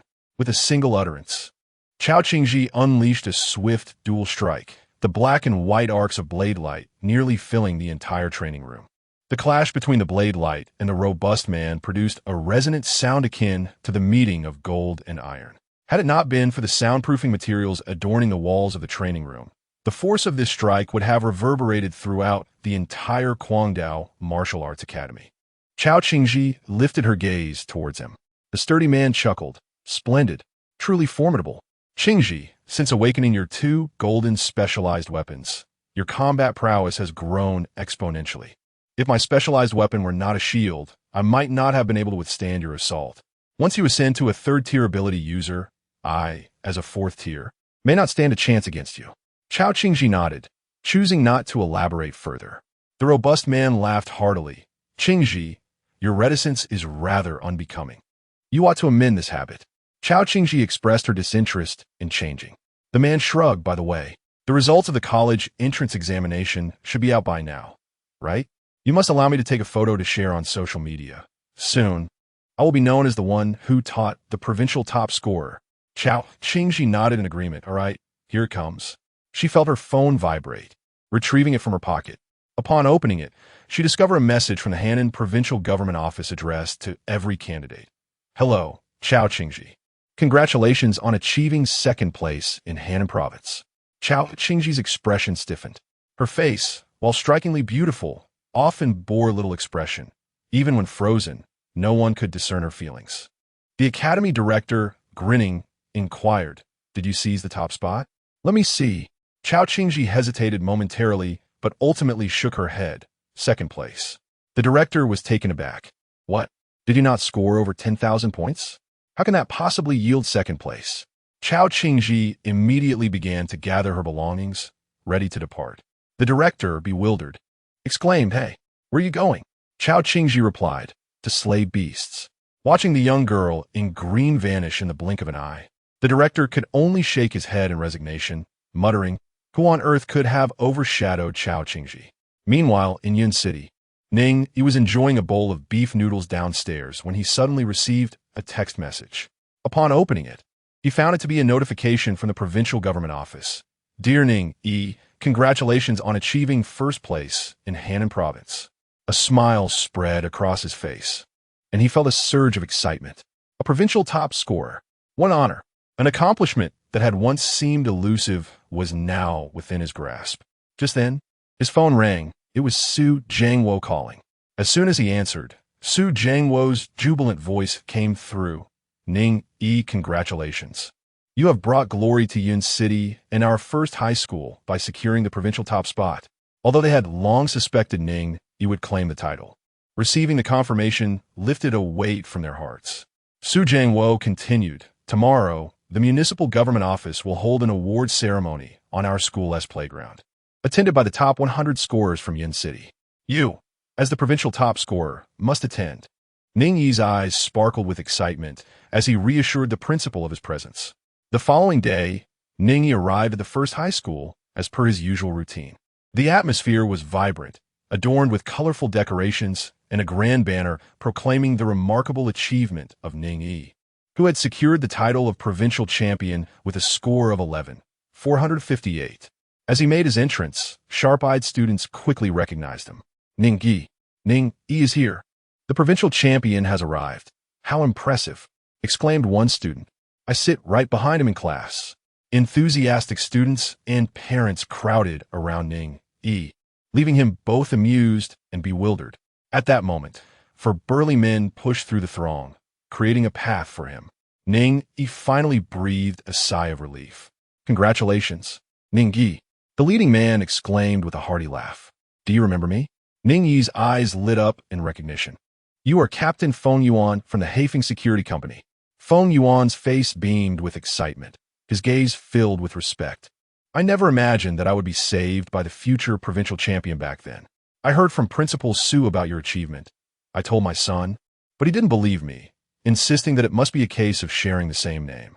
Come, let us escort you to the platform." "Thank you, Captain Feng," Ning Yi replied with a smile and a nod. Chapter 31. A reward of 4 million yuan. Off to Yinjing. Before long, the awards ceremony commenced punctually. The first to speak was Su Jiangwo, the principal of Yuncheng No. 1 High School. This venerable gentleman, now in his 60s, radiated vitality reminiscent of his youthful days. Approaching the microphone, he proclaimed, "Today, we celebrate our student Ning Yi from Class 1 of the senior year, who has achieved an outstanding score of 11,458 in the college entrance examination, claiming the title of provincial champion. All of us at Yunqing No. 1 High School take immense pride in Ning Yi. On behalf of the school, I hereby award Ning Yi 1 million yuan." Having spoken, Su Jiangwo stepped back to his seat. Zhao Zheng, the director of the Yuncheng Municipal Bureau, then approached and declared, "It has been nearly 2 decades since Yuncheng has seen a provincial champion, with only a handful of students making it into the top 100. Ning Yi has shattered this long-standing drought, and he serves as an exemplary role model for all students in Yuncheng. Therefore, the Municipal Bureau has decided to reward Ning Yi with 2 million yuan and a property exceeding 300 square meters located in the city center. Furthermore, Jinshan Pharmaceuticals' Yuncheng branch recognizes Ning Yi's contribution in elevating our city's reputation and will also grant him an additional 1 million yuan. Let us anticipate even greater achievements from Ning Yi in the upcoming pinnacle examination, propelling him into a prestigious institution. The audience erupted into thunderous applause. Zhao Zheng smiled. Ning Yi, please come forward to receive your award. With purposeful strides, Ning Yi approached, surrounded by Zhao Zheng and others at the center of attention. At that moment, fireworks erupted and camera flashes illuminated the scene. That day, an avalanche of news articles emerged, akin to falling snowflakes. Yuncheng's dark horse claims provincial champion. The genius of Ling Chong falls. Shocking. E-rank ability ascends to provincial glory. The new provincial champion was dumped by his ex-girlfriend upon awakening his E-rank ability. Exclusive notes from Ning Yi. The champion, now available at a limited-time discount price of 980 yuan, while stocks last. Hurry and purchase. Yuncheng. Ning Yi. This name swiftly became a household term throughout Han-Nan province. A month passed in the blink of an eye. In 3 days, the much-anticipated pinnacle assessment would commence. Throughout this month, Ning Yi diligently ventured to the Xiaomuzhe, leveling up and harvesting ability crystals to enhance his prowess. Additionally, he continually acquired reasonably priced ability crystals available in the market. After all, he had received a remarkable reward of 4 million yuan. Money, when merely pocketed, remains just that, money. However, when put to use, it can transform into resources, perpetually augmenting one's abilities. Be careful on your journey, and do remember to call me when you arrive in Yanjing. Below the XINU residential complex, Ning Wenyu gazed at Ning Yi with a worried expression. Jiang Jiqiang and Jiang Yifan stood nearby. The former, with a beaming smile, reassured Ning Wenyu enough. Ning Yi is off to compete with the talents from various provinces. After all, he is the provincial champion. He will be just fine. Jiang Yifan, unable to articulate much, merely encouraged, cousin, do your best. Aim for the top 20. Ning Yi nodded with a smile. Once the pleasantries concluded, the homeroom teacher, Yi Jian, promptly took charge of the suitcase with a smile, saying, "You two may proceed. I shall remain by Ning Yi's side, ensuring not a single mishap occurs." Ning Yi waved his hand dismissively and soon boarded the vehicle with Yi Jian. Inside the car, the former principal, Su Jiangwo, had been waiting for some time. Additionally, there were 2 special agents from the Ability Bureau, Song Tai, a senior operative who had traveled from Yanjing, and Sun Yu, the deputy director of the Yuncheng Administrative Bureau. They were responsible for ensuring Ning Yi's safe passage to the hotel in Yanjing. Song Tai, a middle-aged man clad in a suit with an endearing demeanor, smiled and said, "Ning, we will land at Yanjing Airport at 1 p.m. this afternoon, where you will be resting at the Yanjing Grand Hotel. Over the next 2 days, you are free to move within a 5-kilometer radius of the hotel. The locations for the peak examination will be announced on the morning of July 6th at 7 a.m. Ning Yi nodded in understanding. Unlike the college entrance examination, the peak examination involves real-life challenges. The examination venues vary each time, and candidates typically discover their destinations only on the day itself. On board the aircraft, Ning Yi found his window seat, already occupied by a young girl in a green outfit. "Hello, I'm inside," he smiled. The girl glanced at her phone and quietly stood up, allowing Ning Yi to take his place while she settled in the aisle seat. Once seated, Ning Yi gazed out at the billowing clouds, a sense of awe washing over him. In this world, mythical creatures abound. For instance, in the land of Yanhan, there exist dragons, phoenixes, and Shilans, beasts thought to dwell solely in myth. Other nations, too, have seen the emergence of legendary beings. In Yanhan, formidable beasts gather in their realms. Some powerful 9th-tier creatures are even left undisturbed by the Ability Bureau, as long as they remain within their territories, coexisting peacefully. He had heard of a phoenix that struck an agreement with the leaders of Yanhan, wherein the region acknowledged the southern skies as its domain, and in return, the Phoenix ensured the safety of all aircraft, preventing assaults from airborne beasts. For many years, no aircraft in Yanhan had crashed due to attacks from flying creatures. In contrast, in other countries, the skies are often dominated by powerful aerial beasts, forcing planes to navigate around their territories, significantly increasing travel time. Each flight becomes a perilous endeavor, where a moment's misstep could lead to catastrophic outcomes. Suddenly, Ning Yi's attention was drawn to a cluster of dark spots in the distance, growing larger with each passing moment. Upon closer inspection, he realized it was a swarm of dog-headed vultures. These creatures, a mutation of common vultures, measure over 2 meters in length, with wingspans exceeding 4 meters. Their feathers are mottled gray-brown, with white tufts around their necks, while their heads are featherless. Dog-headed vultures are notoriously infamous for their predilection for attacking human children. A swift dive can easily snatch a child away. To his astonishment, they dared to attack an aircraft. As the dog-headed vultures drew ever closer, the Phoenix that was expected to appear remained conspicuously absent.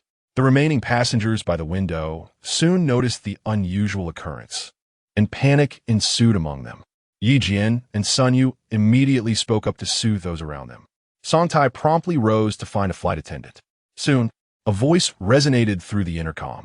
"Dear passengers, I am the captain of this flight. Please do not be alarmed. Our aircraft is equipped with specialized weaponry, and even in the absence of the Phoenix, we possess the capability to withstand any danger." Ning Yi peered out the window and indeed observed beams of light emanating from beneath the wings, aimed directly at the approaching horde of dog-headed vultures. Upon being struck, the vultures let out a mournful cry before plummeting to the ground.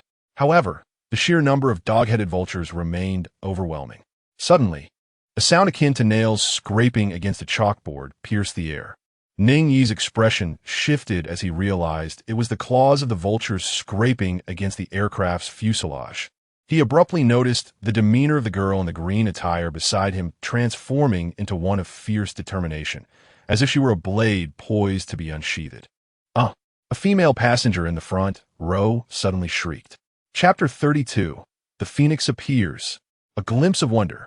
Ning Yi turned towards the sound, discovering a claw resembling a curved blade piercing through the aluminum-magnesium alloy shell, breaching the cabin. Soon more claws followed. A frigid torrent of high-altitude air surged into the cabin, throwing the passengers into a state of panic. At this rate, the fuselage would be riddled with holes, likely unable to endure until landing. The sight of the fuselage, already a patchwork of wounds, suggested it could be torn apart at any moment. If that occurred, the passengers within the cabin would likely be swept away by the sudden drop in pressure. Song Tai from the Yanjing Ability Bureau anxiously inquired flight attendants. "Do you not have any ability users capable of repairing the fuselage?" Typically, each flight is accompanied by an ability user skilled in metal manipulation. Before assuming this role, they must study extensive knowledge about aircraft structures and metal materials, enabling them to make immediate repairs when issues arise. Although these ability users seldom find themselves in action, their presence is certainly preferable to their absence. The flight attendant appeared embarrassed, explaining that although there usually was one, this particular flight's attendant had suddenly fallen ill and was unable to accompany them. "Stand back."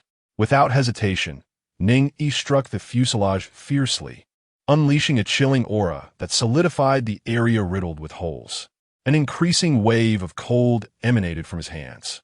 Outside the cabin, the agonized cries of the dog-headed vultures echoed. His abilities had evolved, and the temperature of the cold he released now reached at least minus 200 degrees. The typical level of the dog-headed vultures ranged from 20 to 30, rendering them incapable of withstanding such frigid onslaught. In no time, the vultures attacking the fuselage were frozen solid against its exterior. "This way, over here," a male passenger shouted, pointing in another direction. Indeed, another claw of a dog-headed vulture had penetrated the fuselage. Ning Yi swiftly approached, employing his formidable cold to seal the breach, freezing the protruding claw along with the vulture itself. The passengers gazed at Ning Yi in astonishment. Were it not for this young man, they might have faced a dire fate today. "You are incredibly strong." Ning He heard the voice of a girl in a blue garment behind him. Turning around, he saw her gaze fixed on him with intensity. You released your abilities for at least 8 minutes consecutively, yet you appear unfazed, showing no signs of exhaustion. Your cold is exceedingly frigid, reaching at least minus 200 degrees. The blue-clad girl continued her praise before finally asking, "What is your name?" "Ning Yi," he replied. The girl paused, lowering her head, murmuring, "So it is him." Ning Yi was about to inquire her name when he noticed more groups of dog-headed vultures outside the window. Some had even begun to cunningly attack the aircraft's engines.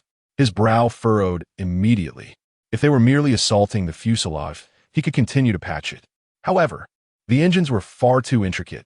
Should they be damaged, he would be powerless to intervene. At that moment, a colossal shadow suddenly emerged outside. The crowd turned their gaze outward, discovering a magnificent bird engulfed in icy blue flames soaring above the passenger aircraft. The Phoenix. The Phoenix had finally appeared. Good heavens! It is the Phoenix. We are saved. Ning Yi focused intently and beheld the Phoenix exhaling icy blue fire, which instantaneously encased the remaining dog-headed vultures in frozen sculptures. With a powerful flap of its enormous wings, it summoned a tempest that shattered the ice sculptures into fragments. The Phoenix gracefully spun in the air, casting a fleeting glance with its cerulean eyes towards the cabin before soaring into the distance, swiftly vanishing from sight. Ning Yi's eyes narrowed. Was it merely his imagination, or did the Phoenix's gaze seem to linger upon him? He also noticed a significant, still bleeding wound on the right wing of the Phoenix, with bare feathers surrounding it. Clearly, it was this injury that had delayed the arrival of the Phoenix. The captain's voice crackled over the intercom, announcing that the crisis had been averted. Gratitude was extended to Ning Yi and the Phoenix, urging all passengers to remain seated as they anticipated their arrival at Yanjing International Airport in approximately 30 minutes. The passengers collectively exhaled in relief, returning to their seats. Several individuals nearby expressed their thanks to Ning Yi. He smiled and nodded, settling back into his seat. He was curious to inquire about the name of the girl in the green attire. Her formidable aura indicated she was no ordinary person. However, she had already donned her headphones and closed her eyes in feigned slumber. With a hint of resignation, he resumed watching the scenery outside. Half an hour later, the aircraft arrived at Yanjing International Airport. Ground staff promptly approached to attend to the aircraft's maintenance, which was evidently grounded for an extended period. Song Tai received a phone call and then approached Ning Yi, speaking in a low voice. "Ning Yi, your suspicions were correct. The maintenance technician for this aircraft has gone missing." Ning Yi raised an eyebrow, sensing something amiss. It was indeed peculiar that the technician had been unwell and did not board this flight, coinciding with the dog-headed vulture's assault during the journey. Most fortuitously, the Phoenix had not arrived in time. He instructed Song Tai to investigate further. To his surprise, there were indeed some irregularities uncovered. "The Blood Secret Society is involved?" he remarked casually. Song Tai nodded, uncertain but leaning towards that conclusion. Ning Yi inquired, "How did they manage to injure the Phoenix?" Song Tai chuckled helplessly. "I am merely a senior operative with limited authority and knowledge, but I suspect the Blood Secret Society may possess a trump card of the 9th tier. Otherwise, we would have eliminated them long ago."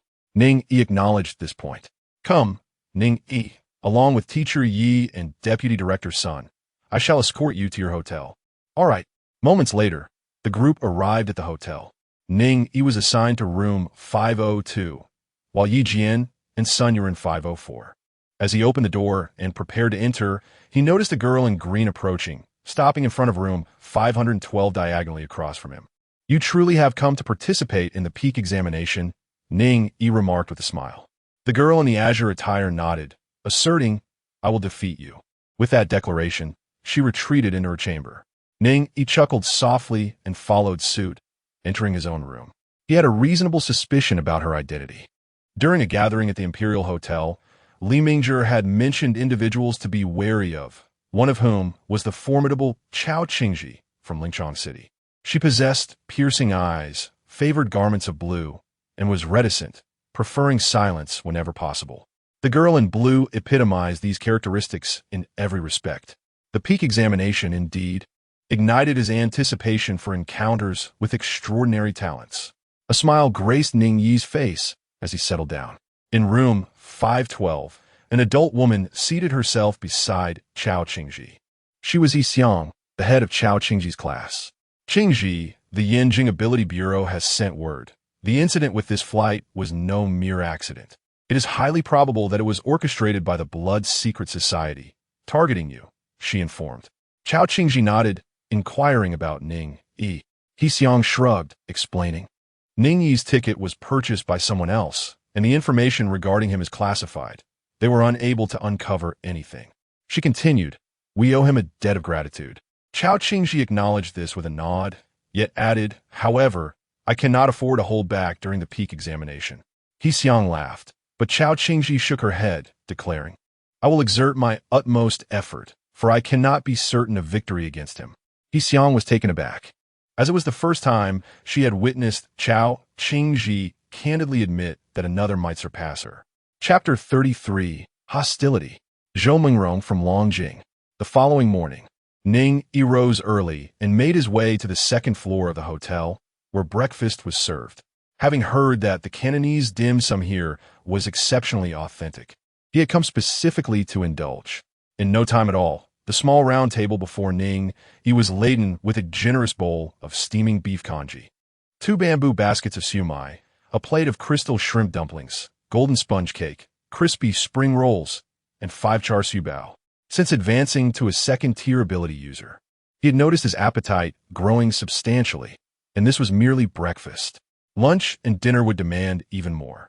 As he savored the feast, figures began filing into the dining area. Between bites, they settled into seats and exchanged conversation. Among them, Ning Yi spotted Chao Qingji, who acknowledged him with a silent nod. Nothing more, nothing less. Just then, a voice called from the kitchen. The lotus leaf-wrapped glutinous rice is ready. Ning Yi's eyes brightened. He had long yearned to try this delicacy, but never had the chance, until now. He sprang toward the counter, only to find a tall, short-haired girl already reaching for the dish.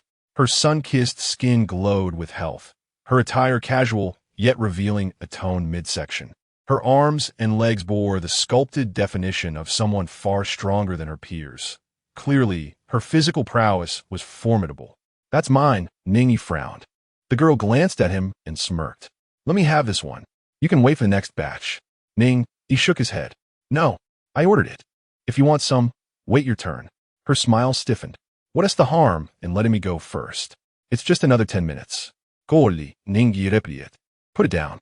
The tension quickly drew the attention of the other diners. The girl's temper flared. Do you even know who I am? Zhou Mingrong of Longjing. Still want to pick a fight? Ning Yi studied her briefly. During the last gathering, Li Mingzhi had mentioned this name. Undoubtedly, she was the top scorer from Longjing City. Though Longjing was merely a city in name, it was a direct-controlled municipality, once the capital of Yanhan and still the political and economic heart of the South.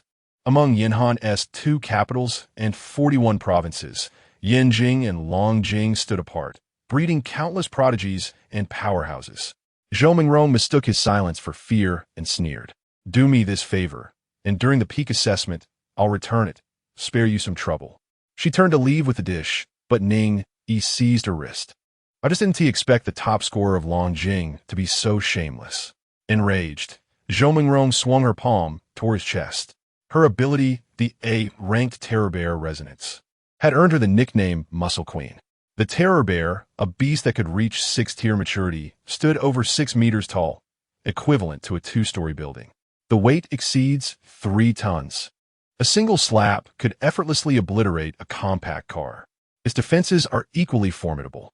Each hair resembles a steel needle, converging to form an impenetrable armor. The resonator of the Terror Bear naturally shares the same enhancement abilities as the creature itself. A terrifying power, an unparalleled defense.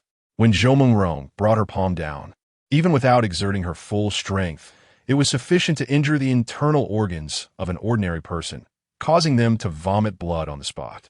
Witnessing this scene, several operatives from the Ability Bureau could no longer restrain themselves and immediately rose to intervene. However, Zhou Mingrong's hand did not descend. Instead, it was frozen midair by an icy chill. The terrifying cold made Zhou Mengrong involuntarily scream, instinctively retracting her hand. She was both startled and furious, ready to fully unleash her powers. Beside her, the girl in green suddenly stood up, a flash of cold light appearing in an instant. Ning Yi focused his gaze and realized that Chao Qingji had drawn the golden specialized weapon, the deadly demon blade, and had placed it directly against Zhou Mengrong's neck. Stimulated by this, Zhou Mengrong began to exhibit characteristics of the terror bear, particularly in her arms, which are on the verge of transforming into the terrifying forelimbs imbued with immeasurable strength. She glared fiercely at Chao Qingji, veins bulging on her forehead. I know you.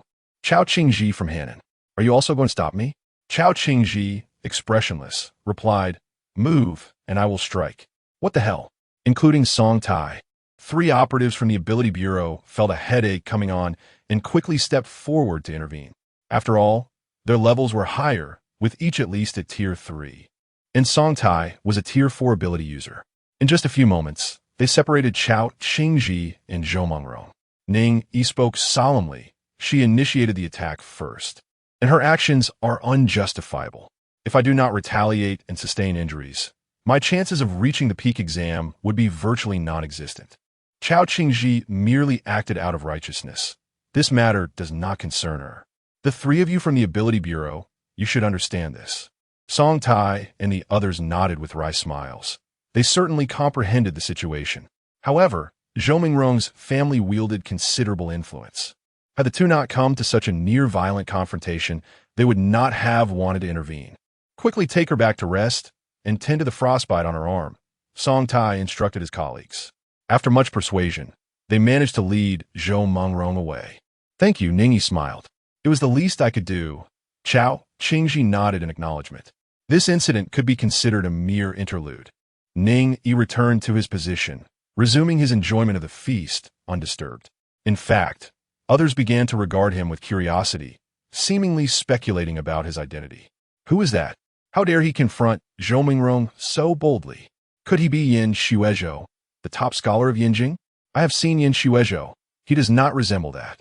If I'm not mistaken, he should be Ning, the top scholar from Hannan Province, hailing from a remote small town. I heard that even the director of the Hannan Ability Bureau and the deputy commander of the Southeast Military Region were astonished. This Ning Yi's abilities seem quite impressive. No wonder he dared to confront Zhou Mengrong. A slightly lean and dark-skinned youth approached with a cheerful demeanor, introducing himself. Hello, brother. I am Montak Yuan, the 3rd ranked in Longjing. Ning Yi, the top of Hannan, shook his hand and smiled. What prompts you to want to know me? Mo Yuan lowered his voice. That fellow, Zhou Mengrong, has bullied me numerous times. I've always found her quite intolerable, yet my capabilities are lacking. Brother I admire your prowess, and I wish to be acquainted with someone as formidable as you. However, I must caution you, Zhou Mengrong's family wields considerable power, and she has a formidable older brother who is a sophomore at Longting University. You should exercise caution in the future. Ning Yi nodded, expressing gratitude for the warning. After breakfast, he refrained from wandering aimlessly and returned straight to his room. The talents of Yin Han were burgeoning, and the secret blood society had long been restless. Their previous manipulations of the passenger aircraft were a harbinger of trouble. Thus, he decided to remain in seclusion to avoid any potential complications. At that moment, a knock resounded from outside. Upon opening the door, he found Song Tai standing there. With a wry smile, Song Tai said, Ning Yi, you should not provoke Zhou Mengrong. Her family is too powerful. Ning Yi chuckled softly at the implication. Are you suggesting I should simply endure her bullying? Song Tai quickly shook his head. No, that's not my point at all. With a sigh, he continued, you both are prodigies of Yin Han, the future pillars of our society. It is essential that you collaborate harmoniously. We would prefer not to witness such significant discord between you. Ning Yi replied calmly. So Song, what is your purpose in coming here? With a sigh, Song Tai confessed. I had hoped to facilitate a discussion between you two. Ning Yi interjected, please take your leave. With no other option, Song Tai departed. Ning Yi lay back on his bed, hands clasped behind his head, his expression remaining unchanged. Collaborating with such individuals seemed utterly implausible. In this world, There were always those who took pleasure in oppressing the weak. The only language they understood was that of brute force, force that was even larger and stronger than their own. Chapter 34. The Method of Extraordinary Ability Cultivation. The peak examination commences. Before long, 3 days had swiftly passed. Today, July 6th, marked the day of the peak examination. Over the past 2 days, Ning Yi had not engaged in any other activities. Instead, he utilized his intern status at the Bureau of Extraordinary Abilities to spend 1 contribution point in exchange for a basic method of extraordinary ability cultivation, circulating within the Bureau. After acquiring this cultivation method, he remained in his room, striving to enhance his comprehension of the practice as swiftly as possible. The cultivation methods were categorized into 4 grades, B, C, and D. The method he obtained, titled Elemental Cultivation Method, was classified as a D-grade technique, renowned for its universality and ease of compatibility, facilitating future transitions to higher-grade methods. The classification of these methods did not adhere to the conventional S, A, B, C, D grading system, as they were a novel creation propagated by Yin Han, thus following his established standards. In contrast, the grading of extraordinary abilities was initially developed by other nations, who set their own benchmarks. The elemental cultivation method that Ning Yi exchanged for would enhance the efficiency with which his body absorbed the free energy particles in the air. Additionally, it would improve the efficiency of actively absorbing extraordinary ability crystals. This D-grade method could elevate that efficiency by 20. Although a mere 20 increase may seem modest, over time, it would result in a significant accumulation of energy, allowing for accelerated enhancement compared to others. He intended to utilize this method for now, anticipating the opportunity to exchange for a higher-grade technique upon entering university. It was said that above the A-grade methods existed the so-called Super A-grade, which could only be found in the prestigious Yanjing University and Long Tung University and was exclusively offered to the top 3 students in the peak examination. As he pondered these thoughts, Ning Yi casually brushed his teeth and washed his face. Just as he finished his morning routine, a knock echoed from outside. "Ning Yi, this is Song Tai. The specific location for the peak examination has been announced." Upon opening the door, he was met by a rather rotund agent from the bureau, whose countenance bore a serious expression. "Ning Yi, this year's peak examination will take place in Death Town." Ning Yi raised an eyebrow. Death Town was situated to the southeast of Yanjing by the banks of the Golden River. Less than 50 kilometers downstream lay the vast expanse of the Eastern Sea. 50 years prior, during the Abyss invasion, the local flora and fauna of Blue Star underwent continuous mutations, including those of the marine creatures. Death Town was one of the key landing sites for numerous aquatic, extraordinary beasts. It had been the dead of night, around 2 or 3 o'clock, when only a small portion of the town's residents managed to escape. The remainder perished at the hands of the extraordinary beasts. Subsequently, the military engaged in a protracted tug-of-war with the beasts in Death Town, ultimately reclaiming it. However, the town had lost all value for reconstruction and was left abandoned, occasionally serving as a training ground for the military.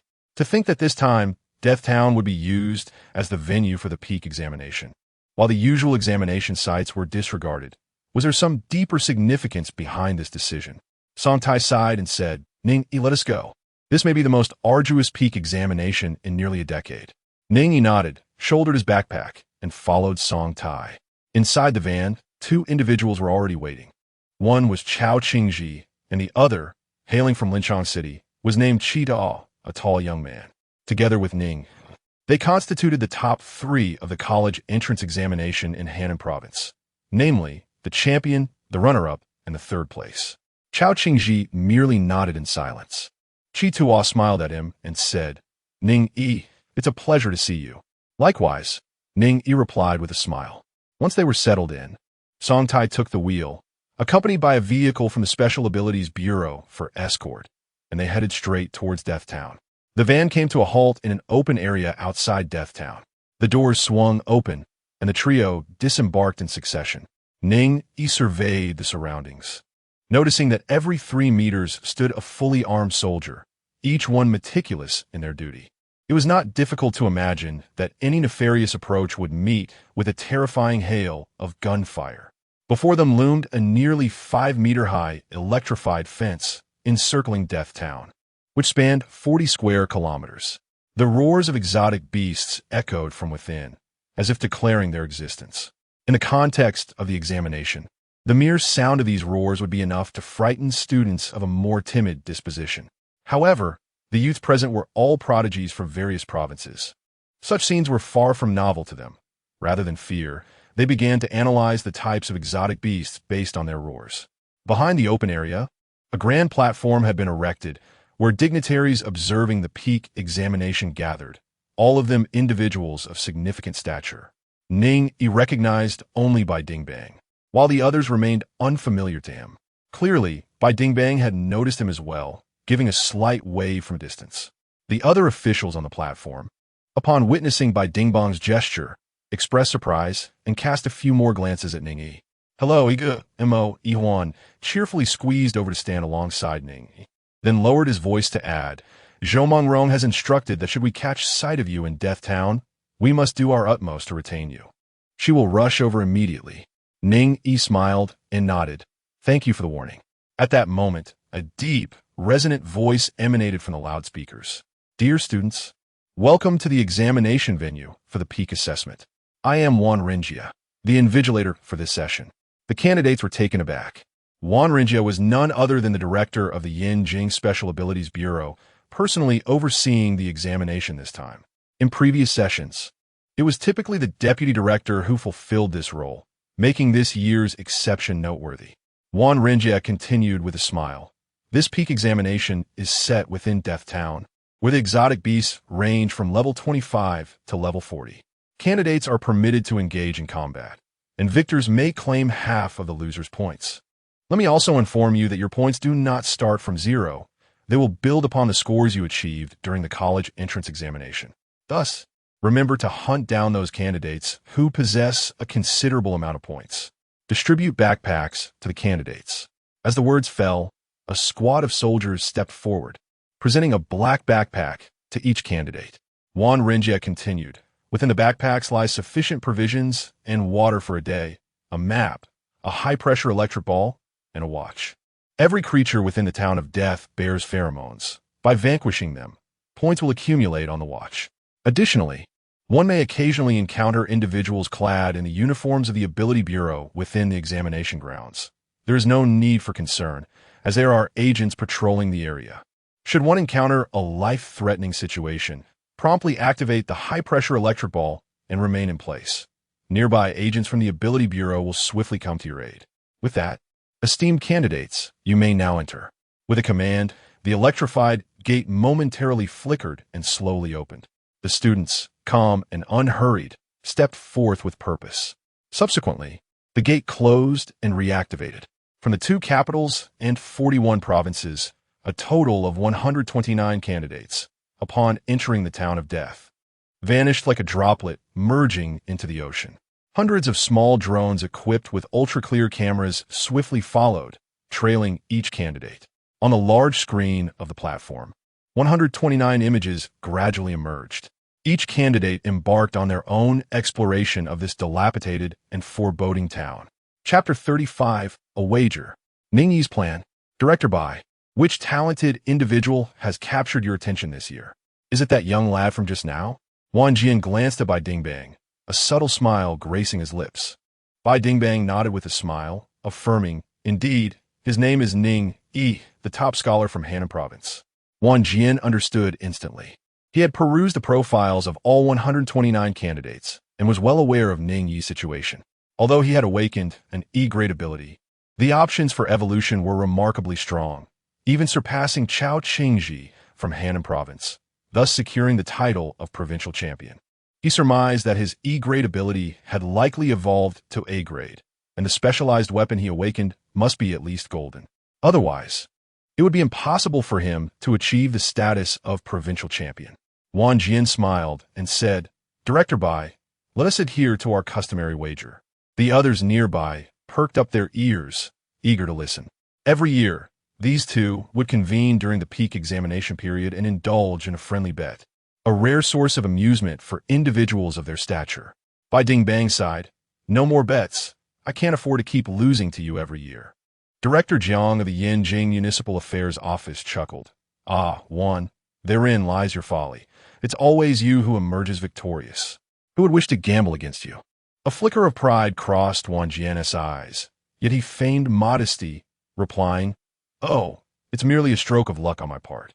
But truly, you want to wager this year? I intend to use the blood of the Thunder Serpent as my stake. Old Bai, your ability resonates with a thunderstorm-winged wolf. This Thunder Serpent blood is of great value to you. Are you genuinely declining to bet? The surrounding individuals cast their gazes toward the two directors, their astonishment palpable upon hearing the mention of Thunder Serpent blood. It was rumored that not long ago, Wan Jian had slain an 8th-tier Thunder Serpent in Donghai. The creature was a treasure trove, especially for those with lightning-based abilities. Many 8th-tier experts had sought its riches, yet Wan Jian had refused to part with it. Now, he was willing to offer it as a wager. Bai Dingbang was equally taken aback, but soon grasped the situation. Ah, you have your sights set on my treasures. Wan Jian laughed heartily, of course. I desire that long-coveted dragon horse horn you've kept for years. Director Jiang and the others gasped in surprise. The dragon horse horn was derived from the 8th-tier beast, the Fury Wind Dragon Horse. 5 years prior, it had rallied the Beast King upon the Thunder Mountain, inciting a terrifying beast tide. It was Bai Dingbang who had personally confronted the Beast King, ultimately slaying it. The dragon horse horn was indeed the most precious artifact from the Fury Wind Dragon Horse, containing potent wind attribute energy, ideal for absorption by 8th-tier wind ability users, potentially granting them unique golden evolution options during their next upgrade. Wan Jian, being a wind ability user, had long coveted this dragon horse horn. Naturally. Just tell me, are you willing to wager? Upon hearing Bai Dingbang's words, Wan Jian erupted into laughter. Bai Dingbang narrowed his eyes, inquiring, What shall we wager upon? Wan Jian replied with a smile, The individual I have my eye on is Yin Jing S. Yin Shuezhou. The terms of the wager remain as they have in previous years. Whoever's chosen candidate scores higher shall be deemed the victor. Bai Dingbang shook his head vehemently, declaring no, that's impossible. Yin Shuezhou is an S-class ability user who has awakened a golden specialized weapon. How could the child I have my sights set on possibly compare? Wan Rinjia immediately countered, Then allow me to increase the stakes. 10 pounds of Thundercrawler blood. You need not add anything further. What do you think? Yet, Bai Dingbang remained resolute. No. Ning Yi truly cannot compete with Yin Shuezhou. Director Jiang chimed in. Indeed, Yin Shuezhou is an extraordinary talent, a prodigy who has been battling alongside the army since childhood. How could Ning Yi possibly surpass him? In my estimation, this year's pinnacle champion will undoubtedly be Yin Shuezhou. Wan Wanzhong added, You ought to refrain from misleading our friend, Director Bai, regarding his dragon horse unicorn. The others joined in a chorus of good-natured laughter.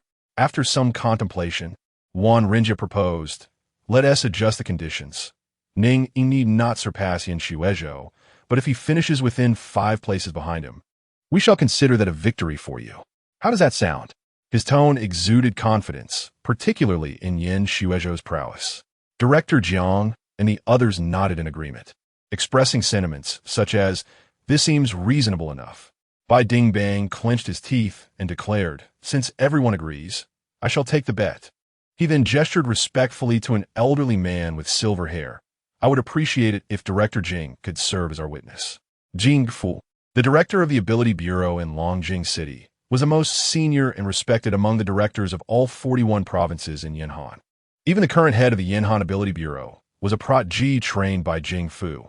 The old director chuckled, Very well. You two have been at this for years. I shall witness your wager this time. Wan Rinjia grinned. Director Jing, why not join us in the wager? I believe that Zhou Mongrong from Longjing is quite impressive as well. Upon hearing this, Jing Fu immediately shook his head. Zhou Mongrong possesses talent. Yet her narrow-mindedness and unrefined character are concerning. She has been spoiled by her mother, and I have no place to intervene. Let's not dwell on her. Instead, let us observe the situation within the examination grounds. The secret blood society remained eerily quiet, instilling a sense of unease within him. The others nodded gravely at his words. The machinations of the secret blood society regarding the pinnacle examination had already circulated among the higher-ups. Consequently, measures such as a sudden change of examination venue, an increase in security personnel, and the deployment of patrolling agents had been implemented. However, the silence of the secret blood society was what truly alarmed them. As the saying goes, when a girlfriend is silent, she is certainly up to no good. The secret blood society was not a mere girlfriend of Yin Han, but rather an enemy. Indeed, a formidable foe. Their quietude was all the more chilling. They must be concocting a dire conspiracy. Within Death Town, as soon as Ning Yi entered, he quickly separated from the others, vanishing in the blink of an eye. Moments later, atop the roof of a dilapidated 3-story building, Ning Yi retrieved a map from his backpack and spread it out for a meticulous examination. This year's examination venue was Death Town, rendering all his prior knowledge of past pinnacle examinations obsolete. One must now rely on the scant information available to swiftly gain a comprehensive understanding of Death Town. This locale is divided into 4 regions: East, West, South, and North, each inhabited by a formidable level 44th tier beast. The lower tier beasts, 3rd, 2nd, and 1st, are scattered in proximity to these 4th tier beasts, creating a precarious balance. Given my current capabilities, challenging a 4th tier beast may prove somewhat daunting. Should I engage and inadvertently allow another to reap the rewards, I would find myself in a most unfortunate predicament, potentially sacrificing a portion of my hard-earned points. After a brief moment of contemplation, Ning Yi swiftly made his decision. He resolved to first scour the area for 3rd tier beasts. Once he elevates his level to 29, he would be adequately prepared to confront the 4th tier beasts. After all, with each level gained, he experiences 10 opportunities for evolution, and the enhancements accompanying each ascension are substantial. At this juncture, level 29 represents his ultimate goal. Chapter 36, The Trap. Ning Yi faces off against Zhou Mengron. With a resounding thud, a massive polar bear, its fur as white as snow, collapsed to the ground, its body encased in frost and marked by severe frostbite. 4-Eye Spirit Hounds returned to Ning Yi's side, poised to await his commands. Ning Yi nodded in satisfaction. In the month leading up to the peak examination, he had tirelessly honed his skills in the Withered Wood Marsh, successfully increasing the number of Ice Spirit Hounds to 4. Now, with all 4 in action, even the level 33 Snow Barbarian Bear proved no match. Succumbing to their onslaught after just a few exchanges, battered and reluctantly defeated. With precision, he wielded his blade, extracting a crystal of extraordinary power, roughly the size of pigeon egg. A quick scan with his ability tracker revealed that this crystal contained a remarkable 56 units of energy. He stowed it away, ready to seek out the challenges posed by 3rd tier beasts. However, a figure stumbled into view, rushing towards him in a disheveled manner. Upon closer inspection, he recognized Chi Ta, similarly hailing from Henan province, his body adorned with claw marks. Ning Yi, I finally found you, Chi Tua exclaimed, as if clutching at a lifeline. You must help. Chao Qingji is surrounded by 5 3rd-tier beasts, and he is in grave danger. Ning Yi's expression brightened at the mention of 5 3rd-tier beasts. Were they? Chi Tua appeared momentarily stunned by Ning Yi's unexpected reaction. Shouldn't he be scared? Instead, he seemed excited. After a brief pause, Chi Tua pointed over there. That way. Ning Yi raised an eyebrow. Something about Chi Tua seemed off. A closer inspection revealed that while Chi Tua bore claw marks, they appeared rather small, more akin to the aftermath of an encounter with an ability user. As this thought settled in his mind, he nodded. Lead the way. We shall go at once. All right, Chi Tua replied, visibly relieved, as they swiftly navigated the overgrown streets, eventually arriving at a small park, where flowers and grass thrived wildly. Surrounding the park were residential buildings towering 5 to 6 stories high. Ning Yi, I was left with no choice. Please don't hold it against me, came Chi Tuo's voice, laced with shame. Ning Yi turned to find that Chi Tuo had vanished in an instant. This individual possessed the B-grade ability of flying leg sheep resonance, particularly excelling in speed. In a pure race, Ning Yi knew he could not catch up to him. At that moment, three figures emerged from the shadows of the buildings. The foremost figure was tall, standing at nearly 175 meters, with short hair and sun-kissed skin, Zhou Mengrong. Behind her stood Zhao Quan from Longjing City and Mo Yi Huan, whom Ning Yi had previously met. The latter even winked at him at that moment. Zhou Mengrong smirked.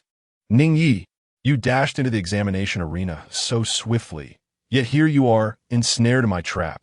Ning Yi chuckled. So those claw marks on Qi Tuo were indeed your doing. Precisely. Zhou Mengrong replied with a mischievous grin. I swiped his points twice. I told him I could take them a third time, or I might choose not to. In exchange, I required him to lure you here. Initially, he resisted, but eventually, he complied. Ning Yi's brow furrowed slightly. The rules governing the peak examination, particularly concerning the acquisition of points, are fraught with loopholes. Although there exists a cool-down period during which half of the points cannot be seized again within 3 hours, if one can confine an individual for that duration, they can persistently claim their points until the victim's score dwindles to a single digit. Nonetheless, the regulations of the peak examination have remained unchanged, leaving this vulnerability intact. Perhaps the invigilators wish to gauge the candidate's character through this very rule. Ning Yi wore a faint smile, tinged with irony. So, you intend to employ such tactics against me? Zhou Mengrong caressed her right arm, a twisted smile playing on her lips. Of course. The frostbite you inflicted on my arm left an indelible ache in my bones that I still recall vividly. Had it not been for that meddlesome Chao Qingji, I would have shattered your chest with a single blow. You would likely still be bettered in nursing your wounds. Rest assured, once I have stripped you of your points, I shall seek out that wretched Chao Qingji and claim her points as well. At that moment, the short-haired girl's visage was consumed by fury, her once exquisite features now marred by rage. Ning Yi shook his head, affirming his initial judgment. Reason was futile with such a person. As the adage goes, one blow unreturned invites a multitude of retaliatory strikes. He had failed to teach her a lesson back then, and she mistakenly believed herself invincible. Zhou Mengrong rubbed her wrist and advanced with purpose. You two stay back. Do not interfere. I shall defeat him with my own hands. Indeed, Sister Zhou. Zhao Quan and Mo Yi Huan nodded eagerly. Zhou Mengrong let out a cold chuckle. Come, let me see what a boy from the border town can truly achieve. With that, her powers surged forth, and armor sprouted from her arms, enveloping them in a matter of moments. This was one of the defining traits of the fearsome berserker. Upon reaching maturity, the fearsome berserker could transform its entire body's bristles into armor, boasting formidable offensive and defensive capabilities. She struck the ground with tremendous force, creating 2 deep craters, the fissures radiating outward like a spider's web. The raw, aggressive power that erupted was enough to astonish Ning Yi. Truly, the fearsome berserker was renowned for its high attack and defense. With a flick of his hand, 4 ice spirit hounds materialized beside him, each the size of a calf, exuding a menacing aura and an icy chill. Zhou Mengrong was taken aback for a moment, but her expression quickly morphed into a mocking grin. It seems you have opted for a summoning style. Ning, do be careful not to let me close in on you. Otherwise, I fear I might crush your skull with a single punch. It is well known that most summoners derive their strength from their summoned entities, possessing little in the way of personal offensive or defensive prowess, relying instead on slight enhancements to their physical attributes. After all, the options for evolution are limited. If all were devoted to the summoned creatures, there would be little left for oneself. Ning Yi crossed his arms and replied with a nonchalant smile. You may certainly attempt it. On the high platform, the prominent figures observed the unfolding scene with furrowed brows, particularly upon witnessing Zhou Mengrong's audacity in colluding with others to imprison Qi Tuo and subsequently seizing his points on 2 occasions, compelling Qi Tuo to ensnare Ning Yi. Many could not help but furrow their brows in dismay. Zhou Mengrong's arrogance was truly unparalleled. Jing Fu's expression darkened, yet he could only sigh. He was, after all, Zhou Mengrong's grandfather. He was acutely aware of the extent to which his daughter indulged her granddaughter, which only deepened his sorrow. This child has indeed been spoiled. If not rectified promptly, her future is bleak. Old Jing, we have long considered the loophole in this rule. Its retention was merely to observe the character and integrity of these children, Wan Rinjie remarked with a slight smile. He then turned to Bai Dingbang, teasingly commenting, "However, old Bai, your hopes for Ning Yi may lead to premature ruin. He has encountered Zhou Mengrong on the very first day of the pinnacle assessment. One must recognize that Zhou Mengrong's prowess is formidable, making her a strong contender for the top spot. Even if Ning Yi manages to narrowly escape, he is bound to sustain serious injuries, undoubtedly affecting his efficiency in hunting exotic beasts and accumulating points."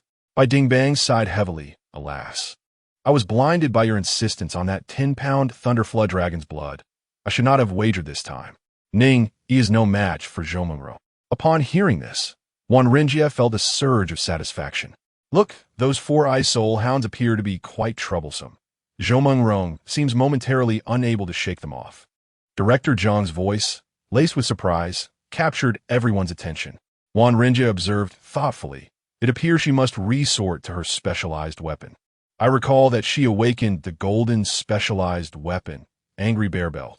Chapter 37. A Resounding Victory. Capturing Zhou Mengrong.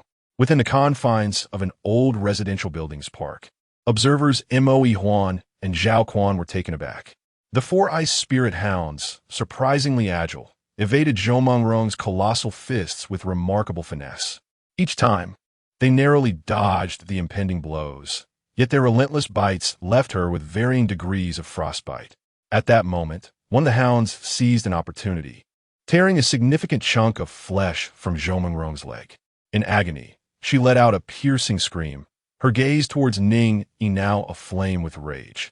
The sight of Ning Yi appearing so relaxed and amused, as if attending a mere animal show, ignited her fury further. In a fit of wrath, she bellowed, "Fury Bear Belt!" Suddenly, a massive leather belt materialized around her waist. At its center was a shrunken, roaring bear's head, seemingly skinned directly from a giant bear, exuding primal and savage ferocity. The instant she donned this Fury Bear Belt, her physique swelled, transforming her aura entirely. Though she retained her human form, she now radiated the essence of a mighty bear, brutal, fierce, and seemingly eager to devour. Instinctively, Moe Huan and Zhao Quan recoiled a few steps. They had witnessed the terrifying manifestation of Zhou Mengrong wielding this belt before. It was a golden specialized weapon that significantly enhanced her attack speed and power. Most notably, the agility that had previously troubled her surged dramatically with the belt's enhancement, rendering her devoid of weaknesses. As anticipated, in the next moment, Zhou Mengrong surged forward, her colossal fists striking with astonishing velocity. One ice spirit hound, unprepared for the sudden increase in her speed, was struck squarely on the back, sent hurtling as if colliding with a massive elephant, crashing to the ground and unable to rise. It swiftly dissipated into cold mist. The remaining three ice spirit hounds, now far more cautious, faced Zhou Mengrong with trepidation. Nevertheless, they too were swiftly dispatched by her relentless assaults. With a cold smirk, Zhou Mengrong stomped the ground and charged towards Ning Yi, a massive axe appearing in her palm.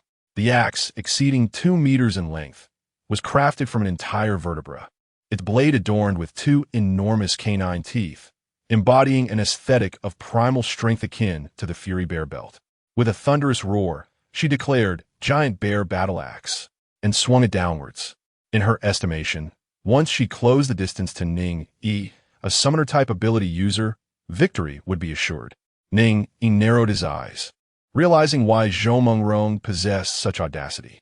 Not only did she wield an A-level ability, Roar of the Terror Bear, but her 2 awakened specialized weapons were also highly compatible with her powers.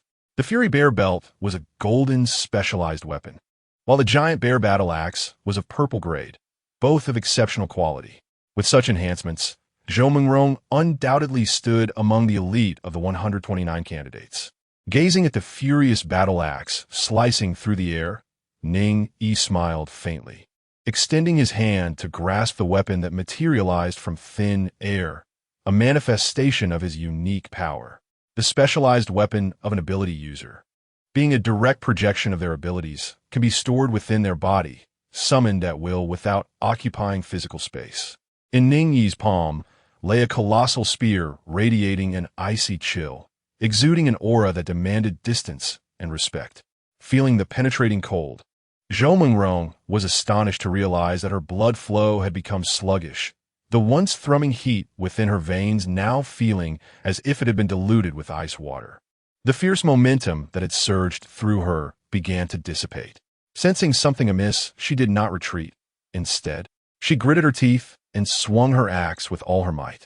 In my dictionary, the word failure does not exist. Instantly, 20 ice shields materialized around Ning Yi. The clash of the enormous axe against the ice shields produced a jarring sound that echoed through the air. The shields shattered, yet only 3 were destroyed. Zhou Mengrong's pupils constricted in disbelief. Was the elemental power supposed to be weak?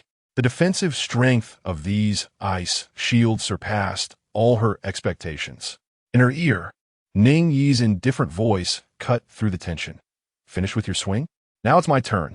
As soon as the words left his lips, the Frost Soul spear hurtled towards her.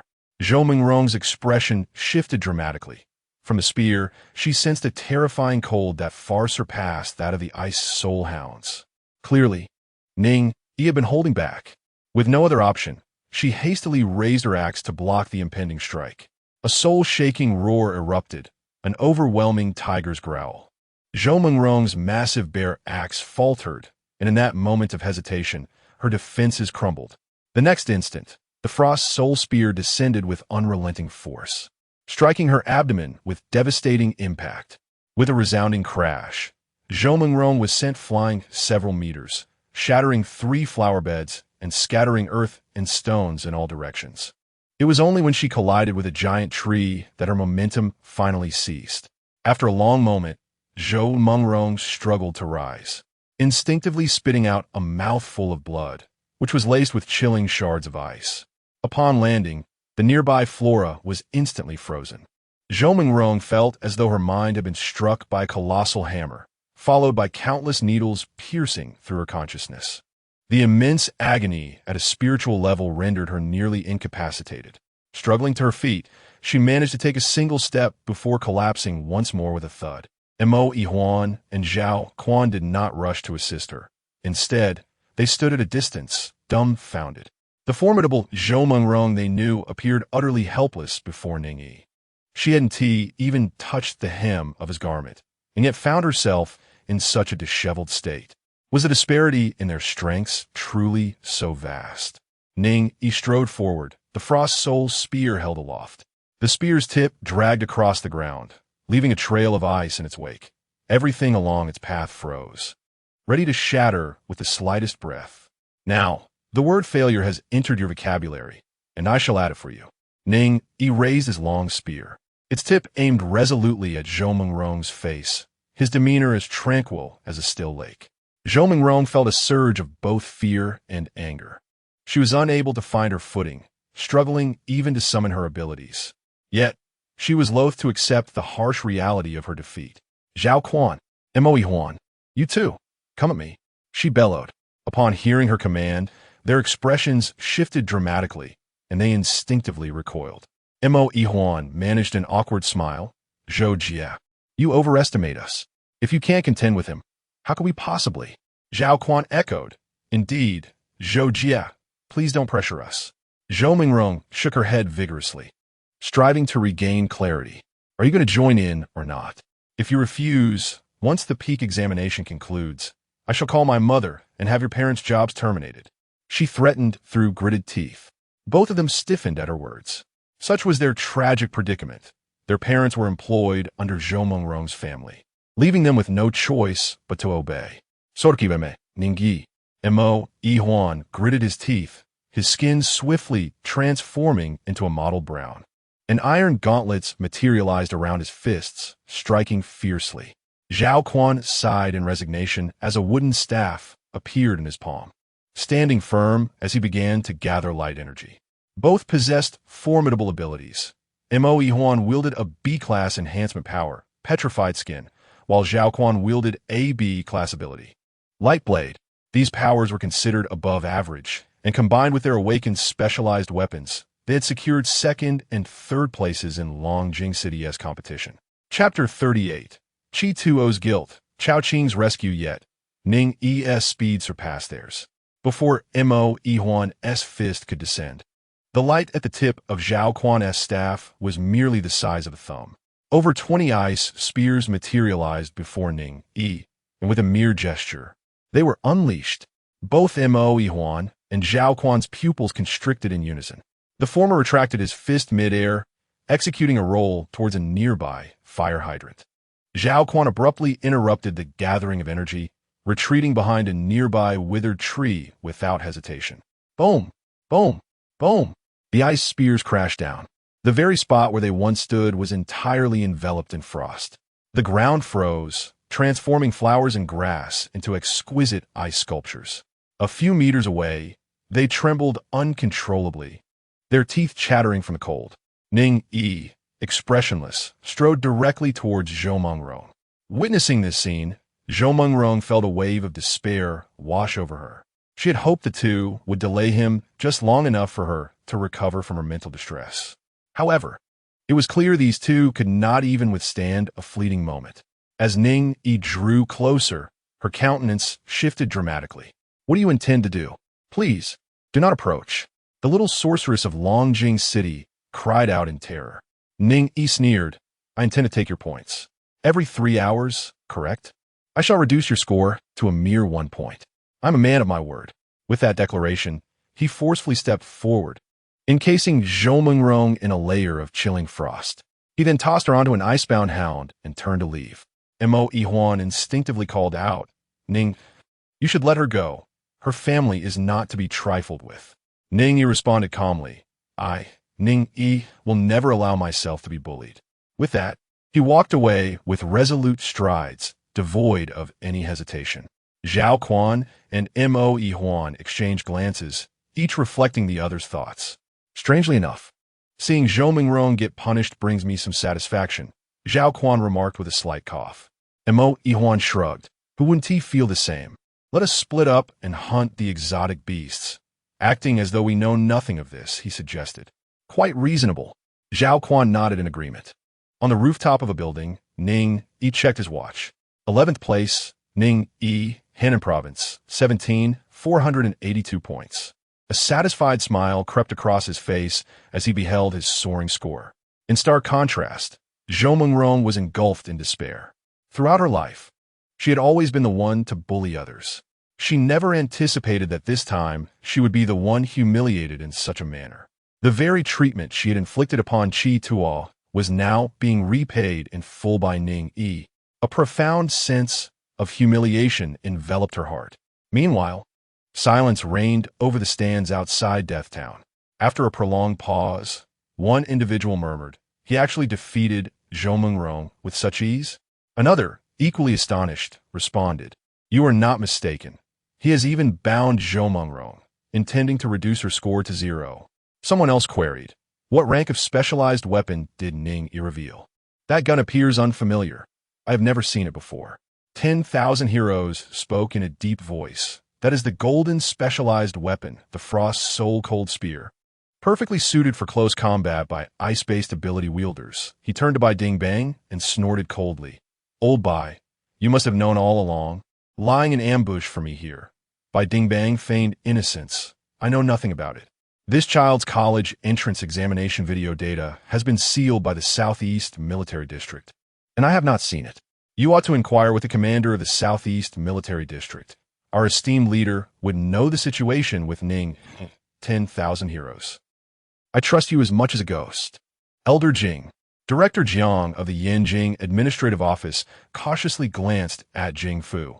Bai Ding Bang and 10,000 heroes remained silent, both observing Jing Fu's reaction. Suddenly, Jing Fu chuckled. That Ning has done well. Meng Rong's arrogance has been unchecked, simply because there has been no one capable of restraining her. I hope that after this peak examination, she will calm down a bit. Upon hearing these words, everyone breathed a sigh of relief. Elder Jing was indeed a person of reason. Bai Ding Bang suddenly remarked, however, with this, your daughter and Zhou Mengrong will likely hold a grudge against Ning Yi in the future. Jing Fu replied sternly, I will inform them of what is permissible and what is not. That is good. Bai Ding Bang breathed easier. Competition is acceptable. but it must never descend into malicious rivalry. Jing Fu clearly understood how to proceed. In the Death Town, Chao Qingji wielded her black and white blades, swiftly slicing a giant python into 3 segments that fell to the ground. Vivid crimson blood erupted like a fountain, quickly forming a pool. She decisively executed the strike, extracting the ability crystal and cleaning the blood before stowing it away in her waist pouch. At that moment, she suddenly heard footsteps approaching from behind. Instantly, she drew her death-dealing magic knife, casting a cold gaze at the newcomer. "It's me. Sito avurelu exclaimed. Chao Qingji noticed the injuries he bore, but did not inquire. Instead, she sheathed her black knife and began to clean it. Although specialized weapons, being manifestations of abilities, did not suffer damage, she had cultivated the habit of maintaining her blade after battle since childhood. Chi Tuo quickly urged, "Sister Chao, you must go help. Ning, you might have to leave the peak examination early." Chao Qingji immediately lifted her head, her sharp gaze fixed on Chi Tuo. Chi Tuo promptly recounted how he had been threatened by Zhou Rong and thus led Ning Yi into a trap. After speaking, a look of guilt crossed his face. "I am sorry, I didn't want this to happen." Before he could finish, a gust of wind swept past him. Chao Qingji had already dashed away, so fast. Chi Tuo was astonished. Gritting his teeth, he followed suit. However, when they arrived at the park in the heart of the residential area, there was no sign of anyone. Only traces of battle remained in the aftermath. Chi Tuo was taken aback. "It's already over? So quickly? This is disastrous. I am the sinner." He could not help but feel tears welling up. If Ning Yi, the top scholar from Hannan Province, was eliminated early because of him, he would surely be the target of public scorn upon his return. Gao Qingji, after inspecting all the traces of battle, spoke calmly. "Do not worry, he is unscathed." Chi Tuo was taken aback. "What? Unscathed?" Chao Qingji glanced at the peak examination leaderboard and continued. "Ning Yi achieved a resounding victory. It is of no concern." With that, he turned and departed without hesitation. Chi Tuo repeatedly scrutinized the leaderboard and soon discerned the anomaly. First place, Yin Shuezhou, Yin Jing City, 19,678 points. Second place, Wu Yinfeng, Handong Province, 18,925 points. Third place, Yin Pengcheng, Mo Bay Province, 18,920 points. Fourth place, Shun Miaoyu, Yin Jing City, 18,888 points. Fifth place, Chao Qingji, Hannan Province, 18,031 points. 11th place, Ning Yi, Hannan Province, 17,482 points. 101st place, Zhou Rong, Longjing City, 5,892 points.